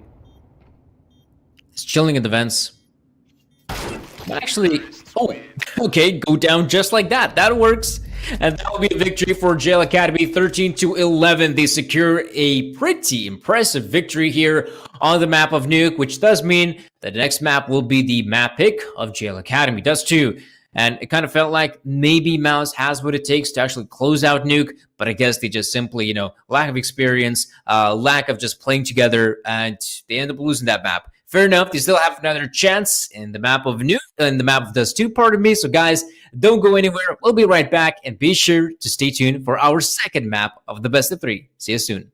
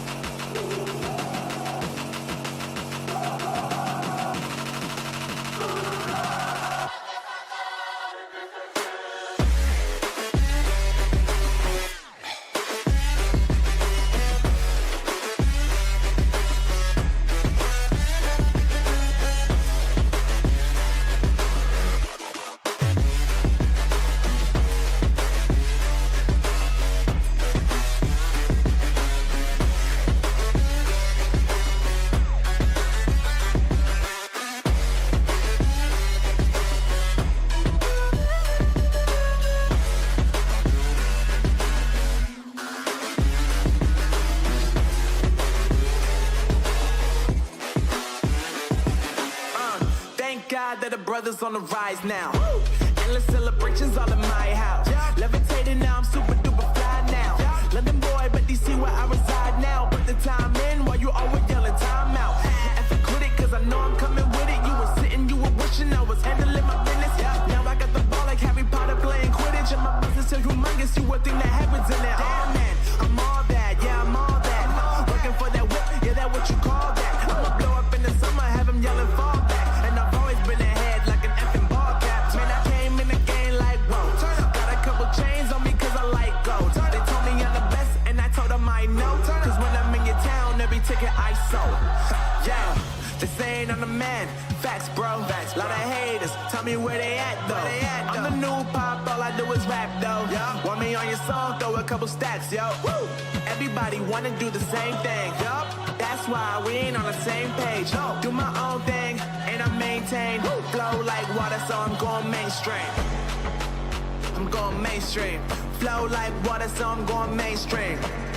Yeah, I'm going mainstream. Flow like water, so I'm going mainstream.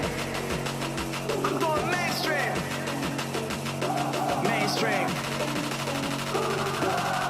Flow like water, so I'm going mainstream. Yup.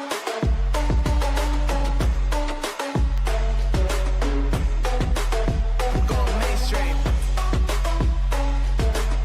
Damn. Flow like water, so I'm going mainstream. Woo.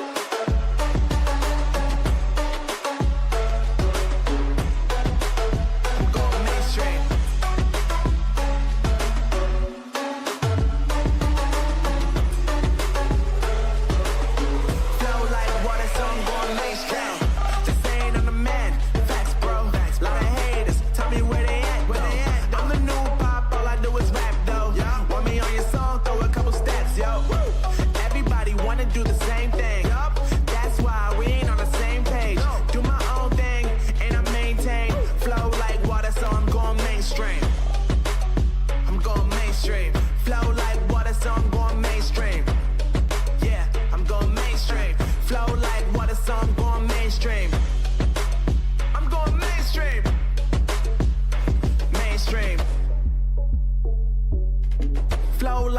so I'm going mainstream. Take me in small, breathe me in and let me go. Filling the lungs inside you, and the blackened eyes make my way into your mind. Just to know what you knew. Restless every time we start locking eyes. Lost control. Oh, it's paradise with honesty, but I'm in the dead of the night.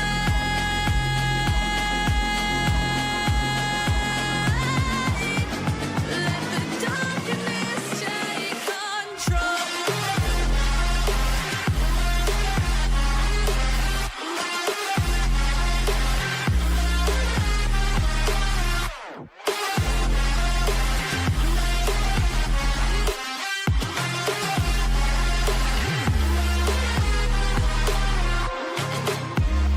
Let the darkness take control.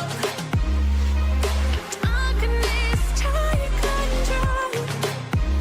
May the darkness take control.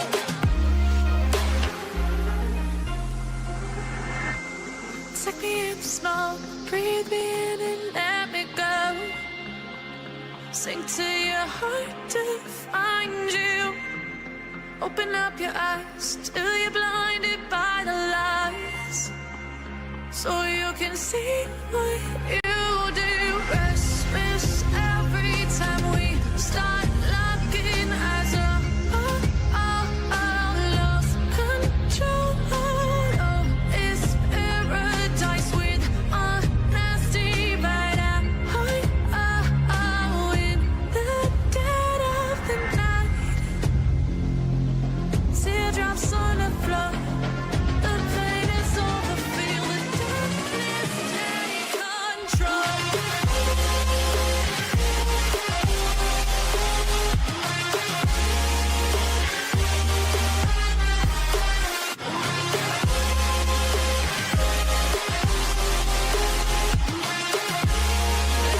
Darkness take control.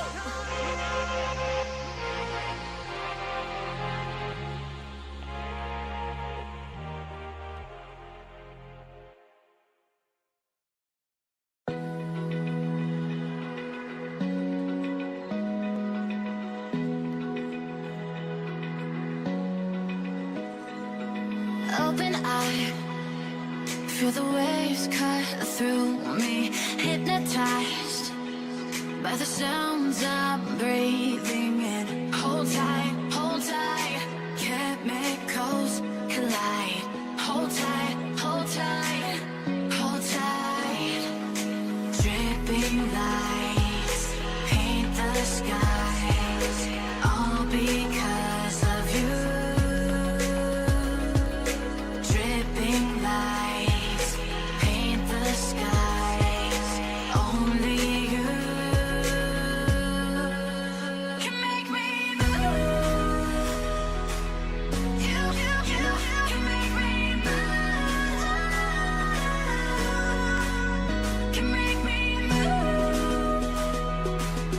You can make me move. Can make me.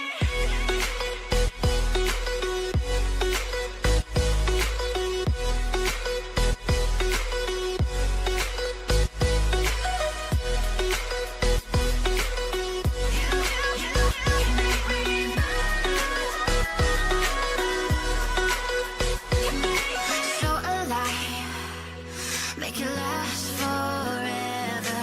Stop in time, yeah, I'll surrender it. Hold tight, chemicals collide. Hold tight, hold tight, hold tight. Dripping lights paint the skies, all because of you. Dripping lights paint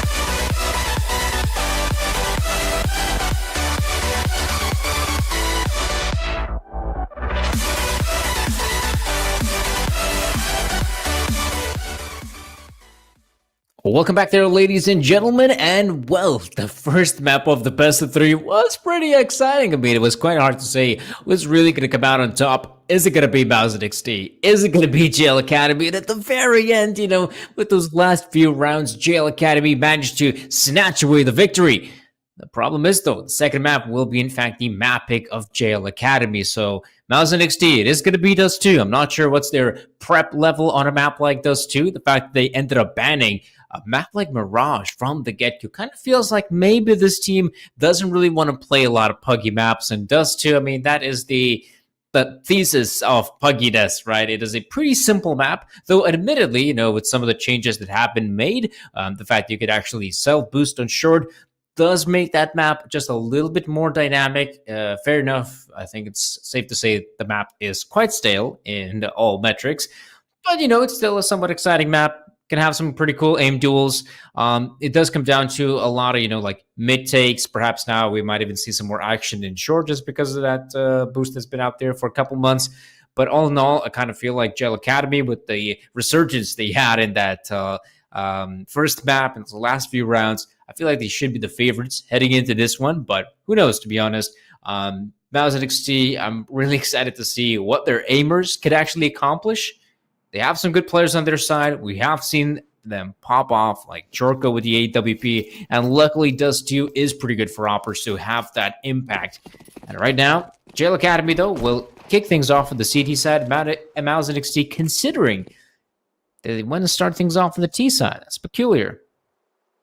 And from the get-go, Rude has been super good with the big green. Now let's see if he can do the same with the USPS. He's got Starboard to work with him. That could be a pretty good combo. Instead of actually going for the fights, they even consider backing away from this. So, smoke on CT. I don't think it's deep enough. No, it's not. Ooh, that's a big mistake. They're gonna shift their way up long, or can they? Because Adam already shuts 3 players down, just tapping away with the USPS. I mean, this round is already over for Mouse. They can try, but this will have to be the end. One more player in the form of PR who, I mean, at least he's got HP to work with, but I mean, ouch. What the hell? Look at the damage. I mean, 4 players, sub 30 points of health. There we go. That's one player out of the picture. I mean, it's still a very doable round for GL Academy to win. They should not mess this up. They got a crossbar set up. They will move in. Okay, that's a good response. But finally, True 60 comes in, ends the madness. But this has been a solid showing for GL Academy. And guys, of course, be sure to use our promo code Prodigy3 if you want to check out our sponsor. That's going to be Coins.game. They're a partner, and we really hope we might continue working with them in the nearby future. So if you love us, show some love to Coins.game. And of course, guys, if you are planning to do some of that gambling, some of that casino stuff, be sure to be of the right age. And be sure to make sure that website actually works in your country. Make sure to be sure.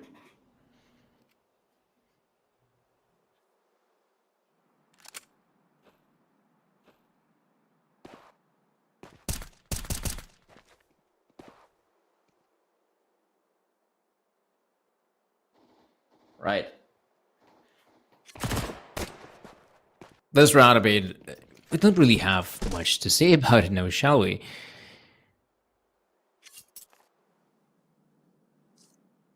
Blocks across the board.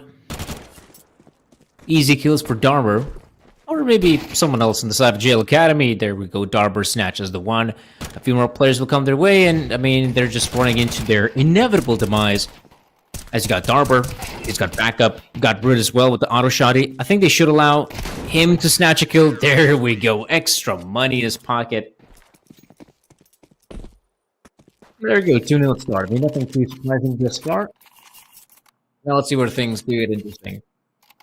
Now, the dissatisfying thing when we're talking about a map like this too is why, to some extent, it's maybe not a great map where you can actually show off your individual, not even individual skills, but let's say your skills as a team. A lot of it does come down to how good of a spawn do you have.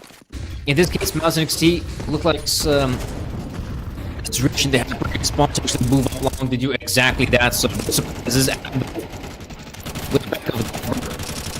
and Duty as well. Man, look at that. 4-man setup up, and the anticipation was there. But what just happens? Lonesome Goody remains. The bomb is luckily in the possession of the CTs, but oh man, quick. He's got the angle, wins the fight. I'm sorry, but could we get a rewind time on that, because I'm not really sure what happened. I'm a bit surprised that JL Academy, after having 4 players in long, end up losing the round. I don't know about you guys, but I did not expect to see that.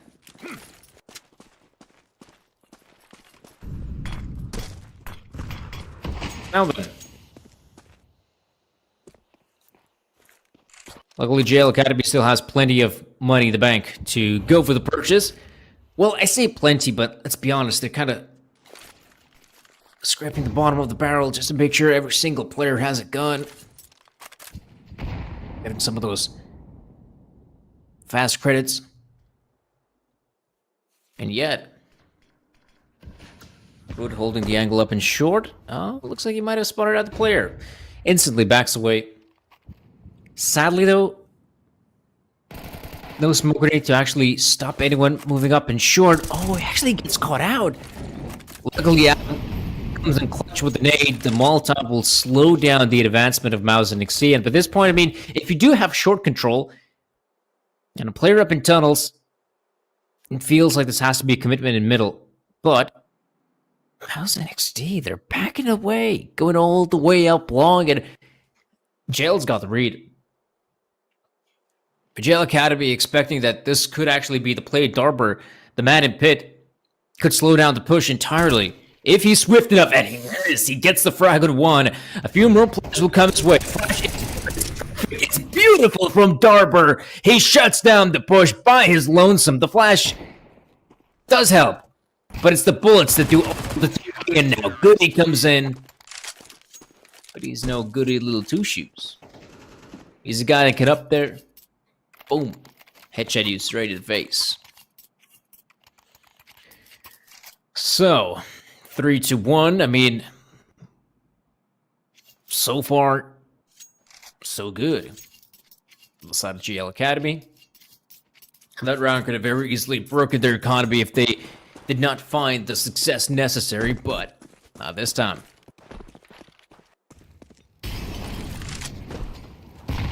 Right. A simple round with just the beer pistols.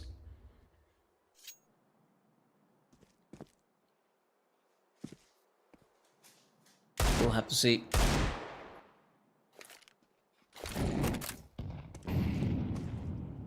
Now, this is where I kind of like the one fact that Mouse at XD is not, simply just running out. They could very easily just run out with the Glocks, end the round just like that in just a few seconds. But I kind of like the fact that they're taking it slow. They're taking it slow. They're wasting the utility of their opponents. If you take a look at some of the utility on the side of Jail Academy, I mean, almost, half of it at least has been wasted. Oh, basically nothing. So, I mean, if that's part of the game plan, then sure, it's not bad. Ah, yes, the usual. Let's try to run up short on an eco round on 8. Oh! What? Peter actually gets both. That's suddenly a ballpark we're talking about. And something tells me this round. The problem is, though, is that the T's don't really have good post-plan positions. Once you get control of the A bomb site, they at least have short control. That's the one saving grace. But oh man. We're waiting for Goody to come in. Oh, there we go. Now the positioning of the final frame. So So you can very easily just go in for the do the covering. Darbird just holding another. Darbird is able to save his buddies. Oh, it's the team round. He's not able to save his buddy's life apparently, but that's a good one for Jail Academy. Great rebound.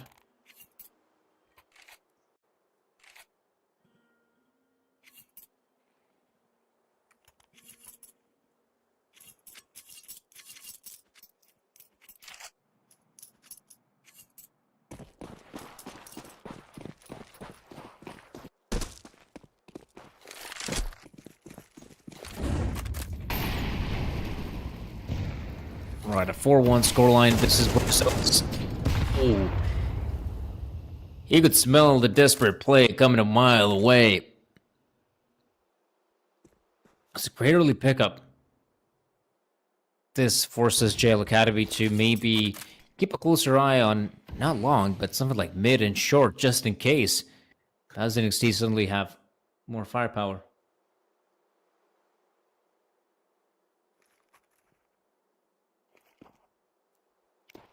Goes for the aggressive.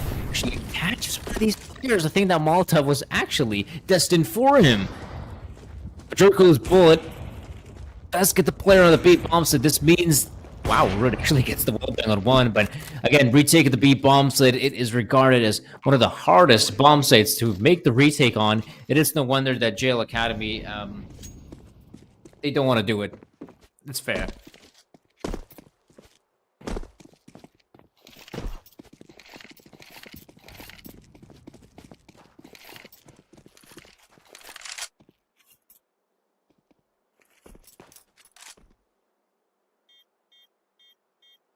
So, yeah. Saving the guns in this position is by far the best thing Jail Academy could do, but right now, I mean, the B-bomb site has shown some weaknesses, and this is not the first time the player dies on B side. So perhaps keep it a few eyes, at least an extra pair of eyes in middle would be a good little addition, because usually you end up seeing the 3-1-1 setup on a map like this too, especially early on. If you never know what kind of spawn do the T's have on the other side of the map. There's always the potential they might actually have a great spawn, push up long, or they might have a great spawn for B and go there, which is kind of the situation now. They have a pretty good spawn there. I'm not sure if they really want to go for the straight up in your face kind of play. Ooh, does secure that frag. I mean, this does leave only one inside in 360. This time struggling a fair amount. It ends up dying too fast. And Mouse, I mean, you know the jig is up. You get the player, you kill him in mid. You know there's only one more guy on the B side, and that's basically it. To take, Root takes the hit, and it will be 4-3. Mouse at XT, great rebound.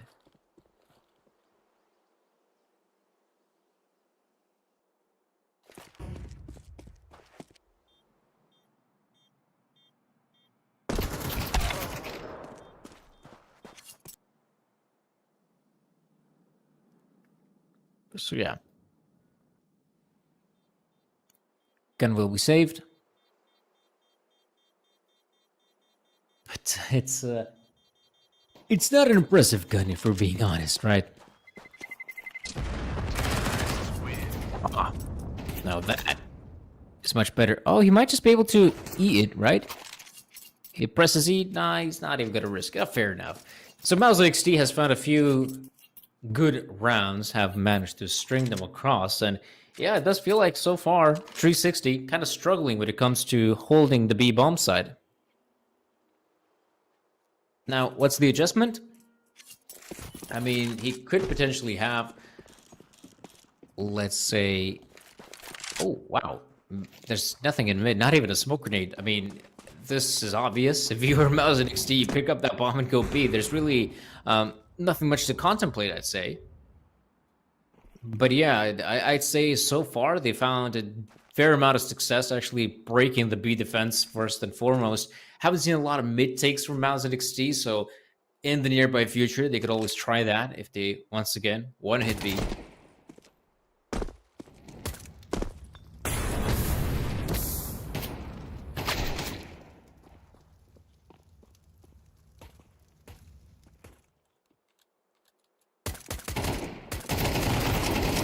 Okay, that's gonna be... No way. No way. Oh man.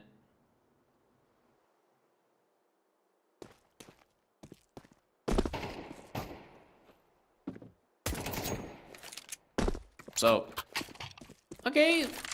Oh, that's big. He actually gets the player they're gooding.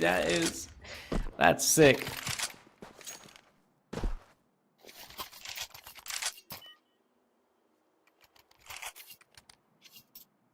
So,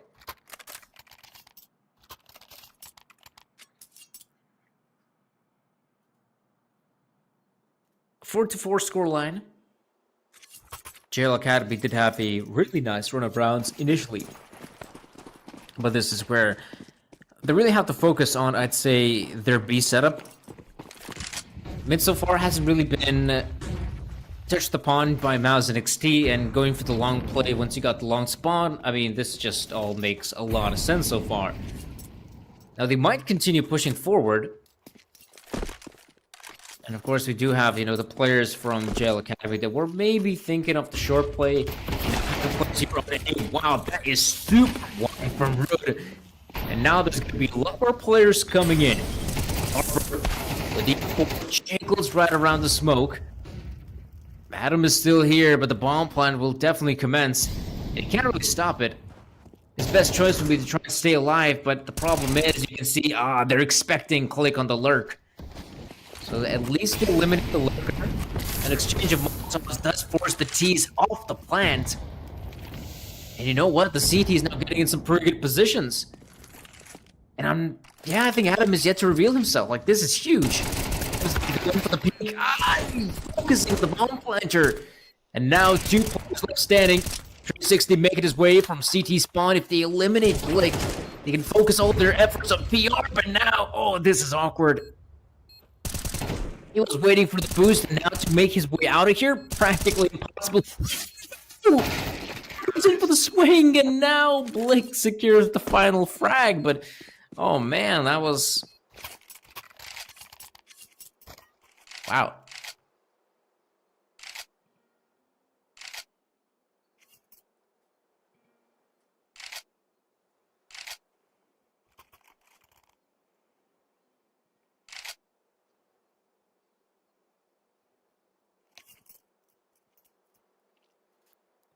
So we do have a bit of a tech pause here, guys.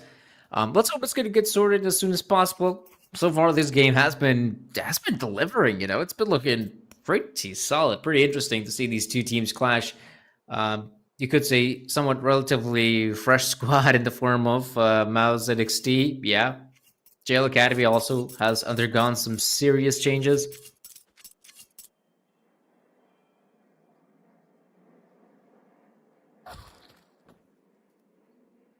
Ooh, looks like Jorgo's having some tech issues.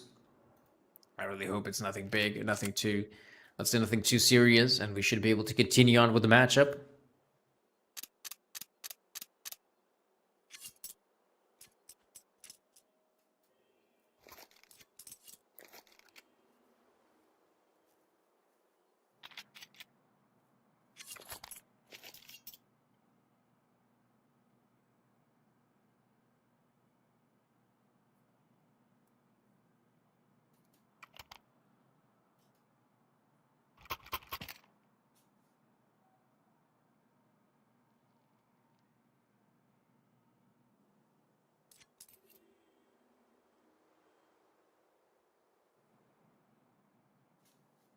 So, I mean, right now, Mouse and XT has been doing an okay job with the T side, I feel like. I mean, it hasn't been something too spectacular, but, you know, stringing those rounds together.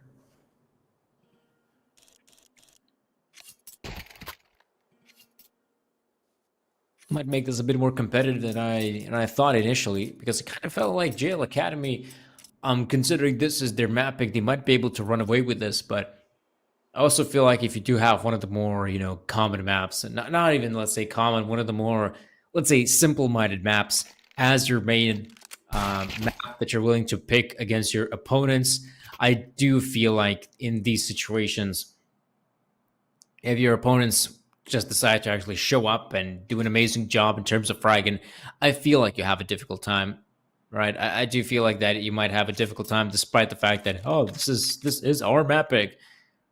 That's the problem you always face in these sort of puggy maps.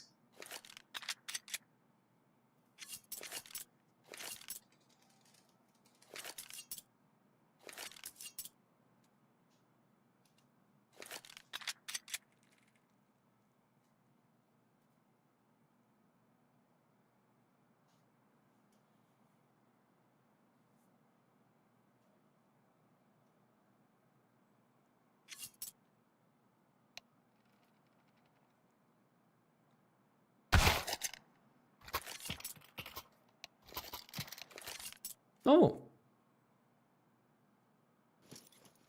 All right. The Skull players are back. Matchmatic doing his thing. That should be good to go. There we go. The timer is ticking. There's a good chance as any to continue with our second map of the best of three. It is, of course, those two. First half, Mouse and XD has been doing pretty fine here. These past couple of rounds have really been going their way. Jail Academy has simply run out of cash, so it's down to the simple eco. A partial investment maybe would be the better choice of words. Some upgraded pistols, some utility to boot. I do hope this time... no, there's no smoke in mid. But once again, if you're Mouse, you could just book it. I like the fact that actually that's smoke deployed by 360. So they're not going to run through the smoke like that. That'd be just way too ballsy. In fact, backing away from this completely.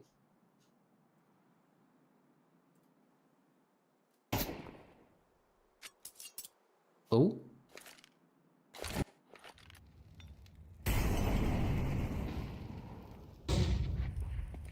Okay, I kind of like the fact that Mouse really slowed down the pace.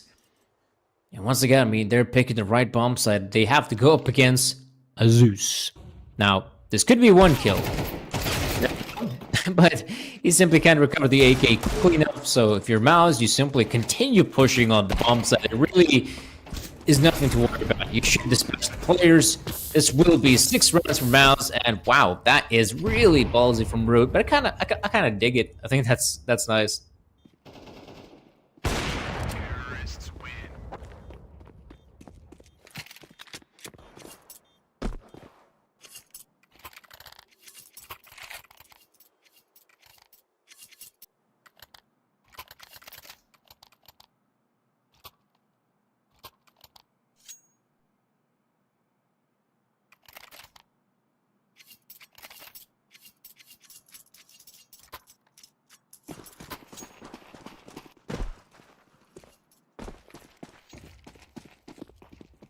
So yeah.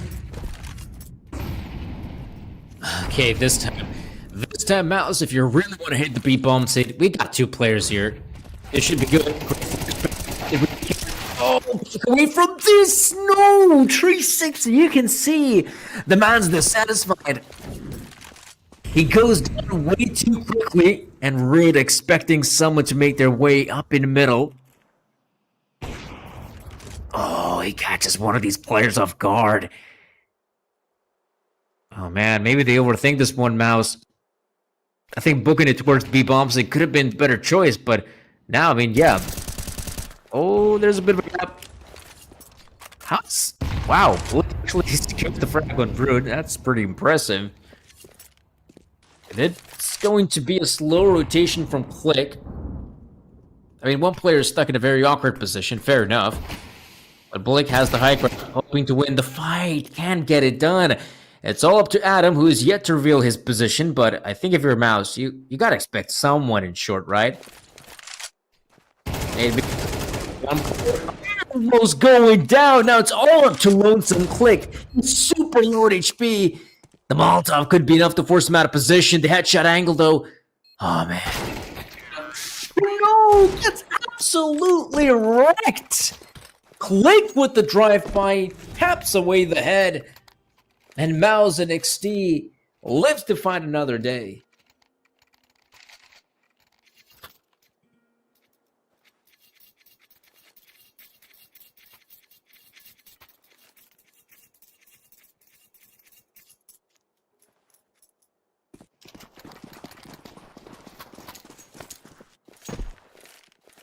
Yeah, I've got to say, so far this has been a great showing from some of the individuals in Mouse. Did PR, fine work, Big Blick as well. And Click, what did he just do there? So, this is where I feel the players on the side of Jail Academy right now. This is really ballsy play to just, you know, push out like that. That maybe that is kind of like a last chance hurrah, and you know it might actually work out for them. They have a lot of intel, believing this has to be the A play. So they have 4 players on this A bomb set. I mean, this should be their round to take, all in all. Will it? Okay, PR snatches the first player, so that softens up the bomb set. But look at this. They still have Click on B. They could actually just commit all the way towards the B bomb set, but that's a risky maneuver. They're going to waste a lot of time, and maybe hitting the A bomb set could have been the better choice, but now, I mean, Click has a superior angle. Will they be aware of middle, though? They have to. Someone, Adam, there we go. He's keeping a close eye on mid. Now they're going to rotate all the way through the side. And, oh, man, this is where they're getting wrecked. Great position. PR as well. No one's expecting the T's to have these forward positions. You know, it's the end. There we go, just like that. 8-4 will be the scoreline. Mouse, an unbelievable resurgence in the latter stages of this first half. I gotta say though, this was not expected. I'm kind of shocked.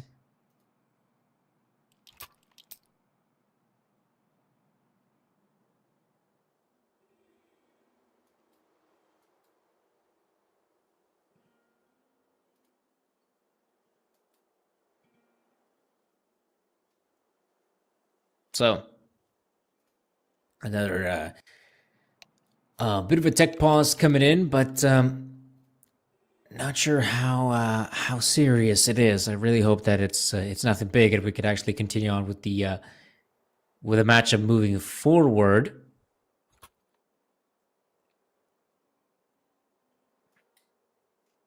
And so,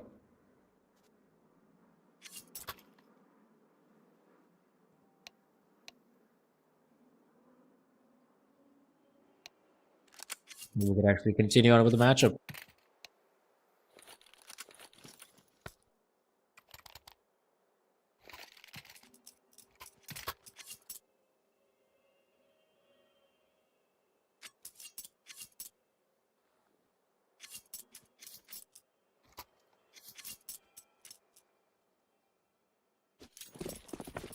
Right.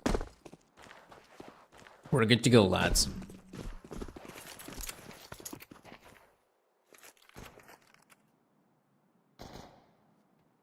So, a terrible start.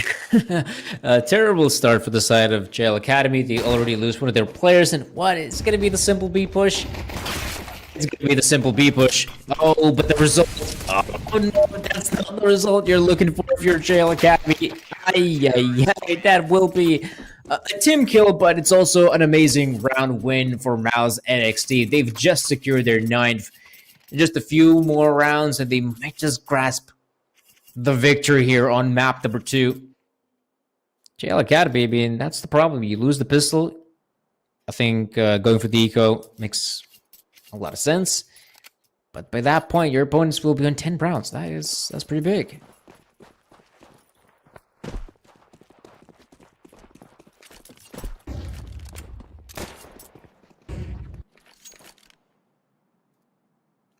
All right, Adam.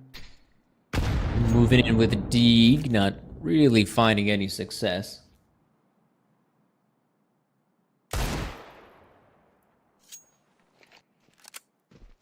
Yeah, I guess if you're Jail Academy, you might as well play as slow as Mouse NXT has in their ecos, but I mean, Mouse is having that confidence to play aggressive. That's something you have to be very careful of. Who knows what's going to happen moving next? up, we have a potential short push and a hit on the A bomb side. I mean, we saw how successful that was from the side of Mouse NXT.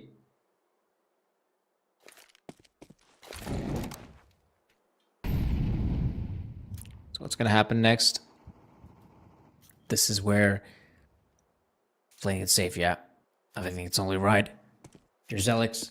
You're waiting for the players to appear in your crosshair. You got the backup as well. Adam, that's a beautiful shot. Good, he chimes in with the Glock. And you know what? Get that bomb plant. Get that bomb plant ASAP. You might get some of that extra money in your pockets. And you know what, Jail Academy? You've done a great job. You come in with a few upgraded pistols. You get 2 kills. You get yourself a bomb plant. There we go.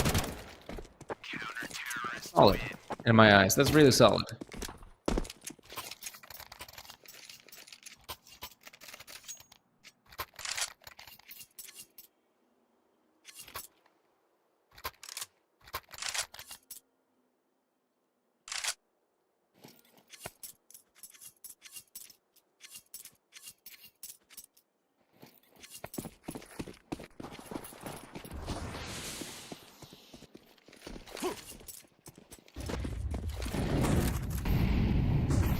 All right, long control is not an option for Jail Academy.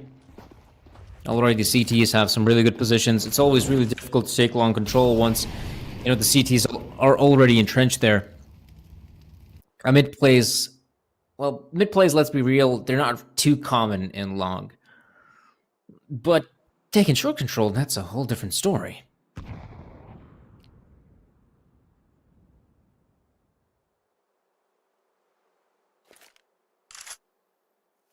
You know what we're seeing right now? It's just, you know, Jail Academy inching their way forward, hoping they might be able to at least acquire some success. Maybe even a potential hit on the A-bomb side while we have 360 just faking matters on B, keeping 2 players at the bomb side. I mean, that's already good. They have to really focus on 2 players who are on the A side itself. But the problem is long, and the fact is, if Darber really wants to join his teammates, yeah, he has to do it for short, because pushing for long would be a madman's game. So now, let's see if the push can actually go their way. He gets the 1. But he also sees the devil himself. So 4v3, bomb plant is looking good for Jail Academy. And retake, I mean, it could happen. The positioning of Mouse NXT isn't that bad. But they have to find some success fast, and 360, it's an awkward battle. The edge angle is pretty good for Click. And yeah, I mean, backing away, saving their guns. I kind of respect that as well. Save the guns here, and you still have a good purchase moving forward, Mouse. And you still have a lot of rounds to work with. I mean, you can definitely sacrifice a few. If the means, yeah, you can definitely sacrifice a few rounds if that eventually means a victory here in Dust 2.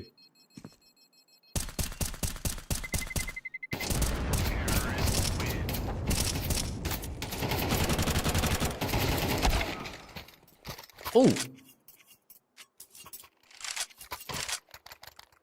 Surprised to note we end up seeing some more action.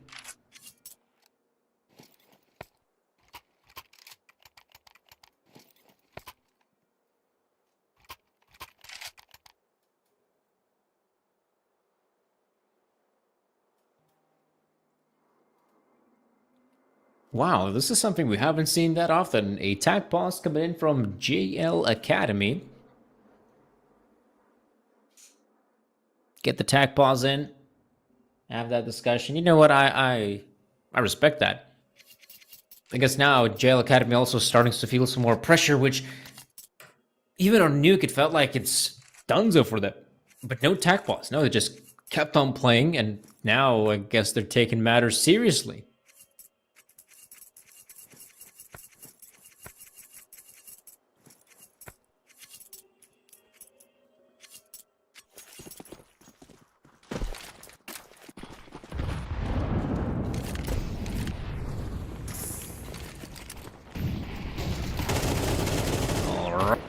Here we go.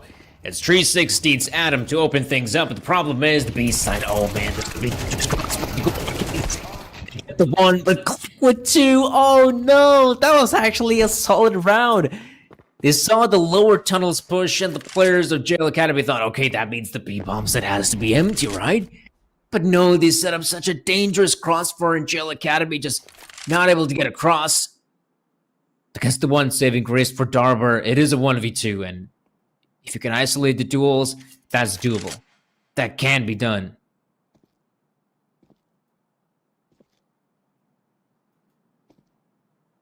Oh, Darber. A whole minute left on the clock. If you get spotted, just gotta move in quick. Okay! He gets the second as well! Darber! That is unbelievable how he gets the job done. Takes matters into his own hands. Runs and guns down the final two, and that is a huge blow for Mouse. That was their round to take. The player was making his way out of B tunnels for Pete's sake. That's the round you gotta win. But that's a huge boost for morale.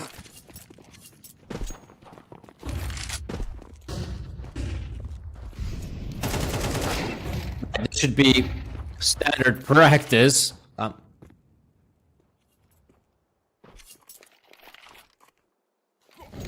Maybe not so much. I mean, you see what's happening here, and it's one player down, right? And it is a bit of a stack at the A bomb site from Mouse. You know, putting their heads in one basket. I feel like that is a good choice to make. Oh, but Rude has other ideas. He gets 3. That leaves Lonesome Click in a 1 versus 4. Now, is that difficult with the MP9? Yeah, I'd say it is. I'd say it is pretty difficult, especially because that gun really sucks in the long-range engagements. That's exactly what I'm talking about. Even in that mid-range engagement, it kind of sucks. But, you know, slowly but surely, Jail Academy is starting to build up some of that economy as well, which is great to see on the T side. Mouse and XT, I mean, they did go for a bit of a buy, didn't they? Right? They decided, you know what, we're going to go for the buy. And it didn't really work out.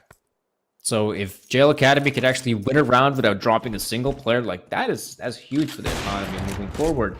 There we go. Rude picking up another one. And they're just going to try to run down mid. It's not going to work.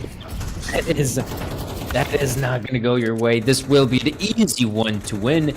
And there we go. I think that's only one player that's taken a big hit in terms of damage, but if Darber can survive, I mean, this is great. A 10-8 scoreline is looking very likely.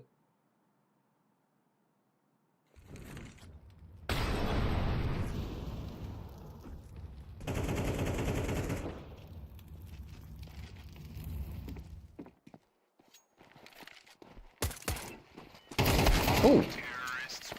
All right. 10-8 will be the scoreline on our lovely map of Dust 2. And speaking of lovely things, our partners for the event, guys, Prodigy Series 3 is brought to you by Coins.game. If you want to check out their website, be sure to do so. They also have some banners you can check out down below. Try out those free spins, but of course, if you are planning to do some of that gamba, be sure to be of the right age and according to your local governance. Wow. Hello, Root. He's been kind of silent. He's been silent on Dust 2, but now he's finally getting back to his groove. We saw how deadly he was at the CT7 360 as well. There we go. That's such a dangerous combo to reckon with. And Mouse and XT. Not that long ago, we're looking seriously contending a victory on Dust 2, but now the dreams. Oh man, Click has been, damn, he's been really good. Click has been winning the most unbelievable gunfights, it feels like. And now I'm starting to see why this roster has been assembled. I mean, the talent is there. You can see it with your own eyes. You just need a bit more time to cook. And I'm sorry, retake at the B-bomb site, even the Because of pros, they realize how difficult it is and nigh impossible. So, yeah, forget about it. Forget about it.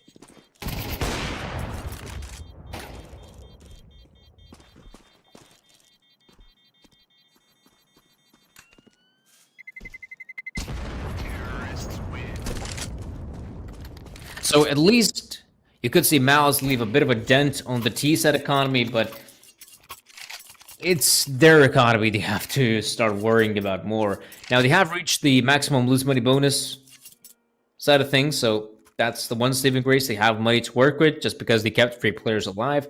They can get back into this one, lads. It's not a big deal.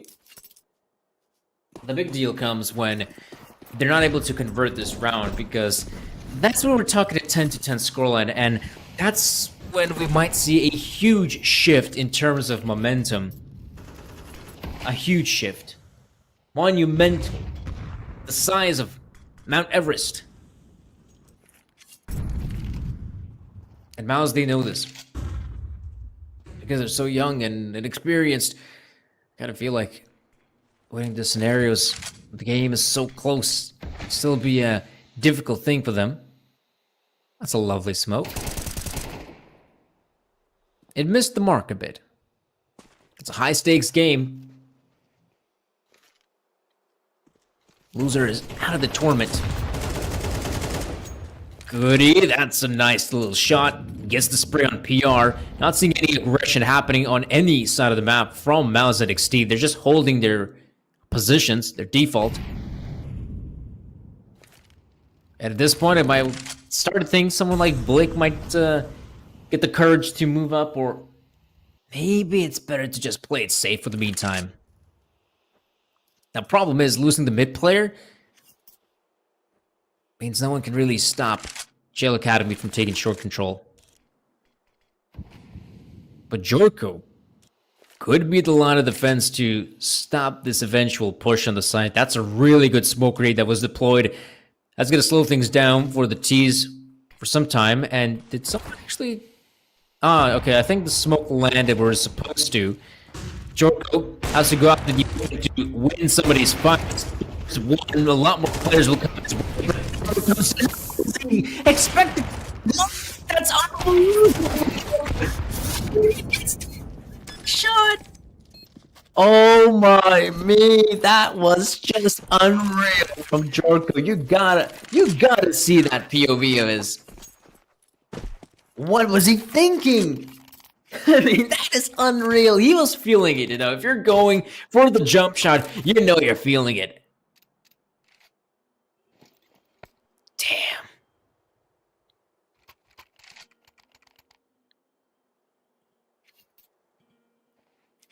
This is looking difficult, I might say.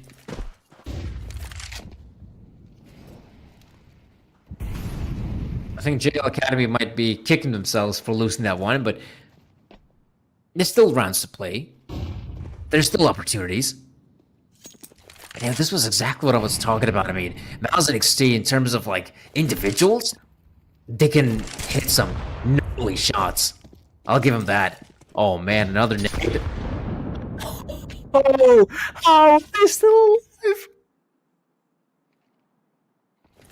That is precise. Oh no, this is not looking good for Jail Academy. Look at the amount of damage inflicted. Visible, killed, not found. Oh, ends up dying in the process. Yeah, that felt like that did feel like a desperate play coming out from Rud. Now, this might be the end. You know, I feel like this might be the end for Jail Academy in Dust 2. Damn, they fought a pretty interesting second half, but let's be real, Mouse and XT, like, this is the scary part if you're playing against a team on Dust 2. They may not have a lot of, let's say, strats, you know, playing it simple on Dust 2 with just, you know, we have good spawn, we shall run here. And it can be very successful.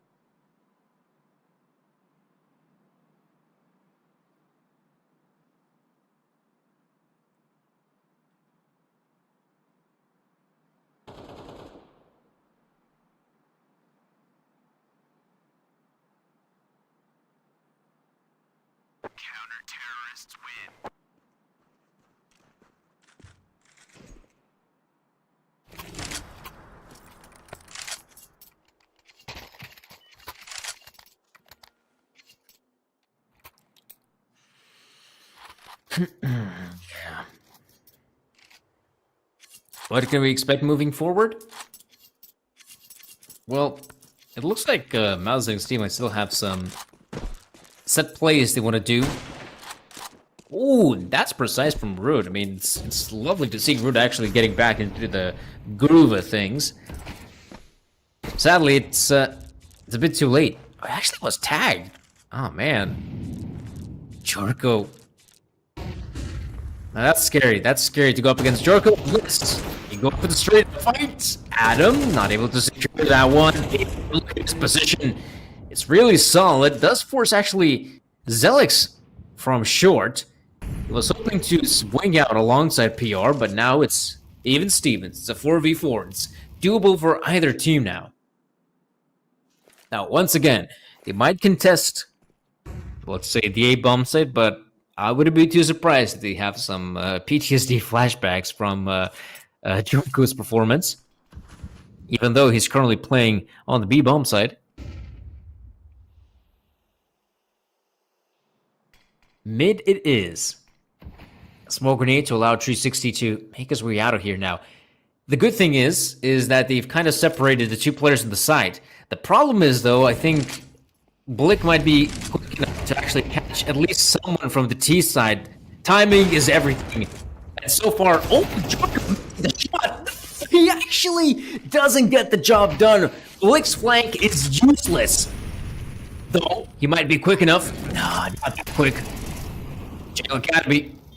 They got the bomb site on lockdown. No one's watching. Maybe that's a mistake, but not anymore. It will be a 12-10 scoreline. Jail Academy has what it takes to get to double digits.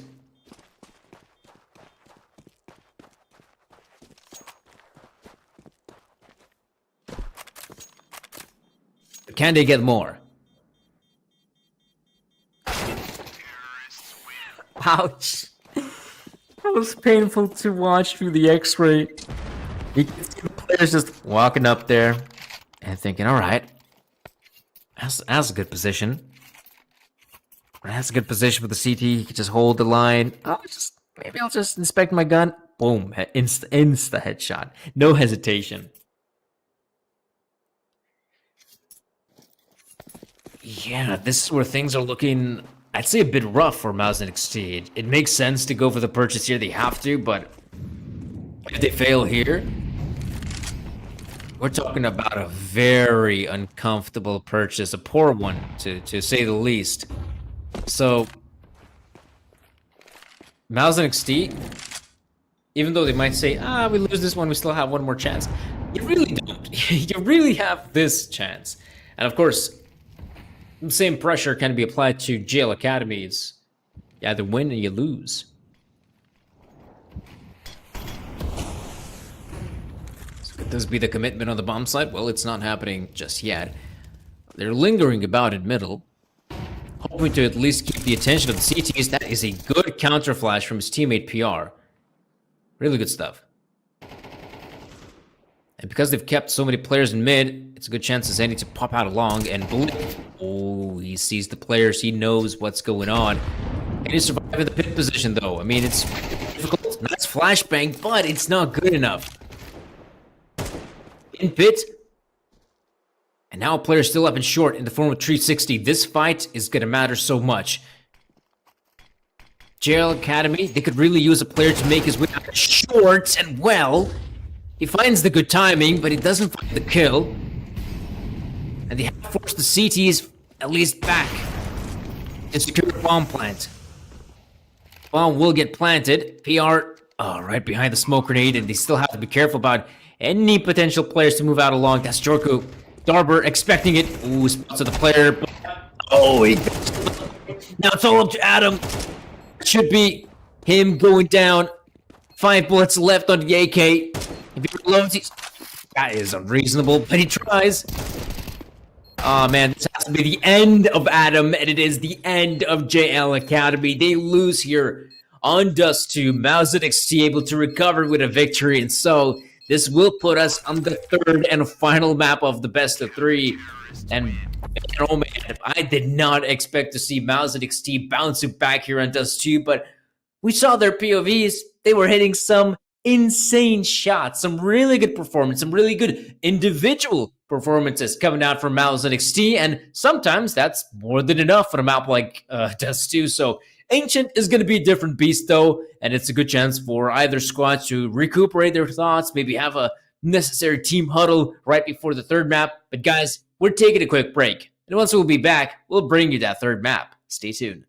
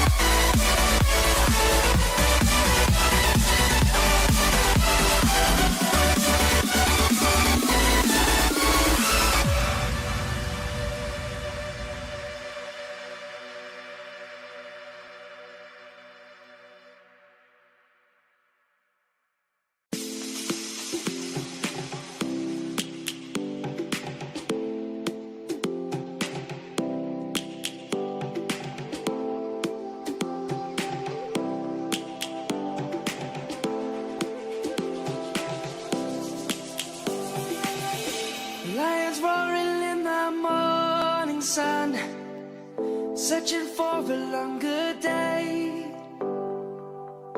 People feeling like the light has just come. We must never stop the way. Birds jumping and I hear my name, grasping into a life. Life is happy but it's so insane. We must merely make a start. Savannah, I'm coming home. Savannah, we'll never be alone. Savannah, the beauty of the world. Savannah, let's all take a ride. Savannah.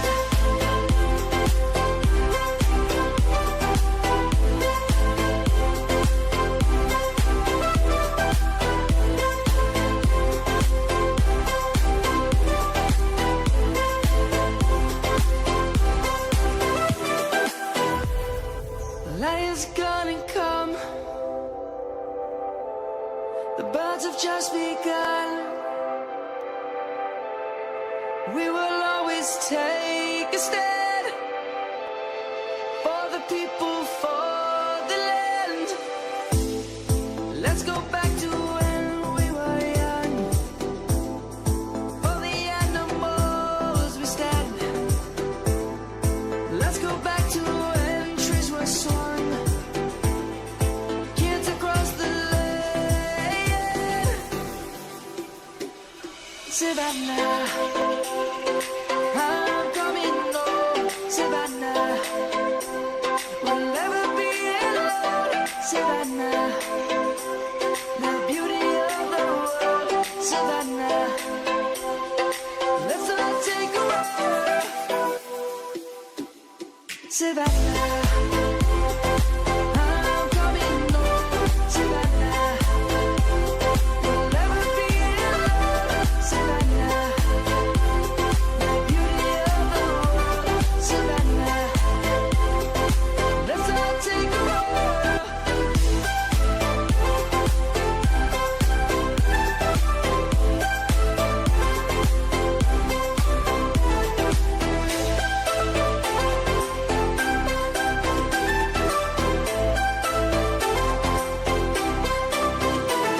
Savannah, I'm coming home, Savannah. We'll never be alone, Savannah.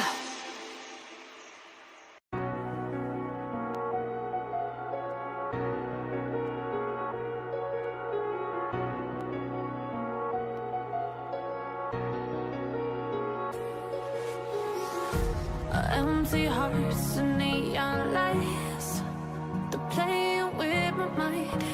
Gotta get out of here tonight. Oh, I wanna run off and fly.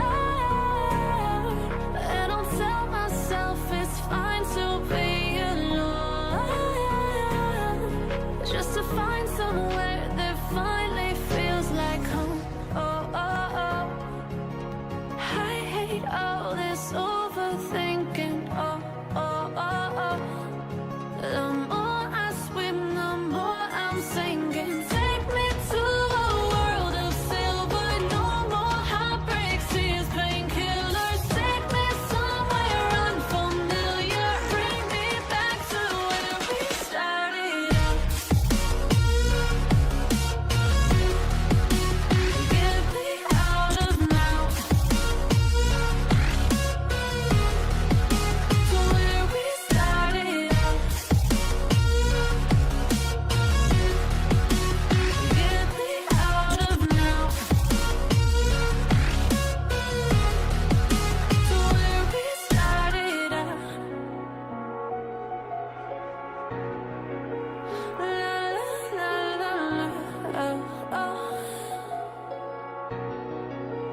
Get me out of broken hearts and starting fights, turning truth to lies. Gotta get up, stop wasting time. Yeah, I wanna run off and fly. And I'll tell myself it's fine to be alone, just to find somewhere that finally feels like home. Oh, oh, oh. I hate all this overthinking. Oh, oh, oh, oh. The more I swim, the more I'm sinking. Take me to a world of silver. No more heartbreaks, tears,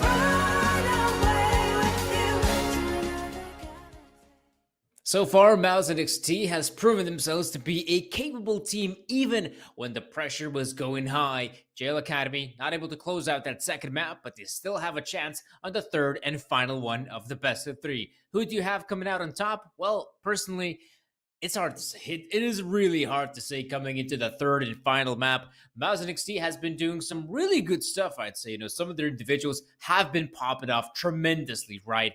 And I do feel like that individual performance has pushed them across the finish line on that second map.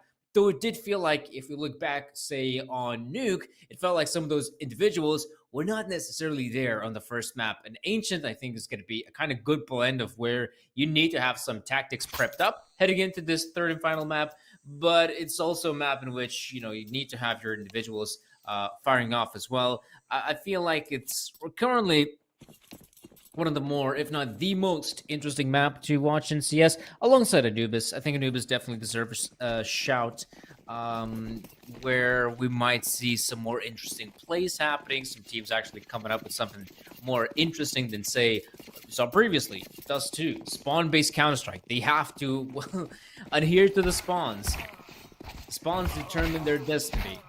If they have good spawns for A, they go A. If they have good spawns for B, they go B. It's really not complex, guys.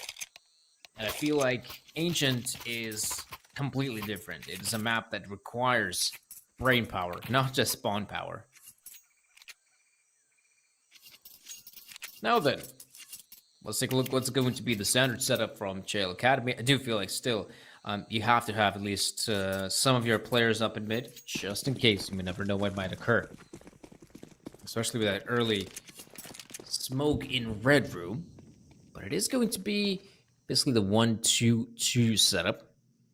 Bit heavier at the B-bomb side. Are both players with the dualies? Yeah, both players with the dualies are playing here. But that is like 60 bullets combined for both of them in the mags. And Mouse XD actually hit the B-bomb side through ramp. Is that a big problem? I wouldn't say so. Rotations will be split from JL Academy. We have to wait for the smokes to fade, and then they can actually pounce. Coming out of cave, though, I think it will be awkward for the CTs. Darber, though, maybe not the best position, but we could actually just skedaddle his way out of there. Root feeling the pressure. Dualies firing off the shots. But Adam, from behind, he might be able to get that kill. That should be enough. If he gets it, the one bullet, no, he survives. And so GL Academy, they secure the round win, all right, but I'll be honest, that was close. Super close. And well, guys, a shout out to our partners, Coins.game. Use our code Prodigy for 200 free spins. That's pretty slick, right? Well, if you're interested, head on over to their site. But of course, if you're planning to do some gambling, playing in some of the casinos, be sure to be of the right age. Usually it's plus 18. Be sure to adhere whether the website is available in your country or not. I know in mine it isn't. Wah wah. But it's a good thing we can at least, all of us, enjoy some good Counter-Strike. This game, no exception, has been delivering thus far. Really has been looking like a pretty solid game. Right now, Mouse NXT going for Force Spy, I guess it's not too surprising. Force Spies, at this day and age, have become somewhat common.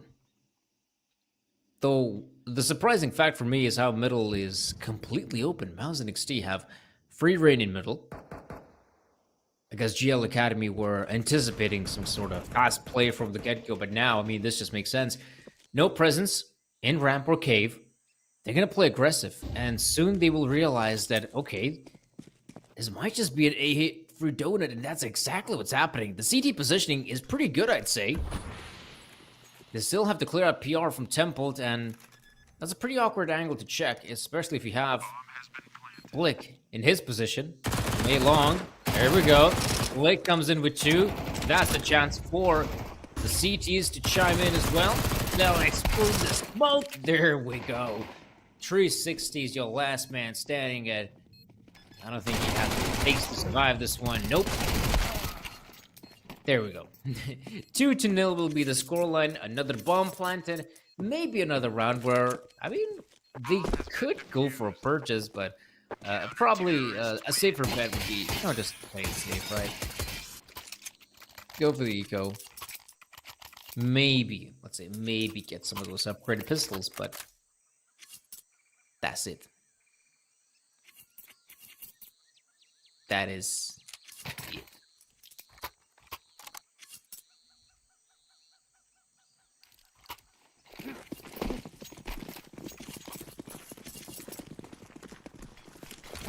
Yeah, we're seeing exactly that. Some of those upgraded pistols coming out. I think that's the right choice if you're at GL Academy.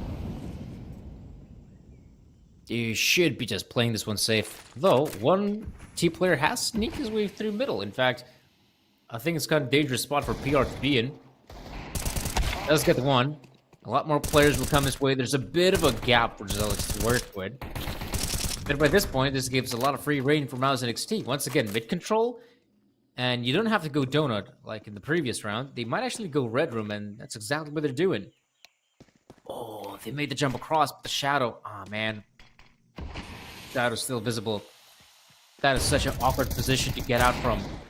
Click. Wow, I can't believe he just pushes through the smoke, and Zelix finds his time to shine. A lonesome Darver remains. Yeah, Deagle in hand. I just don't see it happening. Nope. There we go. 3-0. Now let's see some of those serious rounds.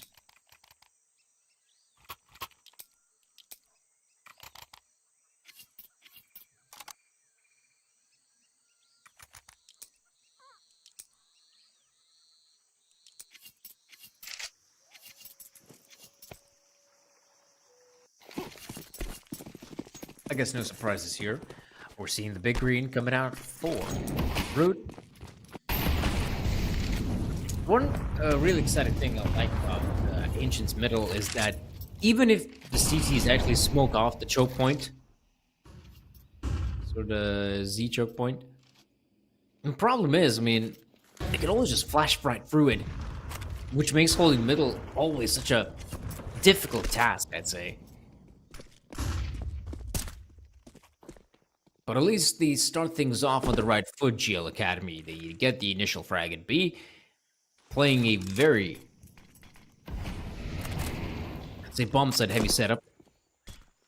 Now they're gonna have PR just in case, keep an eye on mid, and this is gonna allow, yeah, they're gonna sneak past through here. Adam in a really good position. Puts a lot more strain on the remaining two players from Mouse and XT on A. In fact, they have completely been separated. One player in Donut and the other in Temple, which allows GL Academy to isolate the duels and win them out. But they have to be quick about it. I mean, right now they're dilly-dallying, and I think that's a big mistake. If they're going to continue playing this slow, Mouse and XT is going to come in with the rotations, and we're starting to see some of that. So GL Academy, it's great to see them on the bomb site, but the rotations are swift. They have no more smokes remaining. Zelat's in a really good position. Now it's all up to Lonesome 360, but he's out. Out and down. 4-0. Mouse and XT. Solid retake. I think GL Academy, they took that one way too slow. They should have been just a little bit faster, Just a little bit faster. If they actually step up the pace, then maybe we don't see the swift rotations, and in fact, some of those smoke grenades could work in their advantage to slow down the eventual retake. Yeah, speed is important on Ancient, though some rotations can feel super long. Well, there we go, taking some more forward positions on the CTs, but they gotta watch their backs. One player has to watch Heaven, the other has to look out for T-Spawn. I'm loving PR's position. Smoke has kind of faded. Still use it to his advantage. And the CTs, they can still hold these forward positions. The big problem is, though, Cave. Alex does secure at least one player. But that's B bombs it right open. And I think Mouse and XT, they realized the circumstances. They're just backing away from this. They don't want to be a part of this retake. They do not want to consider it, and they're going to allow this round slip. Sure, they had a really strong setup when it came to holding middle. But there was some problems up in cave. Big problems.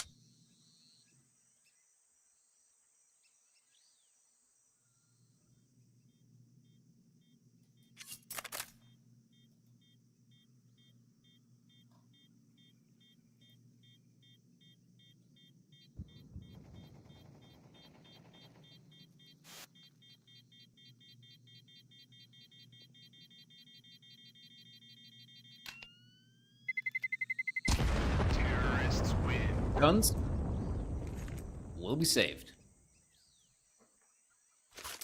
And that's pretty good as well. They've been doing a pretty good job in terms of keeping up the economy. Mouse and XT, so this is not going to be a big hit for them. The fact that they do keep those free rifles will be a nice little bonus, even if they end up losing this round. Let's say with all players dying, something tells me they might still have just enough to get the purchase going, which really is important.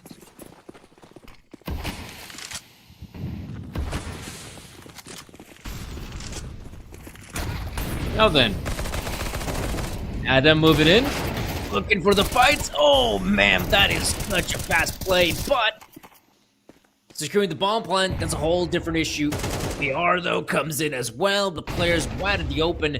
They really need some smoke grenades that could block off their vision, but it's not happening. Not anytime soon. And now 360 at least is in a position. Oh man, to maybe get a bomb plant, but once he begins to punch in those digits, he'll be swarmed by these free players. There's no question about it. Gotta evade the bullets, gotta evade the vision as well. Oh man, that is close. 1 versus 3. Oh, I might just be able to catch a glimpse of the model. That could be enough. Gets the one, swings around, knows there has to be a player up in cave. Oh, wins the fight, but doesn't expect Zelix to be there. Oh, they gave him a lot of opportunities. 2 opportunities, basically, but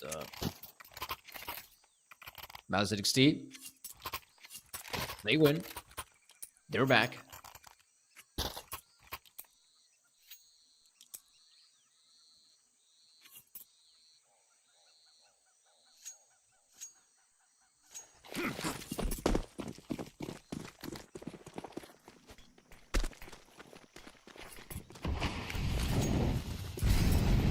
Okay. The control will be contested, it feels like, from GL Academy. And like I said, I really enjoy how mid can be contested on Ancient. Like, for example, even if there is, like, walls of smokes, you could just flash right out and still find success on the hit. And it's not like they want to fight for mid tooth and nail Mouse at XT, especially if you have Jorko in the big green. He can, you know, constantly change up his positions.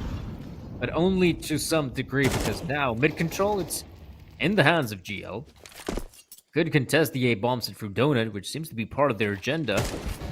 But they don't want to give up mid that easily, just in case someone might push through. And Mouse and XT, they may have given up the bomb site, but it's all going to come down to whether Jorko can actually see anyone on his crosshairs to give any kind of intel, because right now they have no idea. They still believe this might be the B play, which by this point we know that's not the case. Jorko is making a lot of footsteps, but in for a nasty surprise, or in fact a lovely one. He drops the bomb carrier, sure, Blake goes down.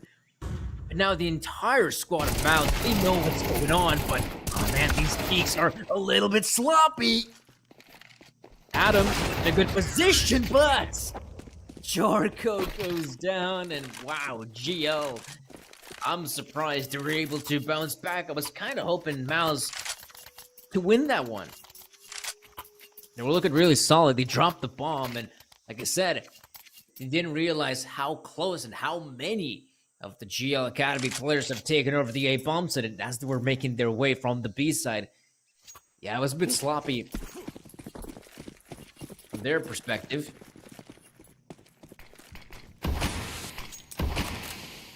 So this is I'd say not looking too great around like this. Money is looking pretty weak. Are seeing some aggression on the back of their weaker pie. You have to be very careful of Cave. That's one area you have to be careful of. Smoke has been deployed. Adam, he knows there's a guy on the left-hand side.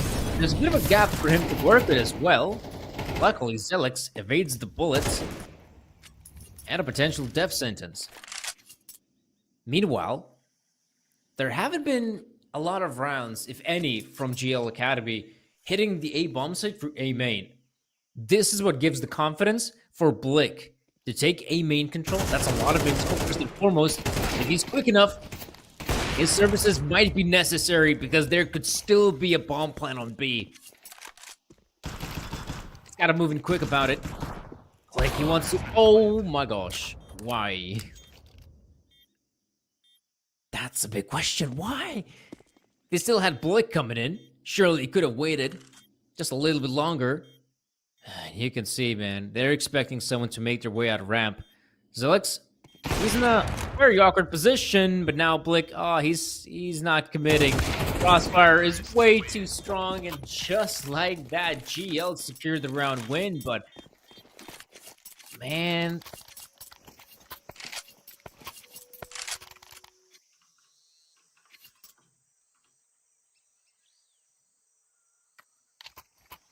Man.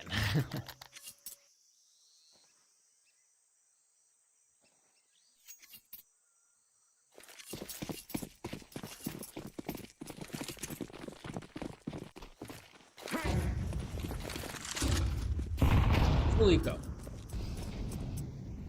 Easiest round for GL Academy to win. This is the type of round you should not be messing up. Not fail, right?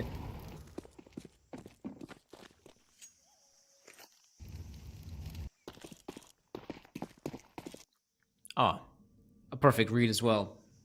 Unbeknownst to them, they've entered a bomb site that's neglected by the authorities. And so, we'll plant the bomb. Ouch, that is... Oh man, Goody is struggling a bit to become an easy target, but he already gets himself 4. Give him the ace. I think he deserves it. Nope. Blick has the idea. This will be a victory for GL Academy. And, you know, this is certain. But initially, felt like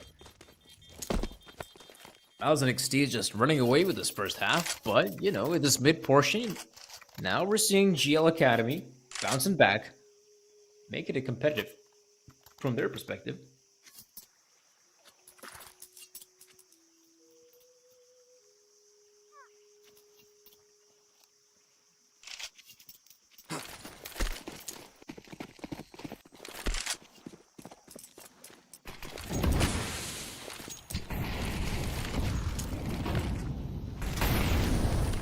This is something we haven't seen at any time, I'd say. Wow, look at Rude go.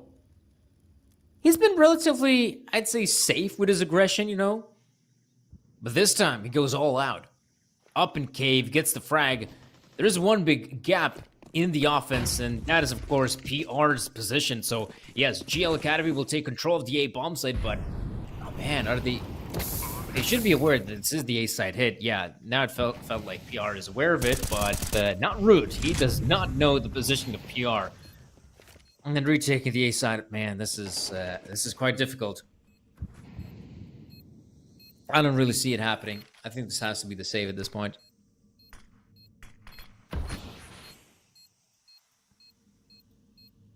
That'll be it.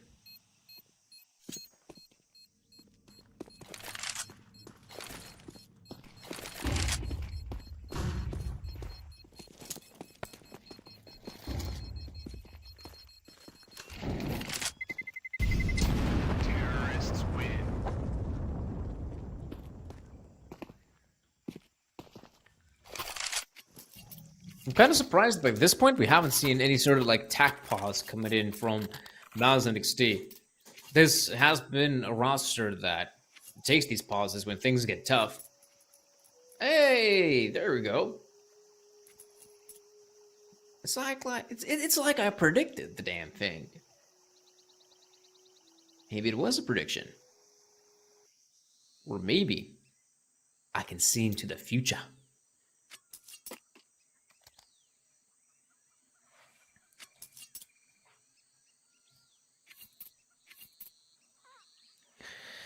So yeah, by this point, Mouse and XT has been kind of struggling on the CD side. I can't even really point at one thing that just doesn't go their way. I feel like, their mid setups have been looking solid. It just feels like, they might lose the initial gunfight, and from there on, the round slowly just falls apart for them. I mean, I don't really have much of an antidote, much critique for Mouse and XT. Have there been some mistakes? Yeah, there have been some. Not like, map losing or series losing mistakes, but there have been some. And I really want to see what could they actually come up with. A bit of a pause, though, once again, guys.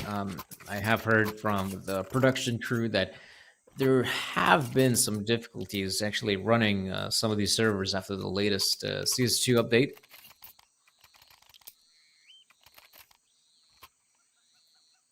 But really hope it's not much. Really hope we could get the job done. Looks like we have. Okay. Round 11 is the current scoreline, 5-5. Neither team having a significant advantage, and it feels like we'll just end on a pretty similar scoreline. All right, we're seeing some of that fast mid play from GL Academy. Haven't seen a lot of those. Blake breaking the smoke, but the players, oh, they actually get Blake and Root picking up the frag on Zelex. Now this is huge. This is not one opening frag, that's 2 opportunities. And yeah, they might actually regress. That's nice. We have seen these in a few instances from Mouse at XT. All right, good shot from Jorko. That Molotov is very deep. That's a good opportunity for GL Academy to secure a bomb plant. Have a player in cave just in case someone might consider pushing mid. Or ramp for that matter. But you can see, yeah, Mouse and XT backing away from this. They do not want to go for these retakes. They are more than happy to save their current guns.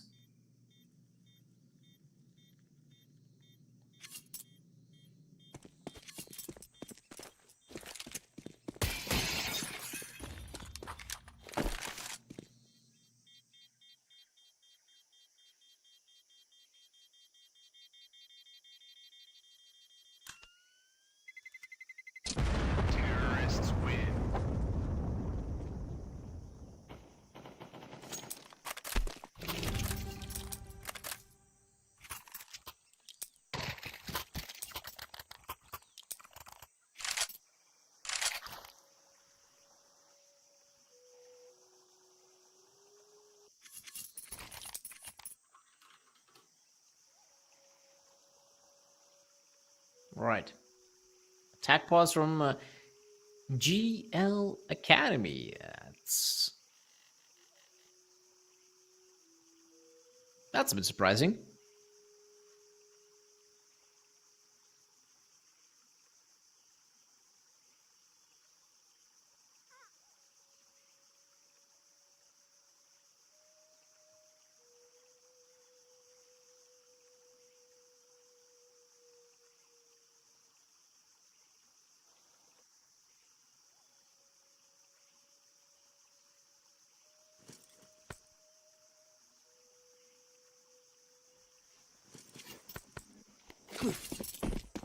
Okay.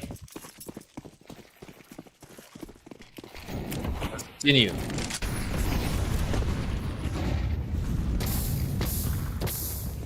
Okay, this is looking pretty... Oh!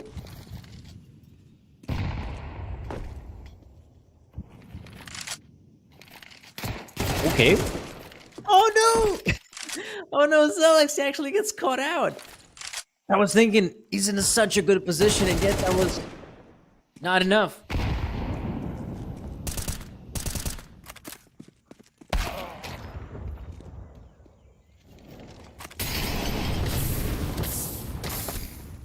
But, oh man, PR has lost so much HP in this. Probably, yeah.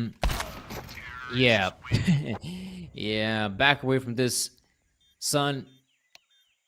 GL Academy has been looking stellar in this Ancient in this second half. I mean, let's be real. The scoreline being in favor of GL Academy, I feel like Mouse and XT will begin to remember some of those mistakes. Those mistakes will haunt them, even though you can't say they were big or that game-changing, but every little bit adds up, I suppose. Can we expect Mouse and XT to bounce back? Well, they have done so in the past, even when the situation was a lot worse. How about here? Darbar with the Incendiary. I mean, he knows. He knows. There's players there. Chucks in the Molotov. They're going to run through the flames. Will they? No, they will not. On the other side is Darbar. Ouch! She goes in for the fight. This is not looking good. No, this is not looking good for GL.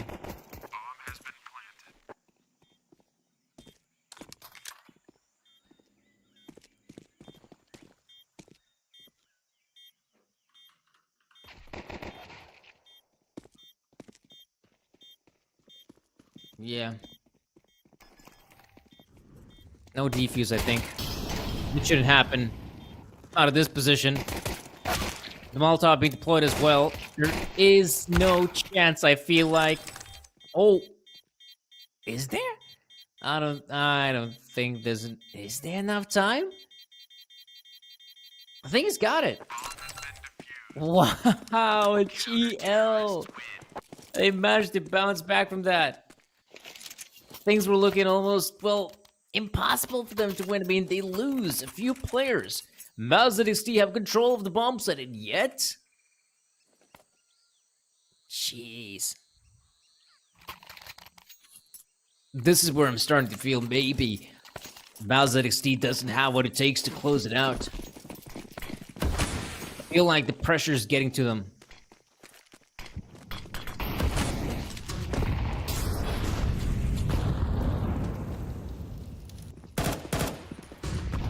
Oh, there we go. The push comes in.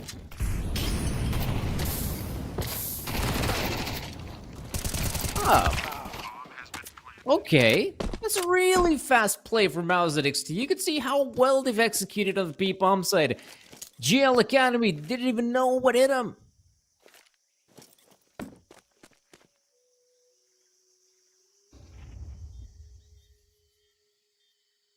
All in all, that's great to see. So far, there haven't been, let's just say, a lot of good opportunities for Mouse and XT, especially after losing the pistol, but this is sublime. You know, going for such a fast play, that sort of change of pace catches GL Academy off guard, and if there was ever a moment where Mouse and XT needed to get, you know, something to get hyped up about, winning a round like that is definitely something, right? This is the type of round you win, and that gives a lot of confidence for your teammates. Absolutely. Now, great thing is as well for Mouse and XT, it's not like GL Academy have managed to build up any sort of bank. I mean, it is practically non-existent, which gives another great chance for Mouse and XT to bounce back, but lots of nade usage in middle that will deter any attack from Mouse and XP, but look at this. at the execute on the B bomb site. That is so difficult to go up against. Wow, Adam with the dualies actually gets the frag. Oh man, there's a player right on the other side of that smoke. You should be expecting Adam to be here, but also Mouse and XT not securing the bomb plant just yet. There we go. They punch in the digits. Only 2 players left to deal with. It should be their round to take. All in all, it's not looking good for GL. And fair enough. Keep some of those upgraded weapons, those pistols. Have that armor as well for the upcoming round, because chances are you're going to lose it, and chances are the scoreline will be 8-8. I'm almost right. They actually snatch away 1 more kill, but yeah, don't expect anything too controversial. It will be an 8-7 scoreline. So, what's going to happen next?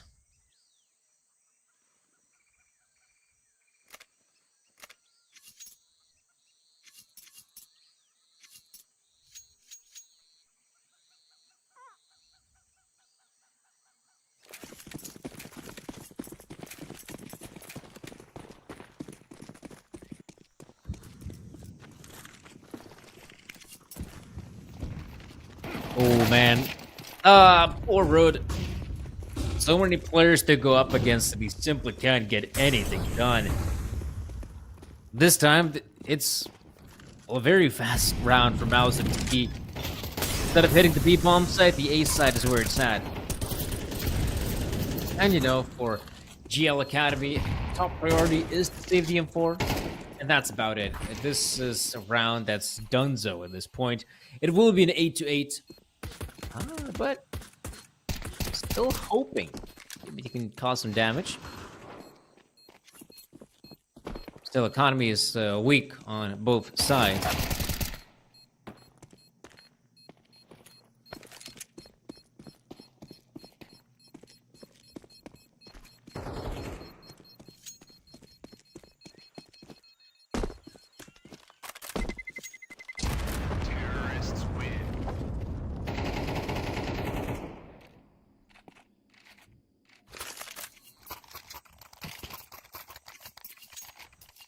All right.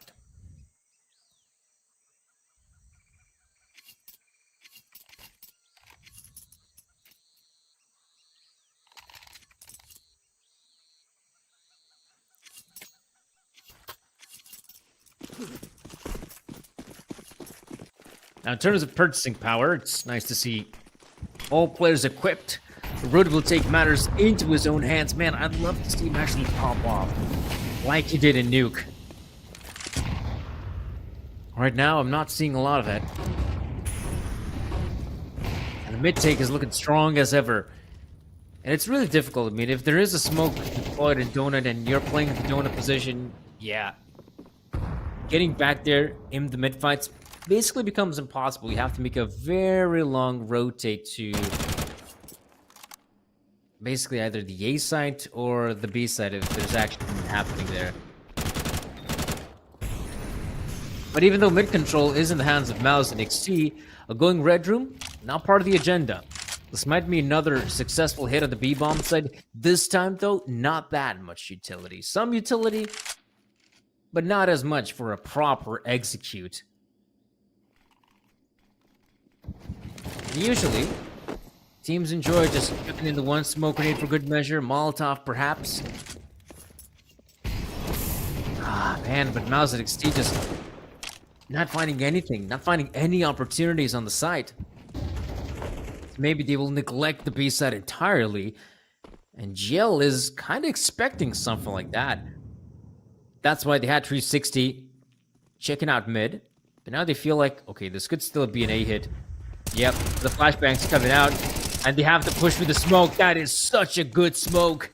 And well, Mouse and XT. Oh no, Blake! He still finds that one.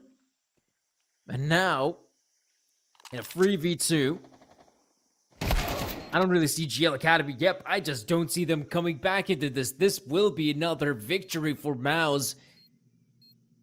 And even though GL did a really good job at, maintaining their smoke grenades for as long as they did, it still was not enough. Man.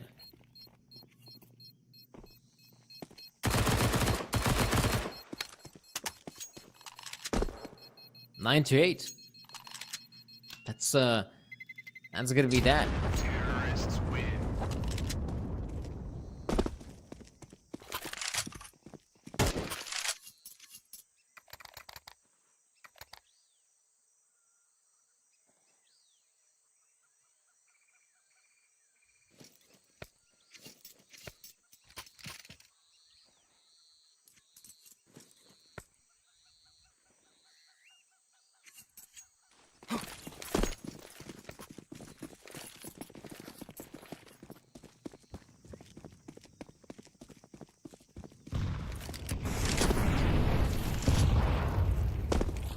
Okay. This is where we might actually see some action happening on the B side of things, and it will be GL Academy taking the first push, but let's be real, A main, that's also important. That's an important gunfight. 360 able to secure that one. And at this point, oh man, it's a lot of damage. Now Blick is, oh man, no, he pulls out the Molotov at the worst possible time. He did have the backup of Zealous. Oh man, what is that? Goody. Like some of these shots that GL Academy is hitting is just unreal. Oh no, PR. Yeah, position compromised, has at least the bomb to work with, but he does not expect the player to be here. Nope. He did not whatsoever. Ay. How about that?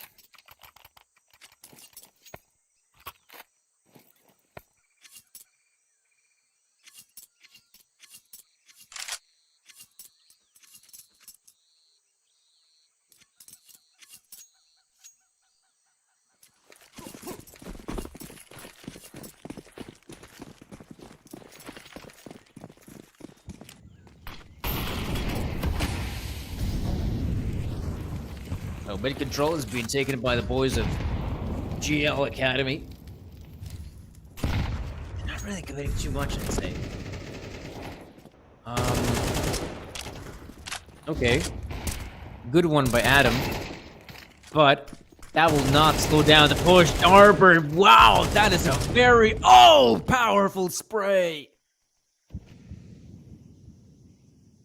That's all the players down and out. And oh boy, is that a statement. Winning the previous round was huge, but this one, the consequences are immense. Mouse NXT, they're going to have to think of other ways to hit the B bomb site. Right now, that's a fortress. And those guards are not taking any prisoners.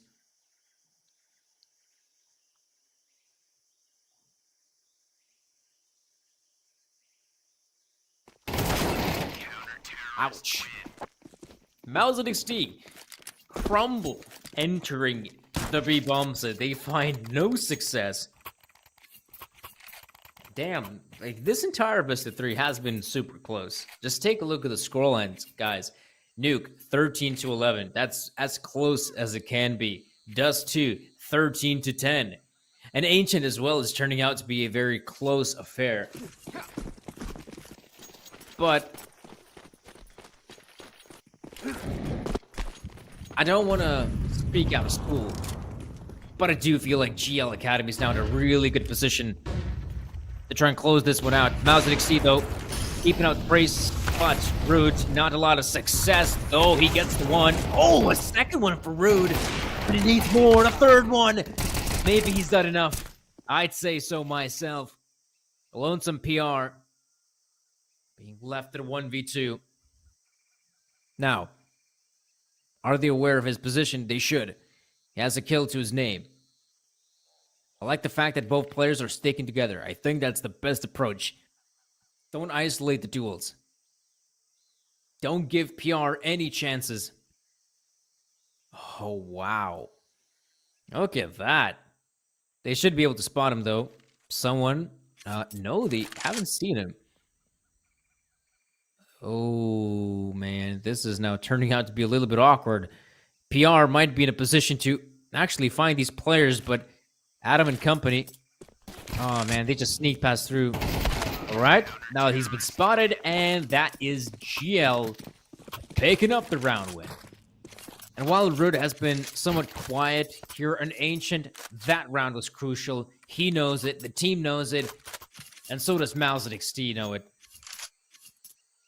You take a look at how they're doing, and it's bad. It is really bad.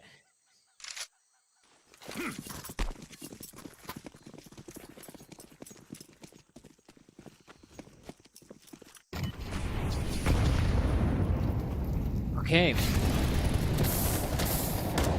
That is goody. What a great opening. Harbor as well. Oh, man. I don't expect much out of Mouse NXT in a round like this, but damn, they're getting demolished.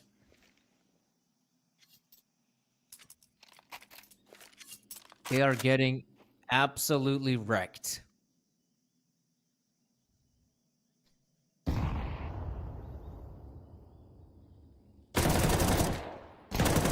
Can this be the end?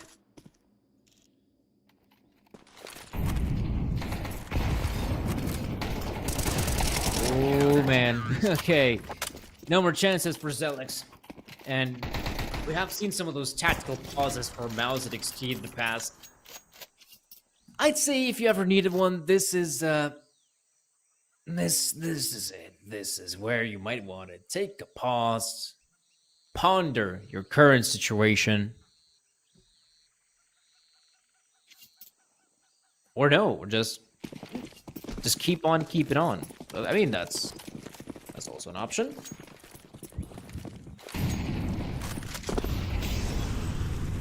Not the option I would have gone for, but all right. Oh, look at how deep those nades are. That spells out to Mouse and XT that he do not have presence in mid, but... Oh no! I wanted to say they do, but not anymore. But now they don't once again, and how quickly that all escalates to an amazing victory for GL Academy. A phenomenal performance coming out from the CTs there at the end. Some unexpected round wins, I'll give them that.